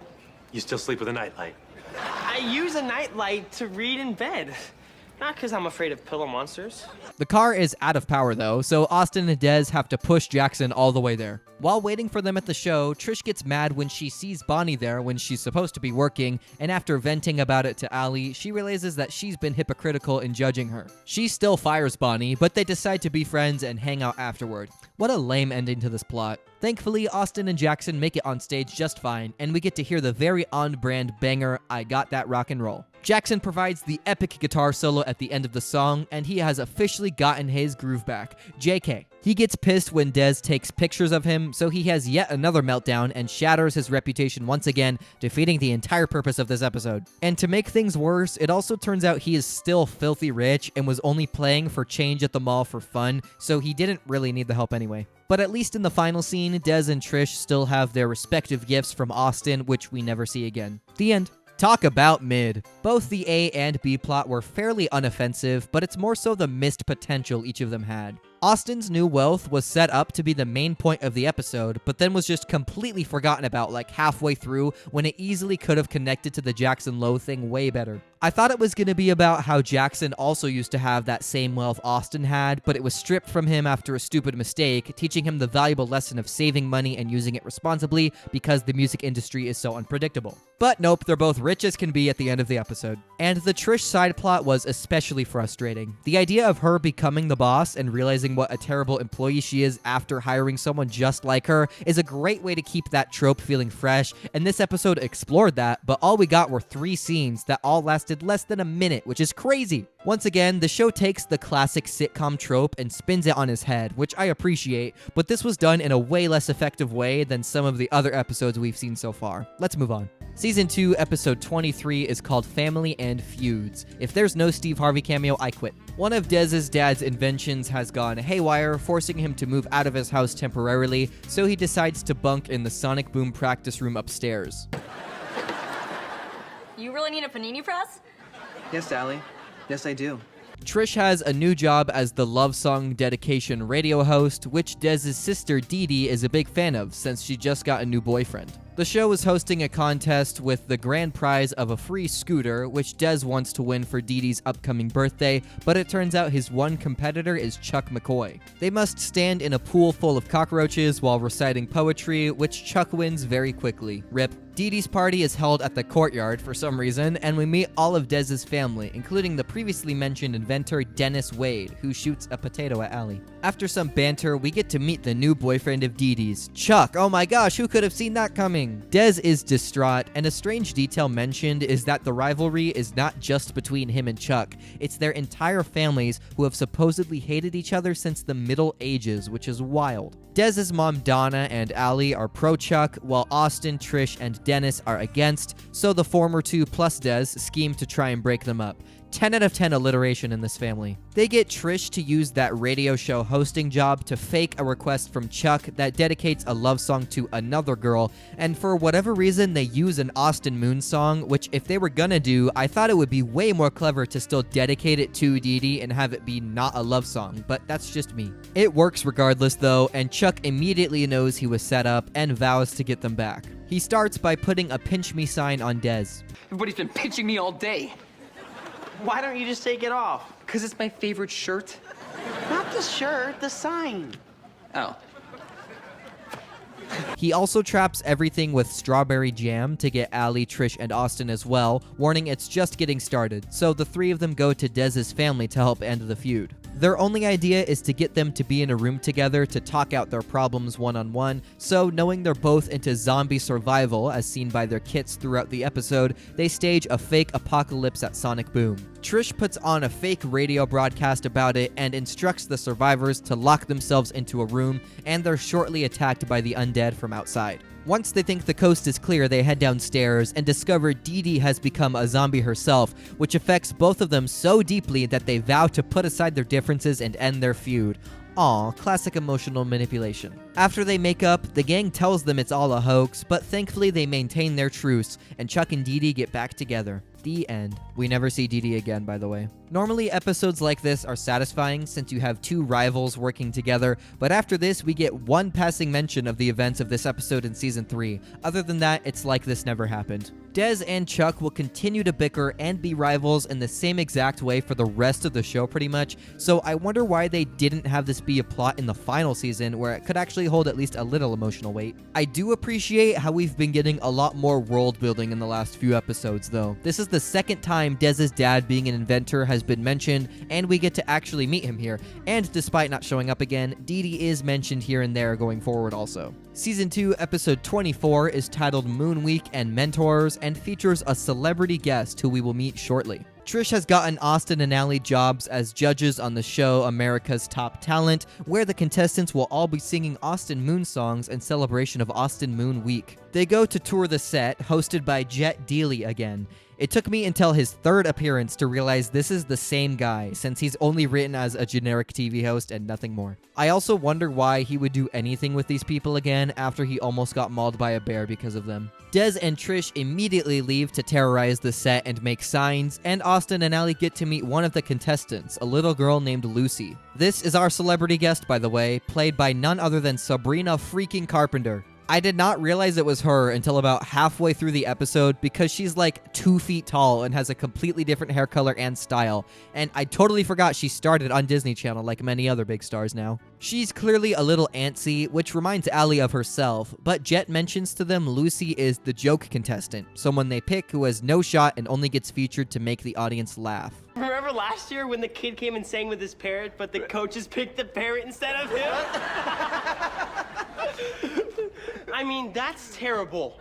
We cut to the filming of the show, and the other judges are Val Crawford from the Stray Kitties episode and Jean-Paul Paul-Jean from the Bad Dancing episode, which is a crazy combo. And even crazier, we get a cameo from Chloe and Halle Bailey, who won the last season of the show in Universe. In real life, they were the winners of Radio Disney's NBT Season 5. They sing a song called Unstoppable, which is mid. I like how this episode pretends that these two are the big celebrity guests to be applauding when little did they know in less than 10 years, the girl who's portrayed as a total untalented loser would overshadow literally everybody even remotely associated with this show. The show basically works the same as The Voice, and each judge gets to pick one contestant to coach, so they have to pick a contestant they think can win, but Allie keeps stalling so that they can pick Lucy. She awkwardly sings a version of Don't Look Down, but Allie sees promise, making her the contestant she and Austin have to coach. Meanwhile, in the B-plot, and I use that term loosely, Trish and Dez are in the audience and want to make sure they can appear on TV, so they work to construct a sign that will ensure the cameras pan to them at some point.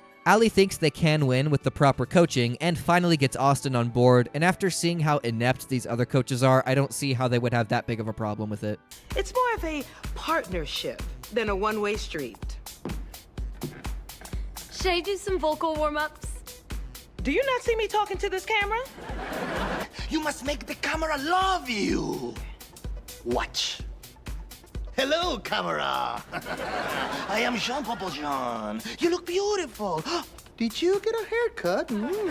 We get a little B-roll of Lucy being coached, and we discover Allie is unsurprisingly a total control freak and gives her an inadequate but inauthentic makeover, which Austin and Allie have a little argument over. during which Allie accidentally brings up the fact that she's a joke contestant a bit too loud, which absolutely crushes her, for like 5 seconds, until Allie apologizes and encourages her to be herself. So she puts those glasses and pigtails back on and goes back to the stage. She sings the song Who I Am, which we heard way back in episode 3, and then it was kind of used ironically since the episode was about Austin being a fake version of himself for Cheetah Beat, so I like how we got the reverse here. We don't get to hear the other contestants, but while the votes are being counted, Austin performs for everyone the song I Got That Rock and Roll, which we only heard 2 episodes ago, but I'll let it slide since this version is better, with much better choreography and not being shortened and butchered like they usually are. You know, the fact that we're hearing this song again made me realize this is basically the same plot as the episode it was last featured in. Character wants to give someone an inauthentic makeover to get them on top of the music industry, only for them to learn the value of being yourself,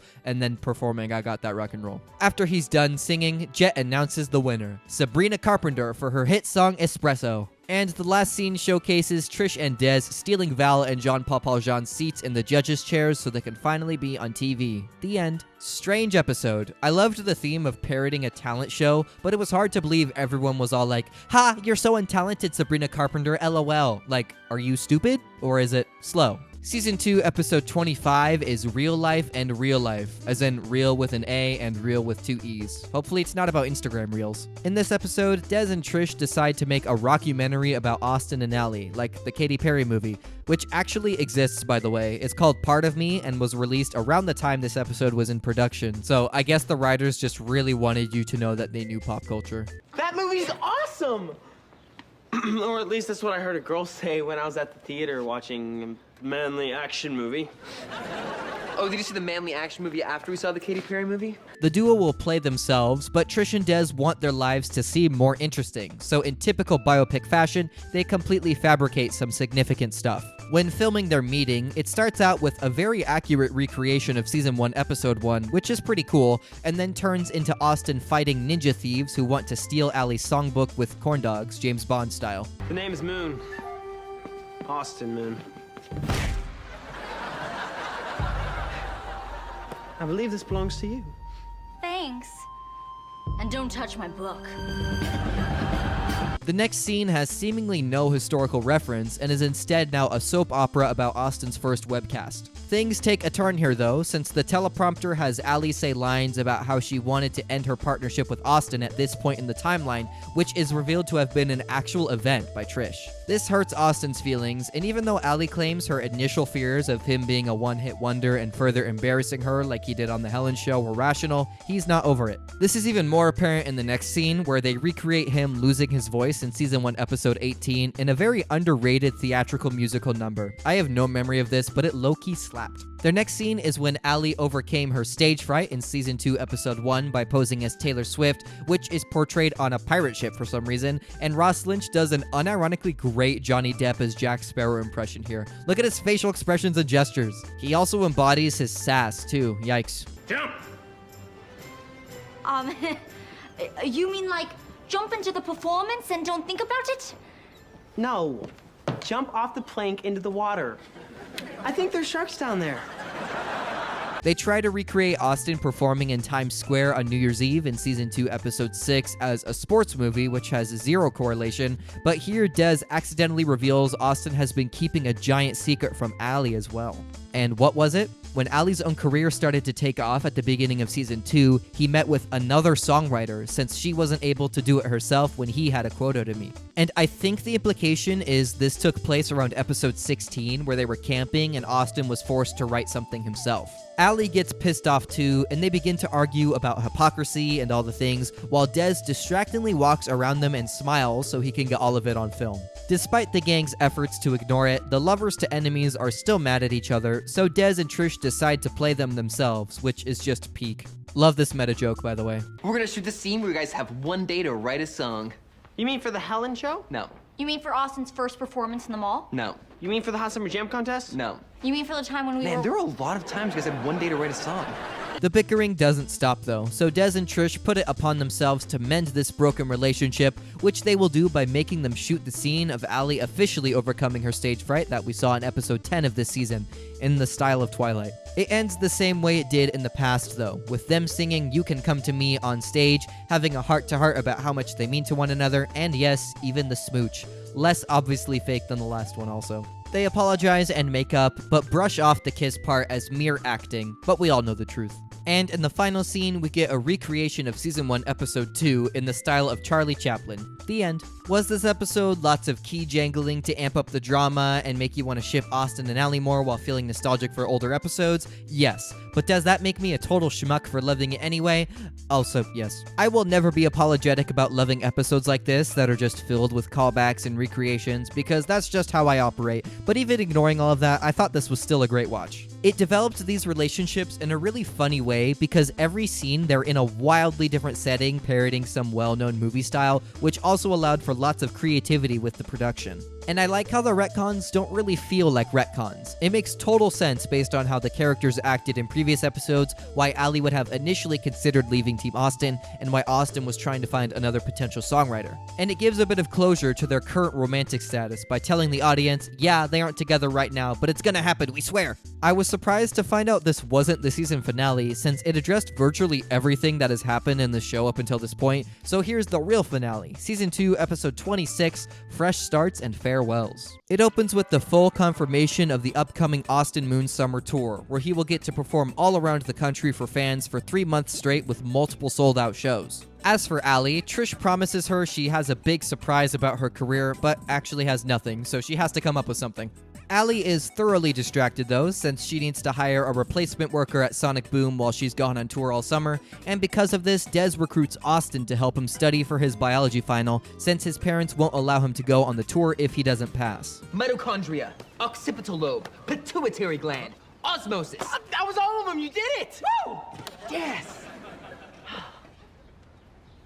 All I did was read those words off those cards. Trish has managed to get Allie a meeting with Ronnie Ramone with Ramone Records. JK. It was actually supposed to be at his office, which Trish didn't realize, and this guy is one of the applicants for Allie's Sonic Boom job. Ronnie isn't interested in interviewing anymore because of this, and Trish apologizes profusely, but Allie is fed up and fires her on the spot. The next day at school, Austin has negotiated with Jimmy Star to let Allie open up for him at his upcoming Miami show for the tour, and he offers to let Trish take the credit to restore her manager status with Allie. We also find out Des not only passed his biology test, but got a 94% despite Austin being the most useless tutor. You got a 94. I got a 92. That means... Yep, I got 3 more points than you. Who's the smart one now? We cut to the show where Allie formally reoffers the manager position back to Trish, but Jimmy walks in and accidentally reveals it was Austin who got her to perform, not Trish. Allie is mad about the continuous lying and fires her again. And then Ronnie Ramone walks in and says after Trish wouldn't take no for an answer, he finally listened to her demo, which he liked, and will consider signing her, depending on how well her performance here goes. This episode is moving so fast. Trish got fired for the first time literally 4 minutes ago, and she's already been rehired and fired again twice. That's gotta be a new record, even for her. Austin gives a very warm welcome to his partner once the show starts, and she performs the song The Me That You Don't See to overwhelming support from the 10,000 person crowd. We have come a long way from breaking a drum on The Helen Show. Ronnie Ramone is blown away and offers to sign Allie, but with a catch. She has to start right away, meaning she would miss Austin's tour. She discusses this with Trish, and we learn that her actual fear in doing this is missing her shot with Austin as something more than friends, convinced he will move on from her in those 3 months away. In the midst of this conversation, Austin takes the stage and sings a new song called Better Than This, which is a banger. But after the show ends and he's all hyped up to spend the summer with his best friends, Allie shares the news, but not giving an answer. The next day, Des, Trish, and Austin are about to get on the tour bus to leave and are still awaiting an answer, and she eventually shows up to say goodbye. Is it because I got a better score than you on that stupid test? everyone says their goodbyes, but Austin leaves her with a letter before getting on the bus, which we don't get to read the contents of, but the cover simply says, "Thinking about you." The final shot is very melancholy, with Allie optimistically recording her album while Austin sadly strums his guitar. And with that, season 2 of Austin and Allie is over. What a crazy cliffhanger to leave us with. Here is the second season character appearance graph. We have quite a few more notable characters than last time around, and in my opinion, of much better quality too. Despite their small number of appearances, characters like Brooke, Trent, Jean-Paul Valjean, and even Kimmy left an impression on me, unlike Season 1, which had people like Pirate Frank and Statue Guy. Mike and Mimi Moon and JJ also had a singular appearance in this season, but my rule is if they're in the show overall more than once, I'll probably include them. So now we've come to the second album review, but this one was a lot harder to work out. With Season 1, Disney released the album to directly coincide with its release, featuring almost every actual song from that season, plus a couple bonus R5 tracks, which was great. But they did no such thing for the rest of the show. The only other album they released was Austin and Allie Turn It Up in the middle of Season 3's run, with songs from mostly the third season with a few from the second. And then it got even messier with Season 4 in more ways than one, since the only thing to be officially released after that was a single of Can You Feel It and an EP in 2015 that only had 4 new songs. And because of that, lots of songs were not officially released / only showed up in special releases in different countries, so we don't have a clean single album to look at here. So with all of that in mind, we're gonna have to do this a bit differently. Instead of reviewing one album, we're basically just talking through the Season 2 songs and whatever weird release limbo they ended up in. So let's get started. We start off strong with track 1, Don't Look Down. This has always been a bop, and I still hold that opinion, and it's made extra special by its significance in the show. It was in episode 1 at Jimmy Starr's Halloween party, and was initially meant to be a duet between Austin and Taylor Swift, but Allie had to step in at the last second when Taylor got hurt, marking the first time she performed on stage. And the lyrics fit Allie's character perfectly. It's about confidence and pushing through something you're unsure of, which would otherwise make it a generic empowerment anthem, but here we've seen exactly what it's talking about for a whole season. I also like how it's a pivotal moment for her character, but not her full breakthrough. The only reason she was able to do this was because everyone thought she was Taylor Swift, so it makes it a nice stepping stone for her character, if you will. My favorite part of this song has to be the breakdown during the bridge. I just love the energy it brings, and it transitions really nicely back into the pre-chorus. As far as a music video goes, the main one we get is in its premiere episode, and they do a pretty good job of cutting it down. The song will also be featured in a couple more episodes in Season 3, but the Halloween costumes and everything make the first one way more visually distinct. The one gripe I have here is this is near impossible to access on streaming. There's a full version on YouTube that is decent quality, but from what I can tell, it's only available on Spotify and Apple Music in Japan, which is lame. So yeah, tough song to top in this soundtrack for real, for real. Let's now talk about song 2, Who I Am. My only memory of this one comes not from the show, but the Disney Channel miniseries, This Is Who I Am. If you aren't familiar, it was when Disney would do these segments with some of their stars, giving us a look into their upbringing and how they got into acting and all the things. And most of them are on YouTube, actually. You can see them about Ross Lynch, Laura Marano, Zendaya, Dove Cameron, Luke Benward, and Maya Mitchell. The series used very short snippets of the song, and as a result of that, I knew almost none of it going into this retrospective. In fact, I didn't even know it was featured in Austin and Allie. But nonetheless, it's actually a great song. I thought the lyrics would be super cheesy given its tagline, but honestly not really, just a fun tune all around. I am not the biggest fan of the bridge though. It drags a bit and keeps the same energy as the chorus, which kinda makes it fall flat. Lyrically, it's expectedly about being yourself, but one of my favorite things about this show is how it takes these themes that sound generic on the surface and make you actually appreciate them once you hear them in the show.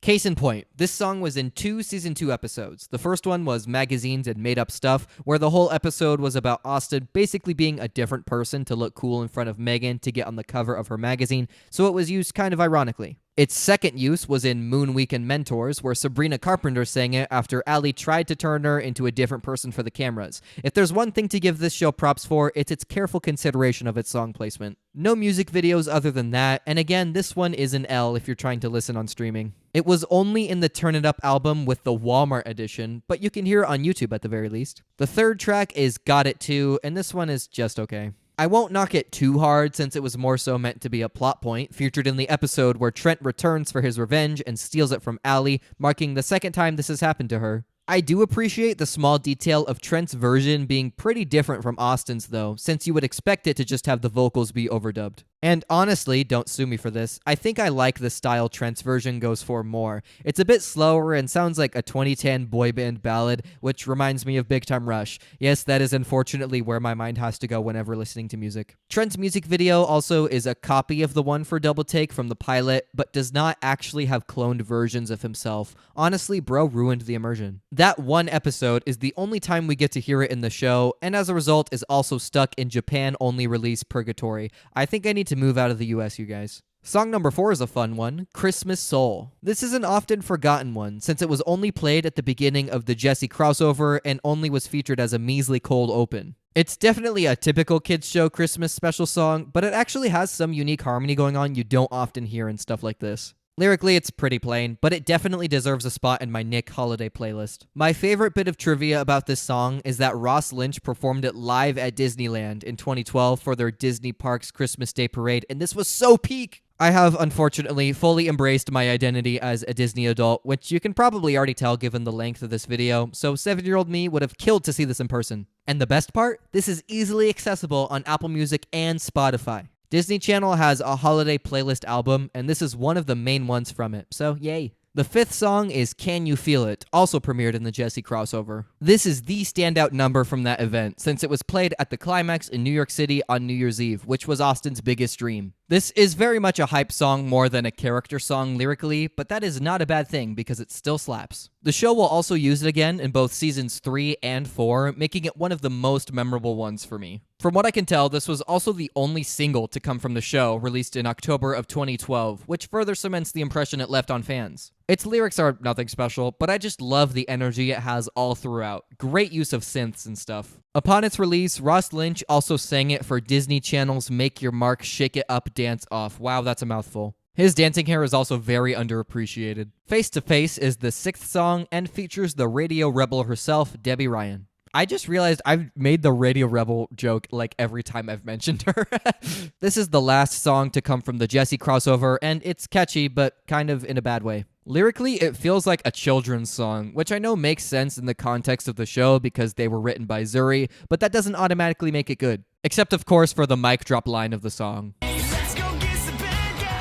Its tempo is really similar to Christmas Soul, and they give off similar energy now that I think about it, so I wonder how close together these were written. Debbie Ryan actually doesn't sing a whole lot on this one, surprisingly. I mean, she's definitely there, but hardly takes the lead at any point. The music video is just a montage of different scenes from the crossover, and I love the detail of Jesse holding the broken guitar, unless that was just a lucky coincidence because they didn't have another guitar prop and thought it'd be funny, but whatever. Once again, this can only be found in full on YouTube and in the Walmart edition of the soundtrack. I'm so sorry to those who cannot have a complete Debbie Ryan playlist on Spotify. Number 7 is No Ordinary Day, and I unfortunately have little to say about this one. And that's not because it's bad, far from it. It's because we have yet to get a full version of the song, which is asinine. I think this is just as good as songs like Double Take and Heartbeat, so I don't get why this never made the cut. I don't know if that's an unpopular opinion, but it's a good song. I especially love the chorus and its melody, way more unique than the other songs we've talked about while still being catchy. And yeah, maybe the lyrics aren't anything special, but come on, it at least deserved better than a song about imaginary friends. And that's what makes the handling of it so dumb. This isn't some throwaway background track. It's the entire centerpiece of the plot in Ferris Wheels and Funky Breath, complete with a full music video setup, and the next episode follows that up by telling us the video was a huge success. So by the show's own logic, this is one of Austin's bigger songs from the season. At least it has a music video for its short version. It takes place at an amusement park and fits the whole ordinary day turns special vibe well enough, and it gives the song an actual visual identity. But all of that just honestly makes it more frustrating because they clearly did enough with it to prove they cared, just not enough to release the whole thing like normal people. But rant is over. Let's move on to a song that the show actually acknowledged. Song 8, You Can Come to Me. This is our first true duet between Austin and Allie, since it was Allie actually being herself. It's one of the rare slow and more emotional songs, which as a kid I didn't like because it didn't get me hyped, but man does this hit hard as an adult. Most of the instrumentation is just acoustic guitar and very light drums and electric guitar, so the main focus is the harmonies and lyrics, and Laura Morano actually is the lead vocalist for this track. And speaking of harmony, their two voices blend so well, which was not apparent until listening to a more stripped down song like this.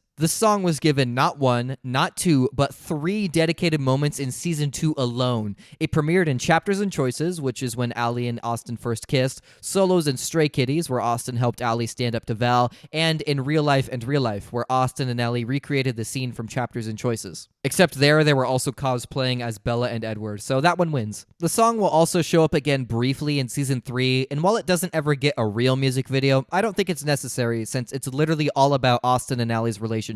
It wasn't released on a standard Austin and Allie album or EP, but you can get the full version on streaming through the Disney Channel Play It Loud soundtrack, which features some songs from Jessie, Shake It Up, Ant Farm, and a few others from Austin and Allie. Absolute peak song. Let's keep going. Track number 9 is I Think About You, and this one also serves a similar story purpose to the last one. It debuted in Partners and Parachutes. Austin discovers Allie wrote it after he got her flowers and sings it to make up after choosing Kira over her, like an apology serenade. Thematically and harmonically, it's really similar to You Can Come to Me, and that on top of it just being a solo song as opposed to a duet with Laura, I think it kind of blends in a bit. And that doesn't make it bad, by the way. It's another slow and mature song, which the show doesn't have a whole lot of. It just is played so close to the last one in the show that you kind of forget about it. I do appreciate how it doesn't make Austin be all coy about his feelings for Allie, though. Brother just says it outright, so respect, because I didn't want to sift through all that cringe. The song thankfully did make it to the Turn It Up soundtrack, being the penultimate song, so it does leave an impression for those listeners. It will get a super short appearance in season 4, which is actually rare for these songs, so that's nice. The music video is a nice, sappy montage of Austin moments that are enough to make a grown man cry, and also me. Let's move on. Song 10 is called Finally Me and is the first real song Allie completely sings solo.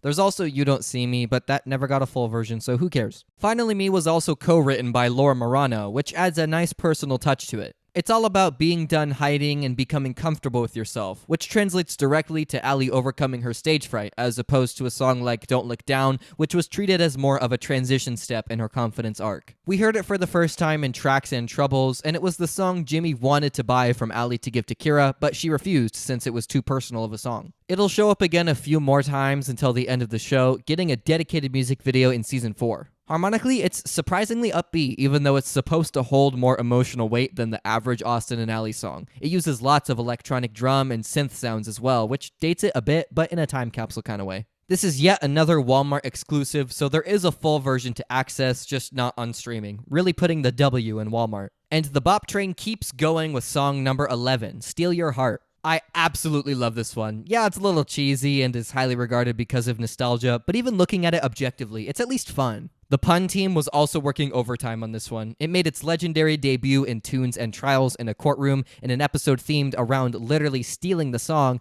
and the chorus has the motif of law and crime as a metaphor for falling for someone. That scene is the only music video we get, and it's a shortened version, but the song will get a nice little reprise in season 4. It was also Austin's first successful song he wrote all by himself. We are really hitting every possible bit of character development with this soundtrack. Ross Lynch also sings really low in the verses, which made me do a double take, pun intended, when I first listened, because it actually sounds like his brother. Don't know if it's Rocky or Riker, whoever sang on Crazy For You. And thankfully, the Overlord executives responsible for releasing the Austin and Allie soundtrack blessed us with not only the full version, but one directly accessible on streaming. A true unicorn of a song. And speaking of songs Austin wrote by himself, at least in theory, Timeless is the 12th track. He wrote it in his dream in the episode Future Sounds and Festival Songs, so Austin Moon is canonically leagues ahead of Paul McCartney, who only came up with the mere melody of Yesterday in his sleep. Get song-mogged. If you don't remember, Austin gets zapped by the Tune Pro 3000 in that episode, which causes him to go into a dream about the future and how technology should not be the thing to come up with music.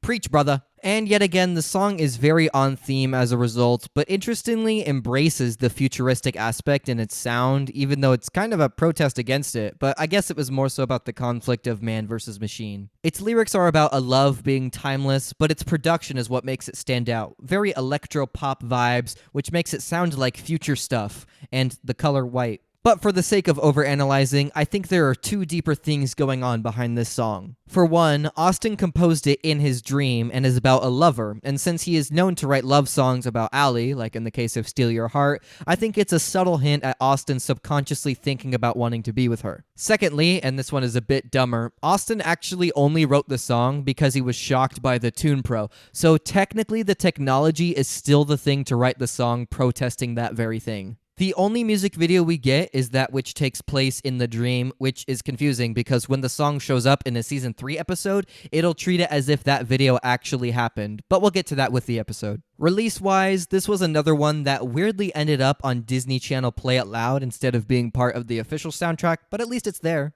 Next up is song 13, Living in the Moment. There's not much to talk about here because we never got a full version and I don't really like it anyway. It starts out strong with a minor key and just an acoustic guitar, but almost instantly turns into a hyper-electro hip-hop sound with musical phrasing that makes no sense. It's also way more rhythmic than melodic, which is fine if it's used right, but to me it sounds as though they were using what we hear as a placeholder and then just never went back to it. The music video is just what we get in the episode it initially showed up in, which was Sports and Sprains. It was the one Austin performed with the help of wires to mask his knee injury, and I kind of like the idea of this music video, but it's also performed in a school gym, so it doesn't match its potential to say the least. Next up is I Got That Rock and Roll, the 14th song. This one is super high energy and a ton of fun, even if it's not that impressive on the other fronts. It's also a bit repetitive, even though it's only 2.5 minutes long, but I do really like the guitar and organ parts. It was the song shown in Beach Bums and Bling, but actually got teased before that in Tracks and Troubles. It was what Allie sang when they accidentally recorded over Kira's song. Its first performance was with fictional rock star Jackson Lowe and got another dedicated performance just 2 episodes later in Moon Week and Mentors. And there's not much else going on. It's mostly just swagger, crowd hype, and Ross Lynch announcing that he does in fact have that rock and roll. This made its way onto Disney Channel Play It Loud in 2013, so if you go to a family-friendly dance party, you know what track to blast for everyone. Song number 15 is Unstoppable, and this one is Boo Boo.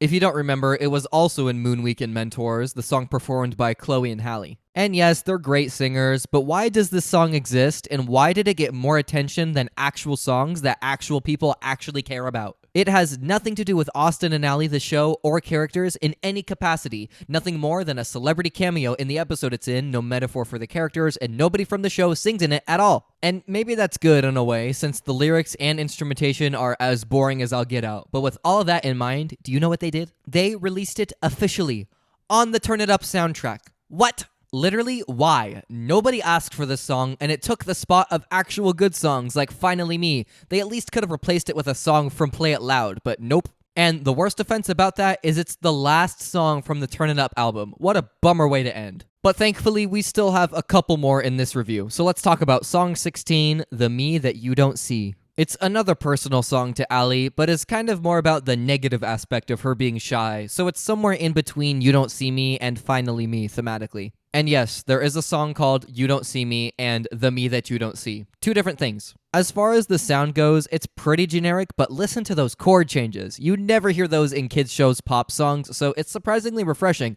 especially when you get to the bridge. This is another solo Allie song, which made its debut in the Season 2 finale, and will have another brief acoustic version in the Season 3 premiere. The full version can be accessed on Play It Loud, and that's kinda it for the song. Good, just not the most memorable. And to round out the Season 2 music, we have the 17th song, Better Than This. I enjoyed this one. Once again, it's in a minor key, so that automatically makes it stand out given its darker atmosphere. My main problem is it has lots of empty space in the verses and makes it sound a bit boring, but not in a big way, just something I noticed. It also showed up in the Season 2 finale, kicking off Austin's big tour, and it was a great music video to go out on. It's got cool lights, fog machines, and great choreography. With umbrellas and rain, the dedication is peak. And according to Caleb Worthy on Twitter, the rain was not intentional, but the fire alarms went off and they just rolled with it.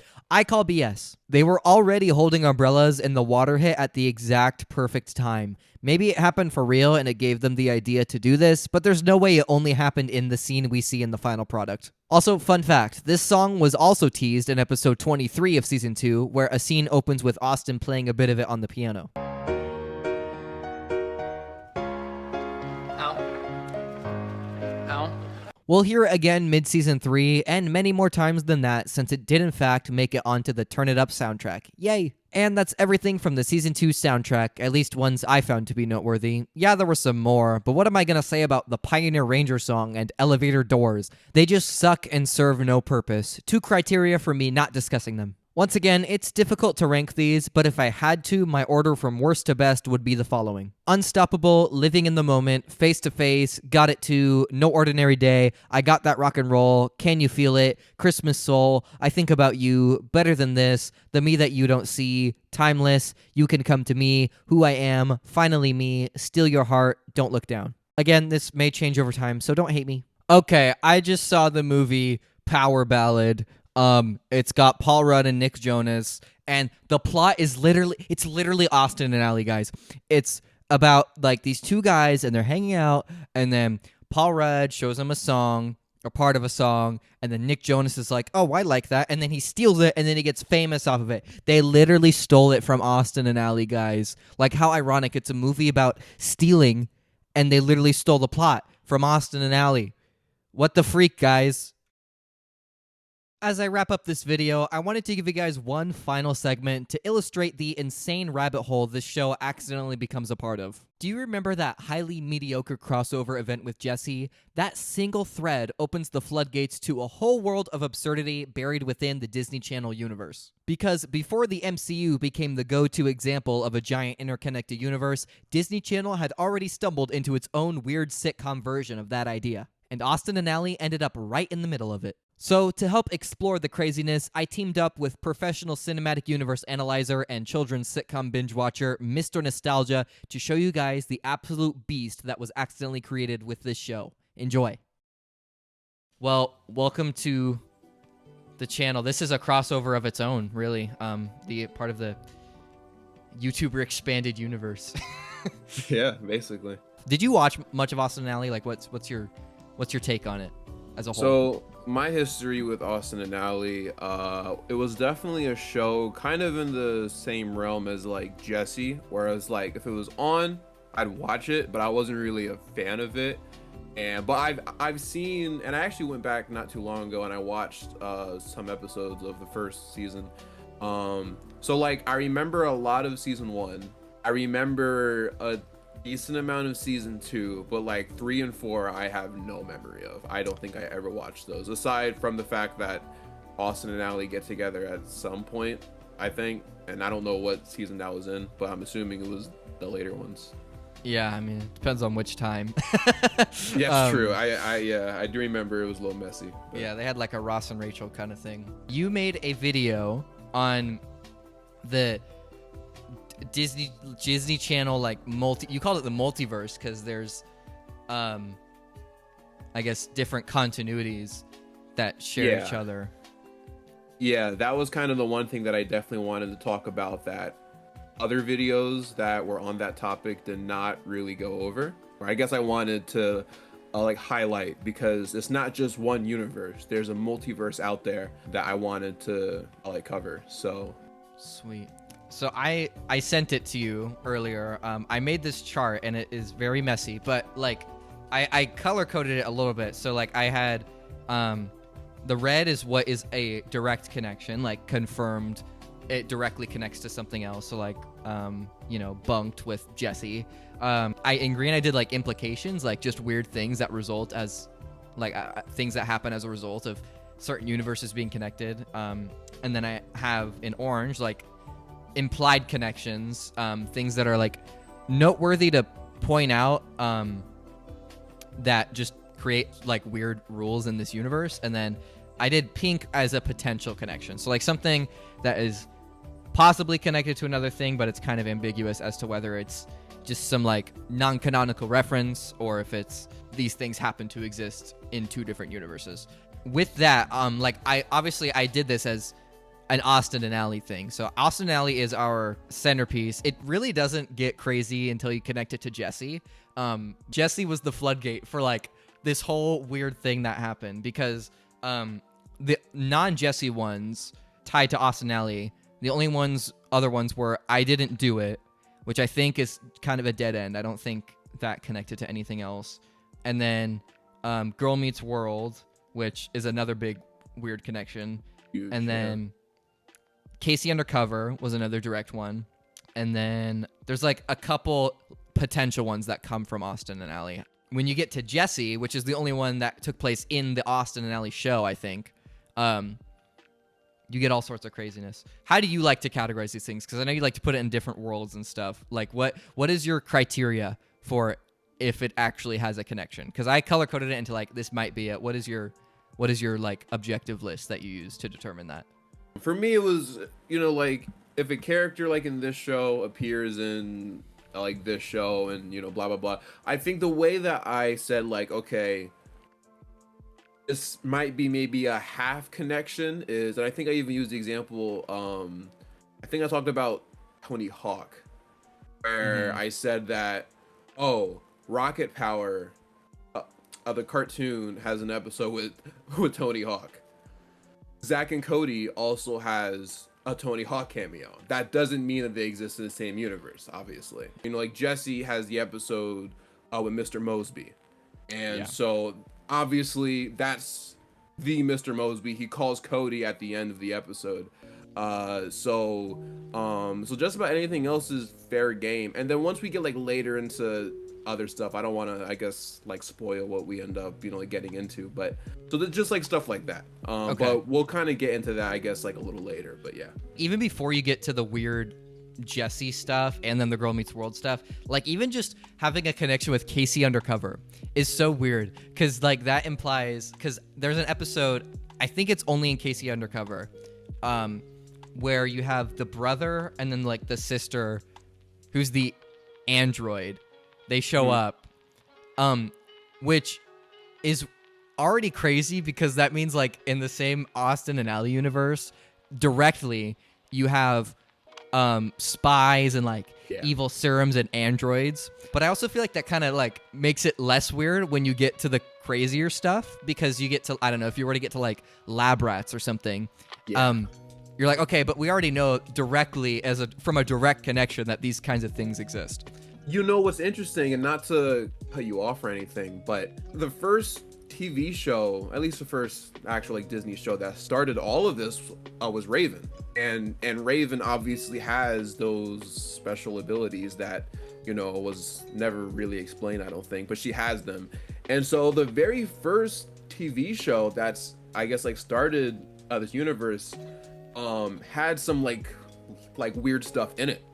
So, you know, the very first crossovers that we got, it kind of dealt with like Zack and Cody having to understand like, how does Raven have these visions? So since the early days, there's always been like strange stuff that I guess makes other stuff like Lab Rats and like Mighty Med a little easier to accept, maybe. So it is kind of cool that it like almost always existed. Yeah, well, that was the weirdest one, like, because the Hannah Montana plus Zack and Cody crossover. So they did one with That's So Raven, and then they did one with Wizards of Waverly Place. So two like more fantastical kind of shows already, which is already bizarre, because I mean, maybe not Zack and Cody, but I feel like Hannah Montana at least was very grounded in just like realistic fiction. Nothing weird happens. And then all the other series like Good Luck Charlie, which is like very, very grounded in normal stuff. But you have a connection from Good Luck Charlie to Wizards of Waverly Place, because you have Good Luck Charlie. Let's see, you have Good Luck Charlie to Jesse to Sweet Life, which connects to Hannah Montana and Wizards. So you have also like this. We'll get into this later, but that means you already have two Bridget Mendler lookalikes. But we'll get to that later. So I think the Jesse branch is the craziest one. Like we said, Jesse had a connection to Good Luck Charlie. So like Austin Alley and Good Luck Charlie are implicitly connected. Good Luck Charlie also did a crossover with Shake It Up. So right there you have a lot. But then Jesse then goes to Liv and Maddie, and then Jesse obviously goes to Bunked. And then the first kind of crazy one is Bunked and Raven's Home. Is it Raven's Home have a connection, right? Yeah, they crossed over. Yeah. And then the craziest one, which is like may be subject to debate, is Ultimate Spider-Man. I know you kind of would make the case that it's not the same Jesse as we see with like Austin and Ally and stuff, right? Yeah, because my thing is, right, first of all, they never reference Spider-Man in any other like Disney thing. Matter of fact, the crazy thing is, I remember this episode of Jesse. There's an episode where Emma references Andrew Garfield and Emma Stone, who were obviously in, the Amazing Spider-Man. Now, again, that doesn't mean that in that universe they played, like Peter and Gwen. To me, the biggest thing was Mighty Med. And so Mighty Med has the rule that all superheroes, all that stuff is like hidden. So if there's a superhero, you don't know about it at all. And so Spider-Man, I think, would fall under that category, just going off of the rules of Mighty Med. So that's why I think that Ultimate Spider-Man kind of exists, or that episode of Ultimate Spider-Man that has Jesse kind of exists. Like, it's probably completely canon to Ultimate Spider-Man and all the other shows that existed in the universe, like Avengers and Guardians or whatever. But I don't think that is literally the Jesse kids from what I call Earth 1. So I listed that as a potential connection, but if you go with that is the same character route, you get some crazy stuff. So you also get Phineas and Ferb from that, because you had that Phineas and Ferb Mission Marvel episode, which had Ultimate Spider-Man, and then also had it had like Thor, Iron Man, Hulk, and MODOK. So there, like, if you take that as a direct connection, you have Austin Moon and Phineas and Ferb in the same universe. The crazier one, though, the route that like I went on, and this is getting into multiversal connections, is Ultimate Spider-Man shows up, at least I think, in Across the Spider-Verse, right? I don't know. I know Spectacular does. Okay. Spectacular Spider-Man, he even has a speaking role in Across the Spider-Verse. I do, however, know he appears in a Spider-Verse comic that wasn't connected to any of the movie, because the concept of the actual like Spider-Verse existed way before like any of those movies or whatever. So yeah, there is a spider, I think it's Spider-Geddon, I think, where I'm pretty sure you see the Ultimate Spider-Man from that cartoon to some capacity. But then that crossover, I think, also had the Spider-Man from the games, which I believe he does make a cameo in Across the Spider-Verse. To even tie it in even more, spoiler alert for those who haven't played the game, even though it came out like 3 years ago, there is a hidden level in the Spider-Man 2 game that released on PlayStation. I don't think it was hidden, but where the actual like Spider-Verse stuff, there's like a portal that opens up that I think ties into the movie, kinda. Being a comic nerd, I would like to assume that all that stuff is still connected. But again, if Ultimate Spider-Man does exist in the same universe as all of the Disney stuff, then that opens up a whole can of worms. Yeah, well, because I would say, I don't remember it, because there's so many of them in Across the Spider-Verse, so I don't know like who was in the background, because I know Ultimate Spider-Man definitely didn't have any lines or anything. Yeah. But I think you could, through the canon multiverse, I think it's I'm pretty confident that is part of the Spider-Verse that we see in Across the Spider-Verse, which I know it's multiverse anyway, so like anything could be connected, but I think there would be a canon multiverse Spider-Man interaction there. So if you get to that, you have that Andrew Garfield Spider-Man cameo. Yes. And then obviously that Andrew Garfield through the multiverse appeared in Spider-Man No Way Home. Mm-hmm. So through the Spider-Verse, you can make a case that Jesse is canon to the MCU. You could, yeah. So even if the versions of Jesse that we see in Ultimate Spider-Man is not the exact ones that were in the actual show, it's still a version of them, which to me definitely implies that that's just an alternate universe where all that stuff still exists. I think regardless, it's still kind of connected. It's just not as concrete, if that makes sense. Yeah, I think you're right. So I think that's kind of the furthest you can get is like the MCU. That's the furthest like chain of connections you can get with the Ultimate Spider-Man one. So if we go back to Jesse, they had a direct crossover with Liv and Maddie, right? Yeah, the Hawaii special is like Parker and Joey meet the cast of Jesse or something. So Liv and Maddie, which is another weird one, another weird connection, because in Austin and Ally, you have the Billy and Bobby episode. I don't know if you ever watched that one. I think it was in season 3. So that's an episode where they are collabing with these people who have like are performers for this children's show, and they're played by Dove Cameron and I forget what his actor's name is, whoever plays Diggy.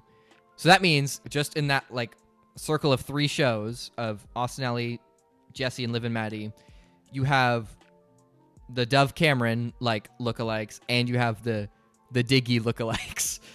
Wait, so that was an episode of what show? That was an episode of Austin and Ally. Really? So Dove Cameron was on an episode of Austin and Ally? Yeah. It was in either season 3 or 4. I don't remember. And so like, and then Liv and Maddie doesn't get more interesting than that. But then the last big concrete one is the Girl Meets World route, which is where it gets even crazier than Jesse potentially, because you have the Austin Ally characters showing up in that one Halloween episode of Girl Meets World. Girl Meets World also crossed over with Best Friends Whenever.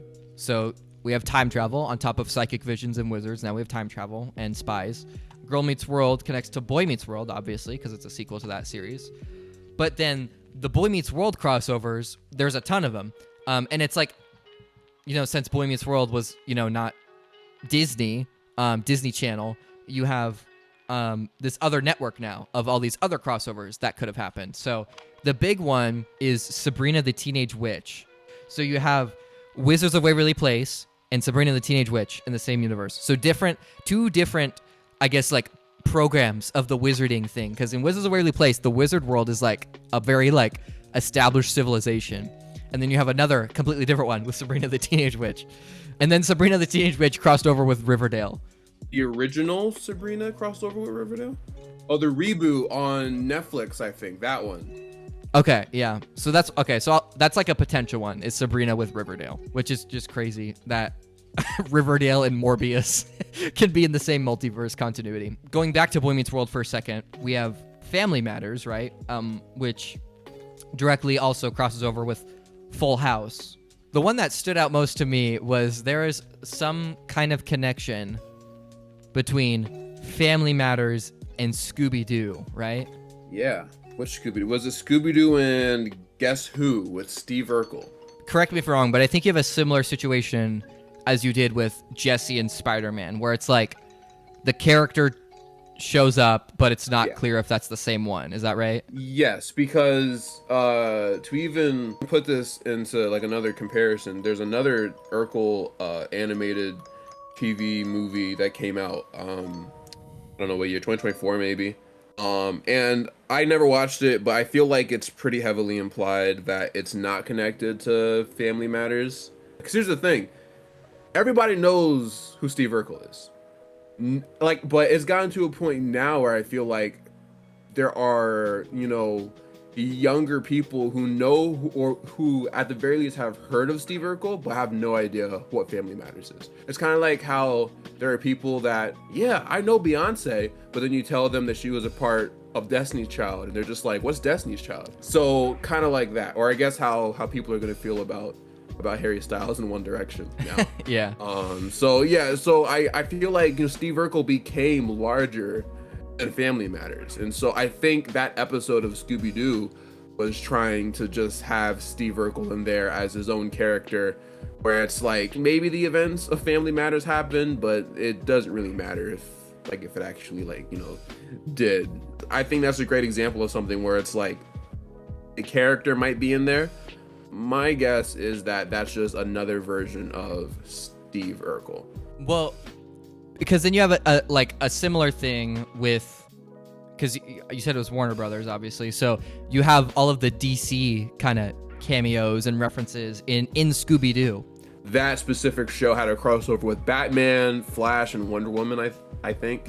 I pointed that out because, like, again, it requires a fair amount of squinting, But if you take all of those connections as legitimate, you have a real connection between DC and the MCU. Yeah, I mean, even without all that, I mean, Marvel and DC have had crossovers. Even, I mean, like this year, like in the comics, there's been like Spider-Man and Batman and like Wolverine and like Nightwing and stuff like that.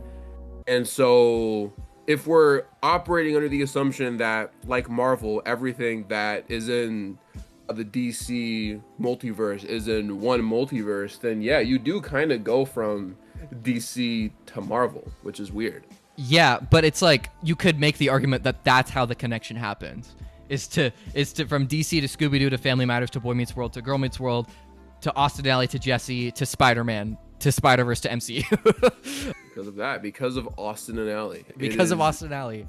It is the thing that brings everything together. Do you think Des Wade would make a good like Justice League member? So funny you say that. Have you ever heard of Smallville? Yes. There's an episode of Smallville with Caleb Worthy where he plays a member not of the Justice League but of another DC team called the Legion of Superheroes, and he plays a character named Lightning Lad, I believe. Are you serious? I'm so serious. That's crazy. Yeah, it's so funny that you mentioned that. Wow. But yeah, he does play Lightning Lad. That means you also have like these like multiversal doppelgangers also. So you have Caleb Worthy in the DC universe and then in the regular Disney Channel one. Yeah, there's a couple Caleb Worthys because he was in an episode of Zeke and Luther, a show that I know nothing about. Duh. And he might be in like a couple other ones. I don't know. He was in Good Luck Charlie, wasn't he? Yeah, I was gonna say he's in Good Luck Charlie. He's one of the LARPers. So you made the case in your video of the connection to like Aaron Stone. So in Good Luck Charlie, he plays the Aaron Stone video game. You have Cameron Boyce's Carlos DeVille playing that in Descendants, right? Which is supposedly, I don't know if I believe this, canon to the Disney Channel classic movies that they're based off of. So Aladdin and Maleficent. So if you assume that Aaron Stone exists because it's the same universe, you have Jesse, Austin and Alley, Good Luck Charlie, canon to classic Disney. I don't know how much I believe Dove Cameron when she said that they're fully canon. I somehow doubt that Disney would allow that to happen. Not to mention, there's an episode of Parrot Kings where they reference the movie Aladdin. And look, obviously, I don't expect Dove Cameron to know that. She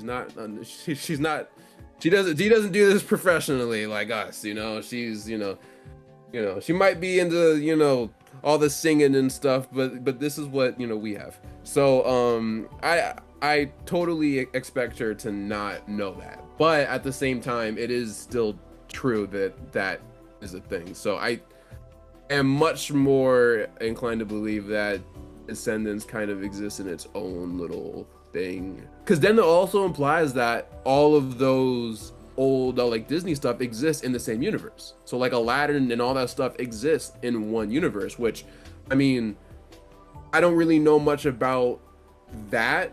I don't know if there's like the Pixar theory where they try to connect all that stuff together. Maybe they are in the same universe, but I kind of feel like they aren't.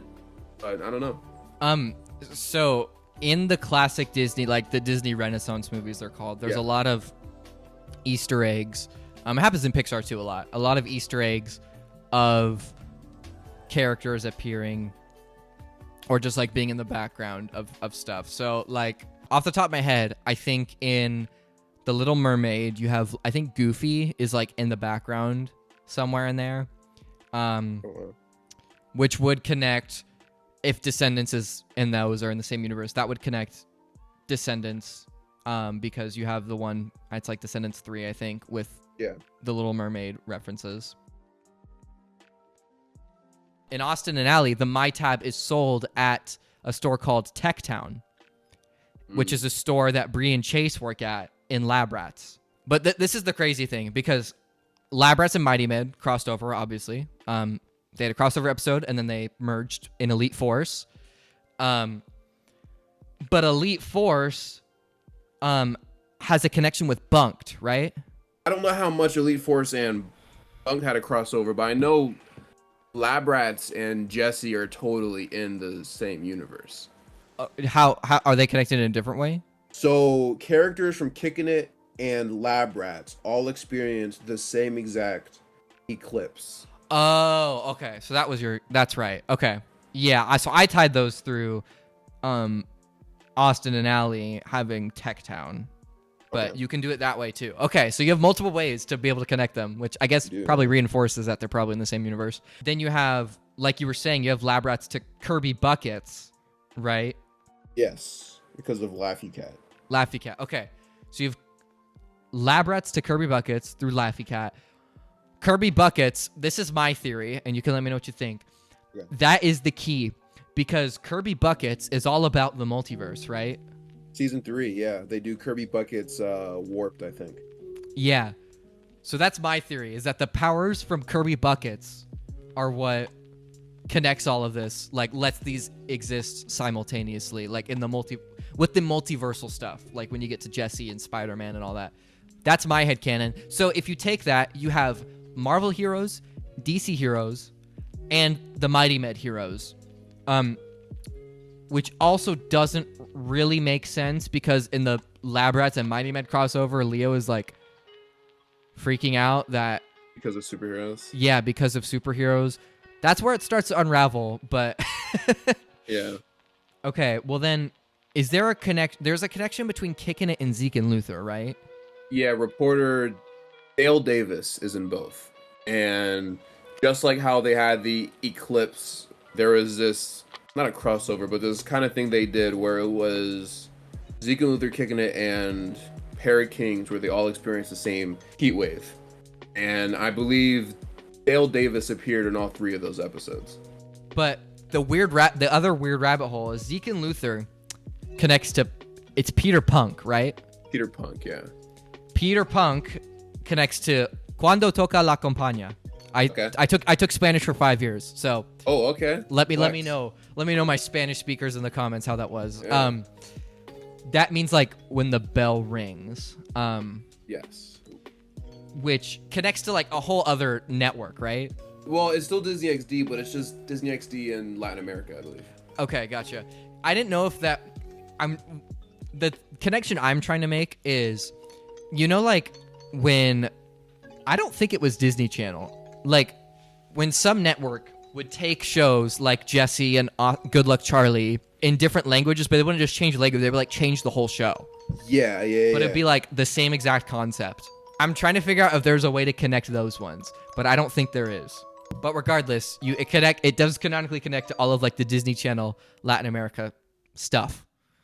The next big thing is the actor paradoxes / doppelgangers. So, for example, in Good Luck Charlie, in the episode The Singing Dancing Duncans, if you remember that one, Amy hires a like actor family to compete in like the show, and the one who like plays Gabe is played by Cameron Boyce. Yeah. And then Good Luck Charlie had a direct crossover with Jesse, which has Cameron Boyce playing Luke Ross. Yeah. You have a similar thing in Shake It Up, in Good Luck Charlie. In Shake It Up, I don't remember the kid's name. He was in an episode of Good Luck Charlie, also in like the Snow Show episode. Oh, Flynn, yeah. Yeah, Flynn. So you have that like in those direct ones, but when you kind of zoom out and look at these broader, more implicit crossovers, you have crazy doppelgangers. So like one would be Bridget Mendler, who is Teddy in Good Luck Charlie, but she also plays Juliet in Wizards of Waverly Place. Yeah. And you have direct connections to all those shows. You have Jesse to Sweet Life to Wizards, and then Jesse to Good Luck Charlie. Yeah. So that is like a direct, canonically in the same universe. You have 2 people who look exactly like Bridget Mendler. You had a theory in your video. It tied it back to Family Matters, I think, right? So my theory was, to shorten it, there's an episode of Family Matters where Steve Urkel creates like a clone of himself. The clone machine breaks. Then my theory was that when the clone machine broke, it sent out this wave of like duplicator energy out throughout the entire world. But the thing that tied all that together, I'm not gonna lie, I gotta cook with that video. The thing that tied all this together was that Reginald Vell Johnson, who played Carl Winslow in Family Matters, is the person with the most doppelgangers or clones, whatever, in the entire like Earth One. So including all the ABC, like all the ABC and the Disney Channel stuff. He has like I think 6 or 7. Oh my gosh, 6 or 7. Just actually like 6 or 7 like clones or whatever. He's in Good Luck Charlie. He's in Girl Meets World. I think he's in the Parkers, and so he was in the room when that machine exploded or whatever. So that's why. So that was kind of my theory. Also, I had one other theory that I didn't get the chance to say in that video. So there's a character in Family Matters, right? She only appears, I think, in the first 2 seasons, but it's the littlest daughter. Her name is Judy.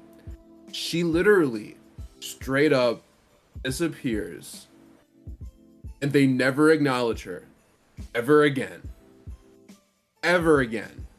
Like, that's a whole daughter, a whole like sibling, a whole member of the family that never gets acknowledged.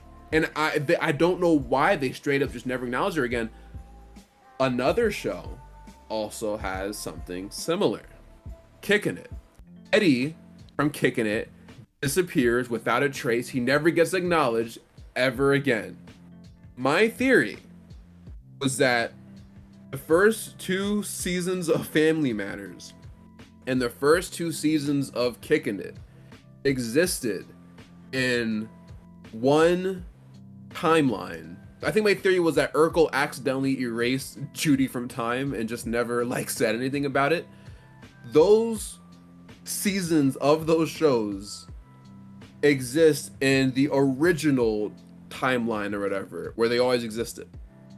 And Judy is Eddie's mom. Now here's the thing that ties it all together. Judy's big brother in Family Matters was named Eddie. Whoa. So she named her son Eddie because of her big brother Eddie. And they both managed to disappear without a trace. That's my theory, and I'm sticking to it. That I believe it. I will make no arguments about that. That's crazy. Maybe Steve Urkel will return in Avengers Doomsday. We'll have to wait till December. With that in mind, we have lots of tons of doppelgangers. We have 2 Sabrina Carpenters. I don't know if you knew that one. Then you also have in Sweet Life, and I think they make a joke about this. You have at least between those shows, you have 2 Debbie Ryans, because you have Jesse and then Bailey. Doesn't Mr. Mosby joke about that or something? Yeah, in that one episode of Jesse, it's like, I'm telling you, Cody, she looks exactly like Bailey. Okay. Yeah. But then you also have Debbie Ryan in that episode of Mighty Med. She was the character Jade, I think was her name. She was the superhero remix in one episode. It was just one episode. As far as Zendaya goes, you have at least 3, because you have Casey Undercover and Shake It Up, and then she was in an episode of Ant Farm. You have, I think, 4 Rainy Rodriguez, right? There's a lot. Off the Dome, she was in, obviously, Austin and Ally. She was in Sweet Life. She was in Bunk. She played like a counselor or something, yeah. And then I think she was in I'm in the Band, right?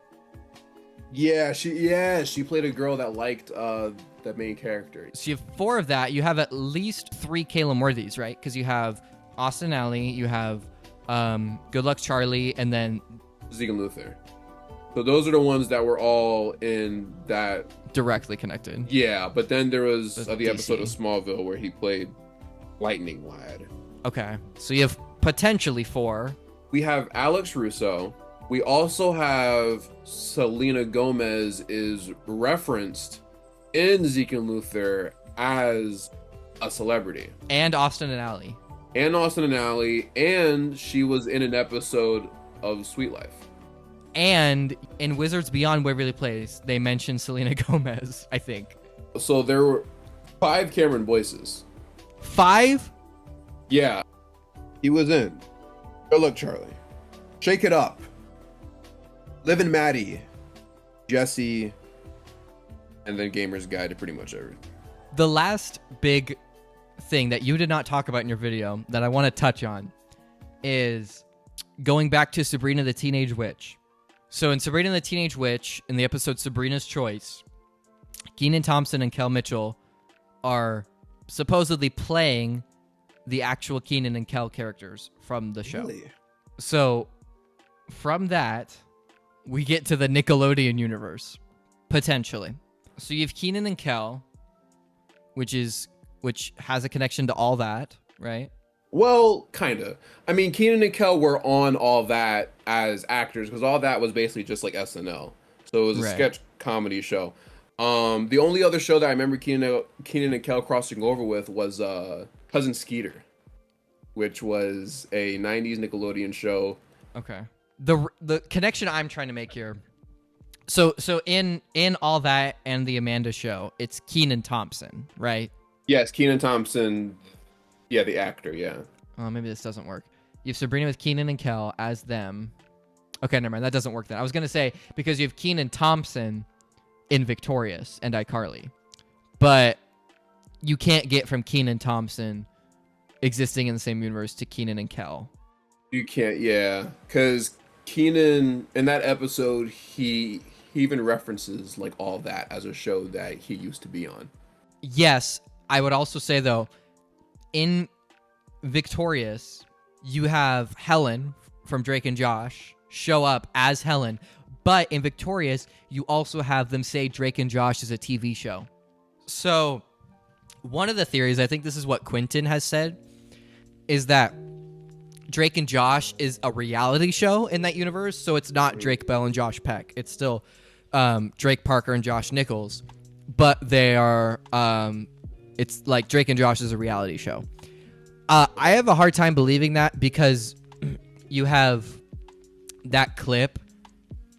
Like, it's from the sushi train episode, like the conveyor belt thing. Mm-hmm. And it's not filmed like that. Like, it's filmed like it is in the regular Drake and Josh episode. And I don't see how a camera crew for a reality show would go to their job and film them that way. So that might be not convincing. But what I kind of go with is like just this weird meta like hiccup in the universe where something is like connected to it, but it's also a show in the same way. And so that means you're also a TV show. It's like this whole weird like meta implication. That's why I was trying to get to that from Kenan and Kel, because you have like, if Drake and Josh exist as both a TV show and as canon in the universe, I think you could say that maybe the same thing about Kenan and Kel. Like you could say Kenan Thompson exists, but also, you know, Kenan and Kel as their characters exist. So here's the one thing that I will say. I just watched the scene, and basically it's implied that when Sabrina says, what if Kenan and Kel won the lottery, she was referencing the TV show characters. And then we see a clip of what is supposed to be the Kenan and Kel TV show, which is not actually like a clip that was used like from the show. Like it was filmed like for that episode. It was implied that they were trying to, even though they were playing the characters in that episode, that didn't actually happen. It was more like a dream almost. I don't think Kenan and Kel is connected to Sabrina the Teenage Witch. I think it exists as a TV show. Okay, but that means that might help actually, because that means in All That it's a show as well. right? All that was like real life though. So I don't know if Keenan and Kel existed in All That as a show, because All That was a sketch comedy show. So All That is supposed to be like our world, right? Is that what you're saying? Our world, basically. There is no world of All That. It's basically like, yeah, like it's SNL, basically. Yeah, okay, maybe not then. See, I was trying to find some kind of connection, and maybe there is some out there, but I was trying to get to, like, the Nickelodeon verse, but yeah, maybe there isn't one. There's one popular theory that I've seen that I never personally subscribed to. There's an episode of one of the Schneider shows where there's a Hawaiian punch type beverage that is, I guess you can see the logo of it in both one of the Nickelodeon shows and one of the Disney shows. So some people use that to connect it. I personally, just knowing how TV shows work, so perfect example, right? Community and Big Time Rush actually, they filmed in the same like studio. Sweet Life and the Nickelodeon game show Brain Surge, they filmed like on the same studio. And the reason why I'm bringing that up is because even though these aired on like completely different networks, they probably filmed in the same areas. So I think they just reused the same props. The reason why I disqualify that, but I don't disqualify stuff like posters of like movies and games appearing, I think those Easter eggs were more so done on purpose, not necessarily to make kids be like, oh snap, you know, but mainly because all these guys worked on the same like shows. And so they kind of threw it in there as little Easter eggs for themselves, maybe. Because a perfect example of this, actually, the guy who voices the dog in Dog with a Blog was a cast member on I'm in the Band. And so it's not just a coincidence that I'm in the Band and Dog with a Blog have connections with each other. They definitely have the same like writers and stuff.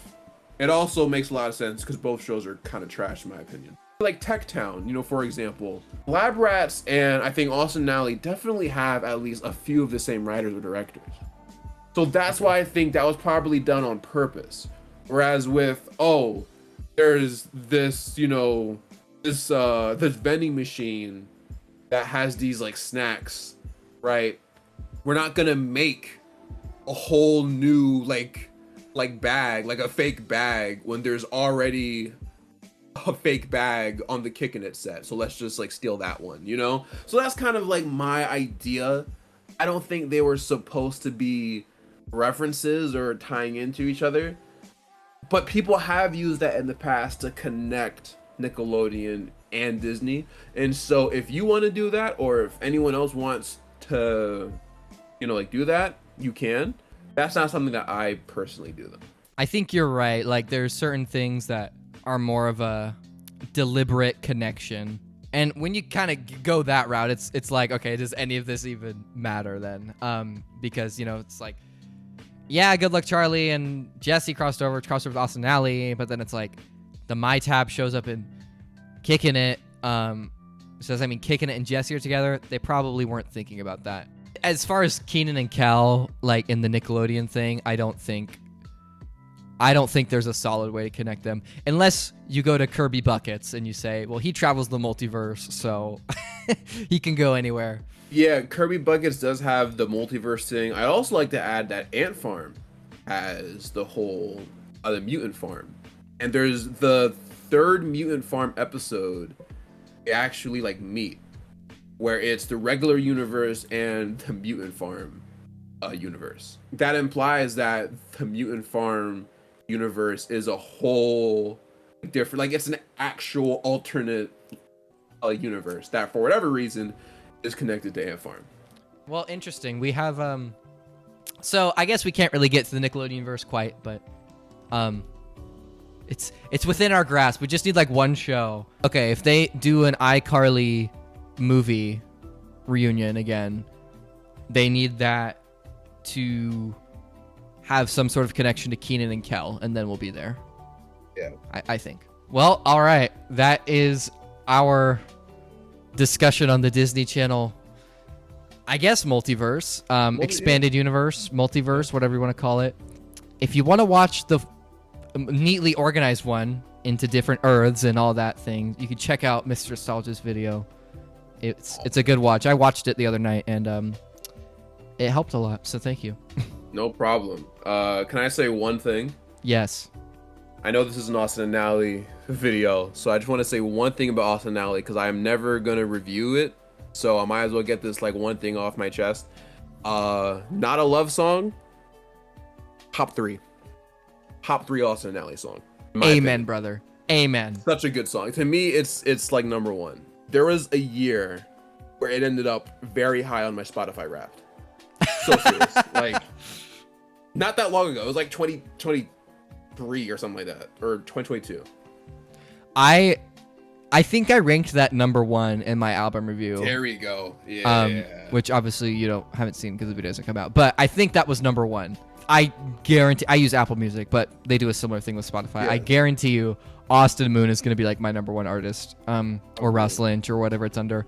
Because it is also really funny how it's under. I'm pretty sure it's under Austin Moon. It's yeah, not I real. think my favorite thing is the Teen Beach stuff. I don't know what Brady. it's like on Spotify. It says like Maya Mitchell, Grace Phipps, and Brady. It's just Brady. He doesn't even have a last name. In the movies? Yeah, it's just Brady. It's just Brady. I think I saw in an interview Ross Lynch said like it also at one point was under Austin Moon. Like the Teen Beach soundtrack said Austin Moon. That's what that was. Yeah, that was funny. Oh gosh. Cool. Well, thank you for sitting down and chatting about this very important topic that needs lots of analysis. And no problem. A lot of fun. Yeah. Awesome. So there you have it. Part 1 of the Austin and Ally retrospective is done. Part 2 will release sometime, so make sure you subscribe so you don't miss it, please. If you've seen my videos before, you may know that I like to leave a little treat at the very end of a video to kind of reward those who stuck it to the very end. So that's what we're going to do now, unless you just skipped to the very end, in which case, shame on you. If you've seen Big Time Rush Part 1, you know that I left a little cameo of one of the cast members at the very end. So that's what we're going to do right now. Hope you enjoy this glorious speech that I'm not sure what it says because I haven't watched it yet, but we'll see you guys in Part 2. Thank you.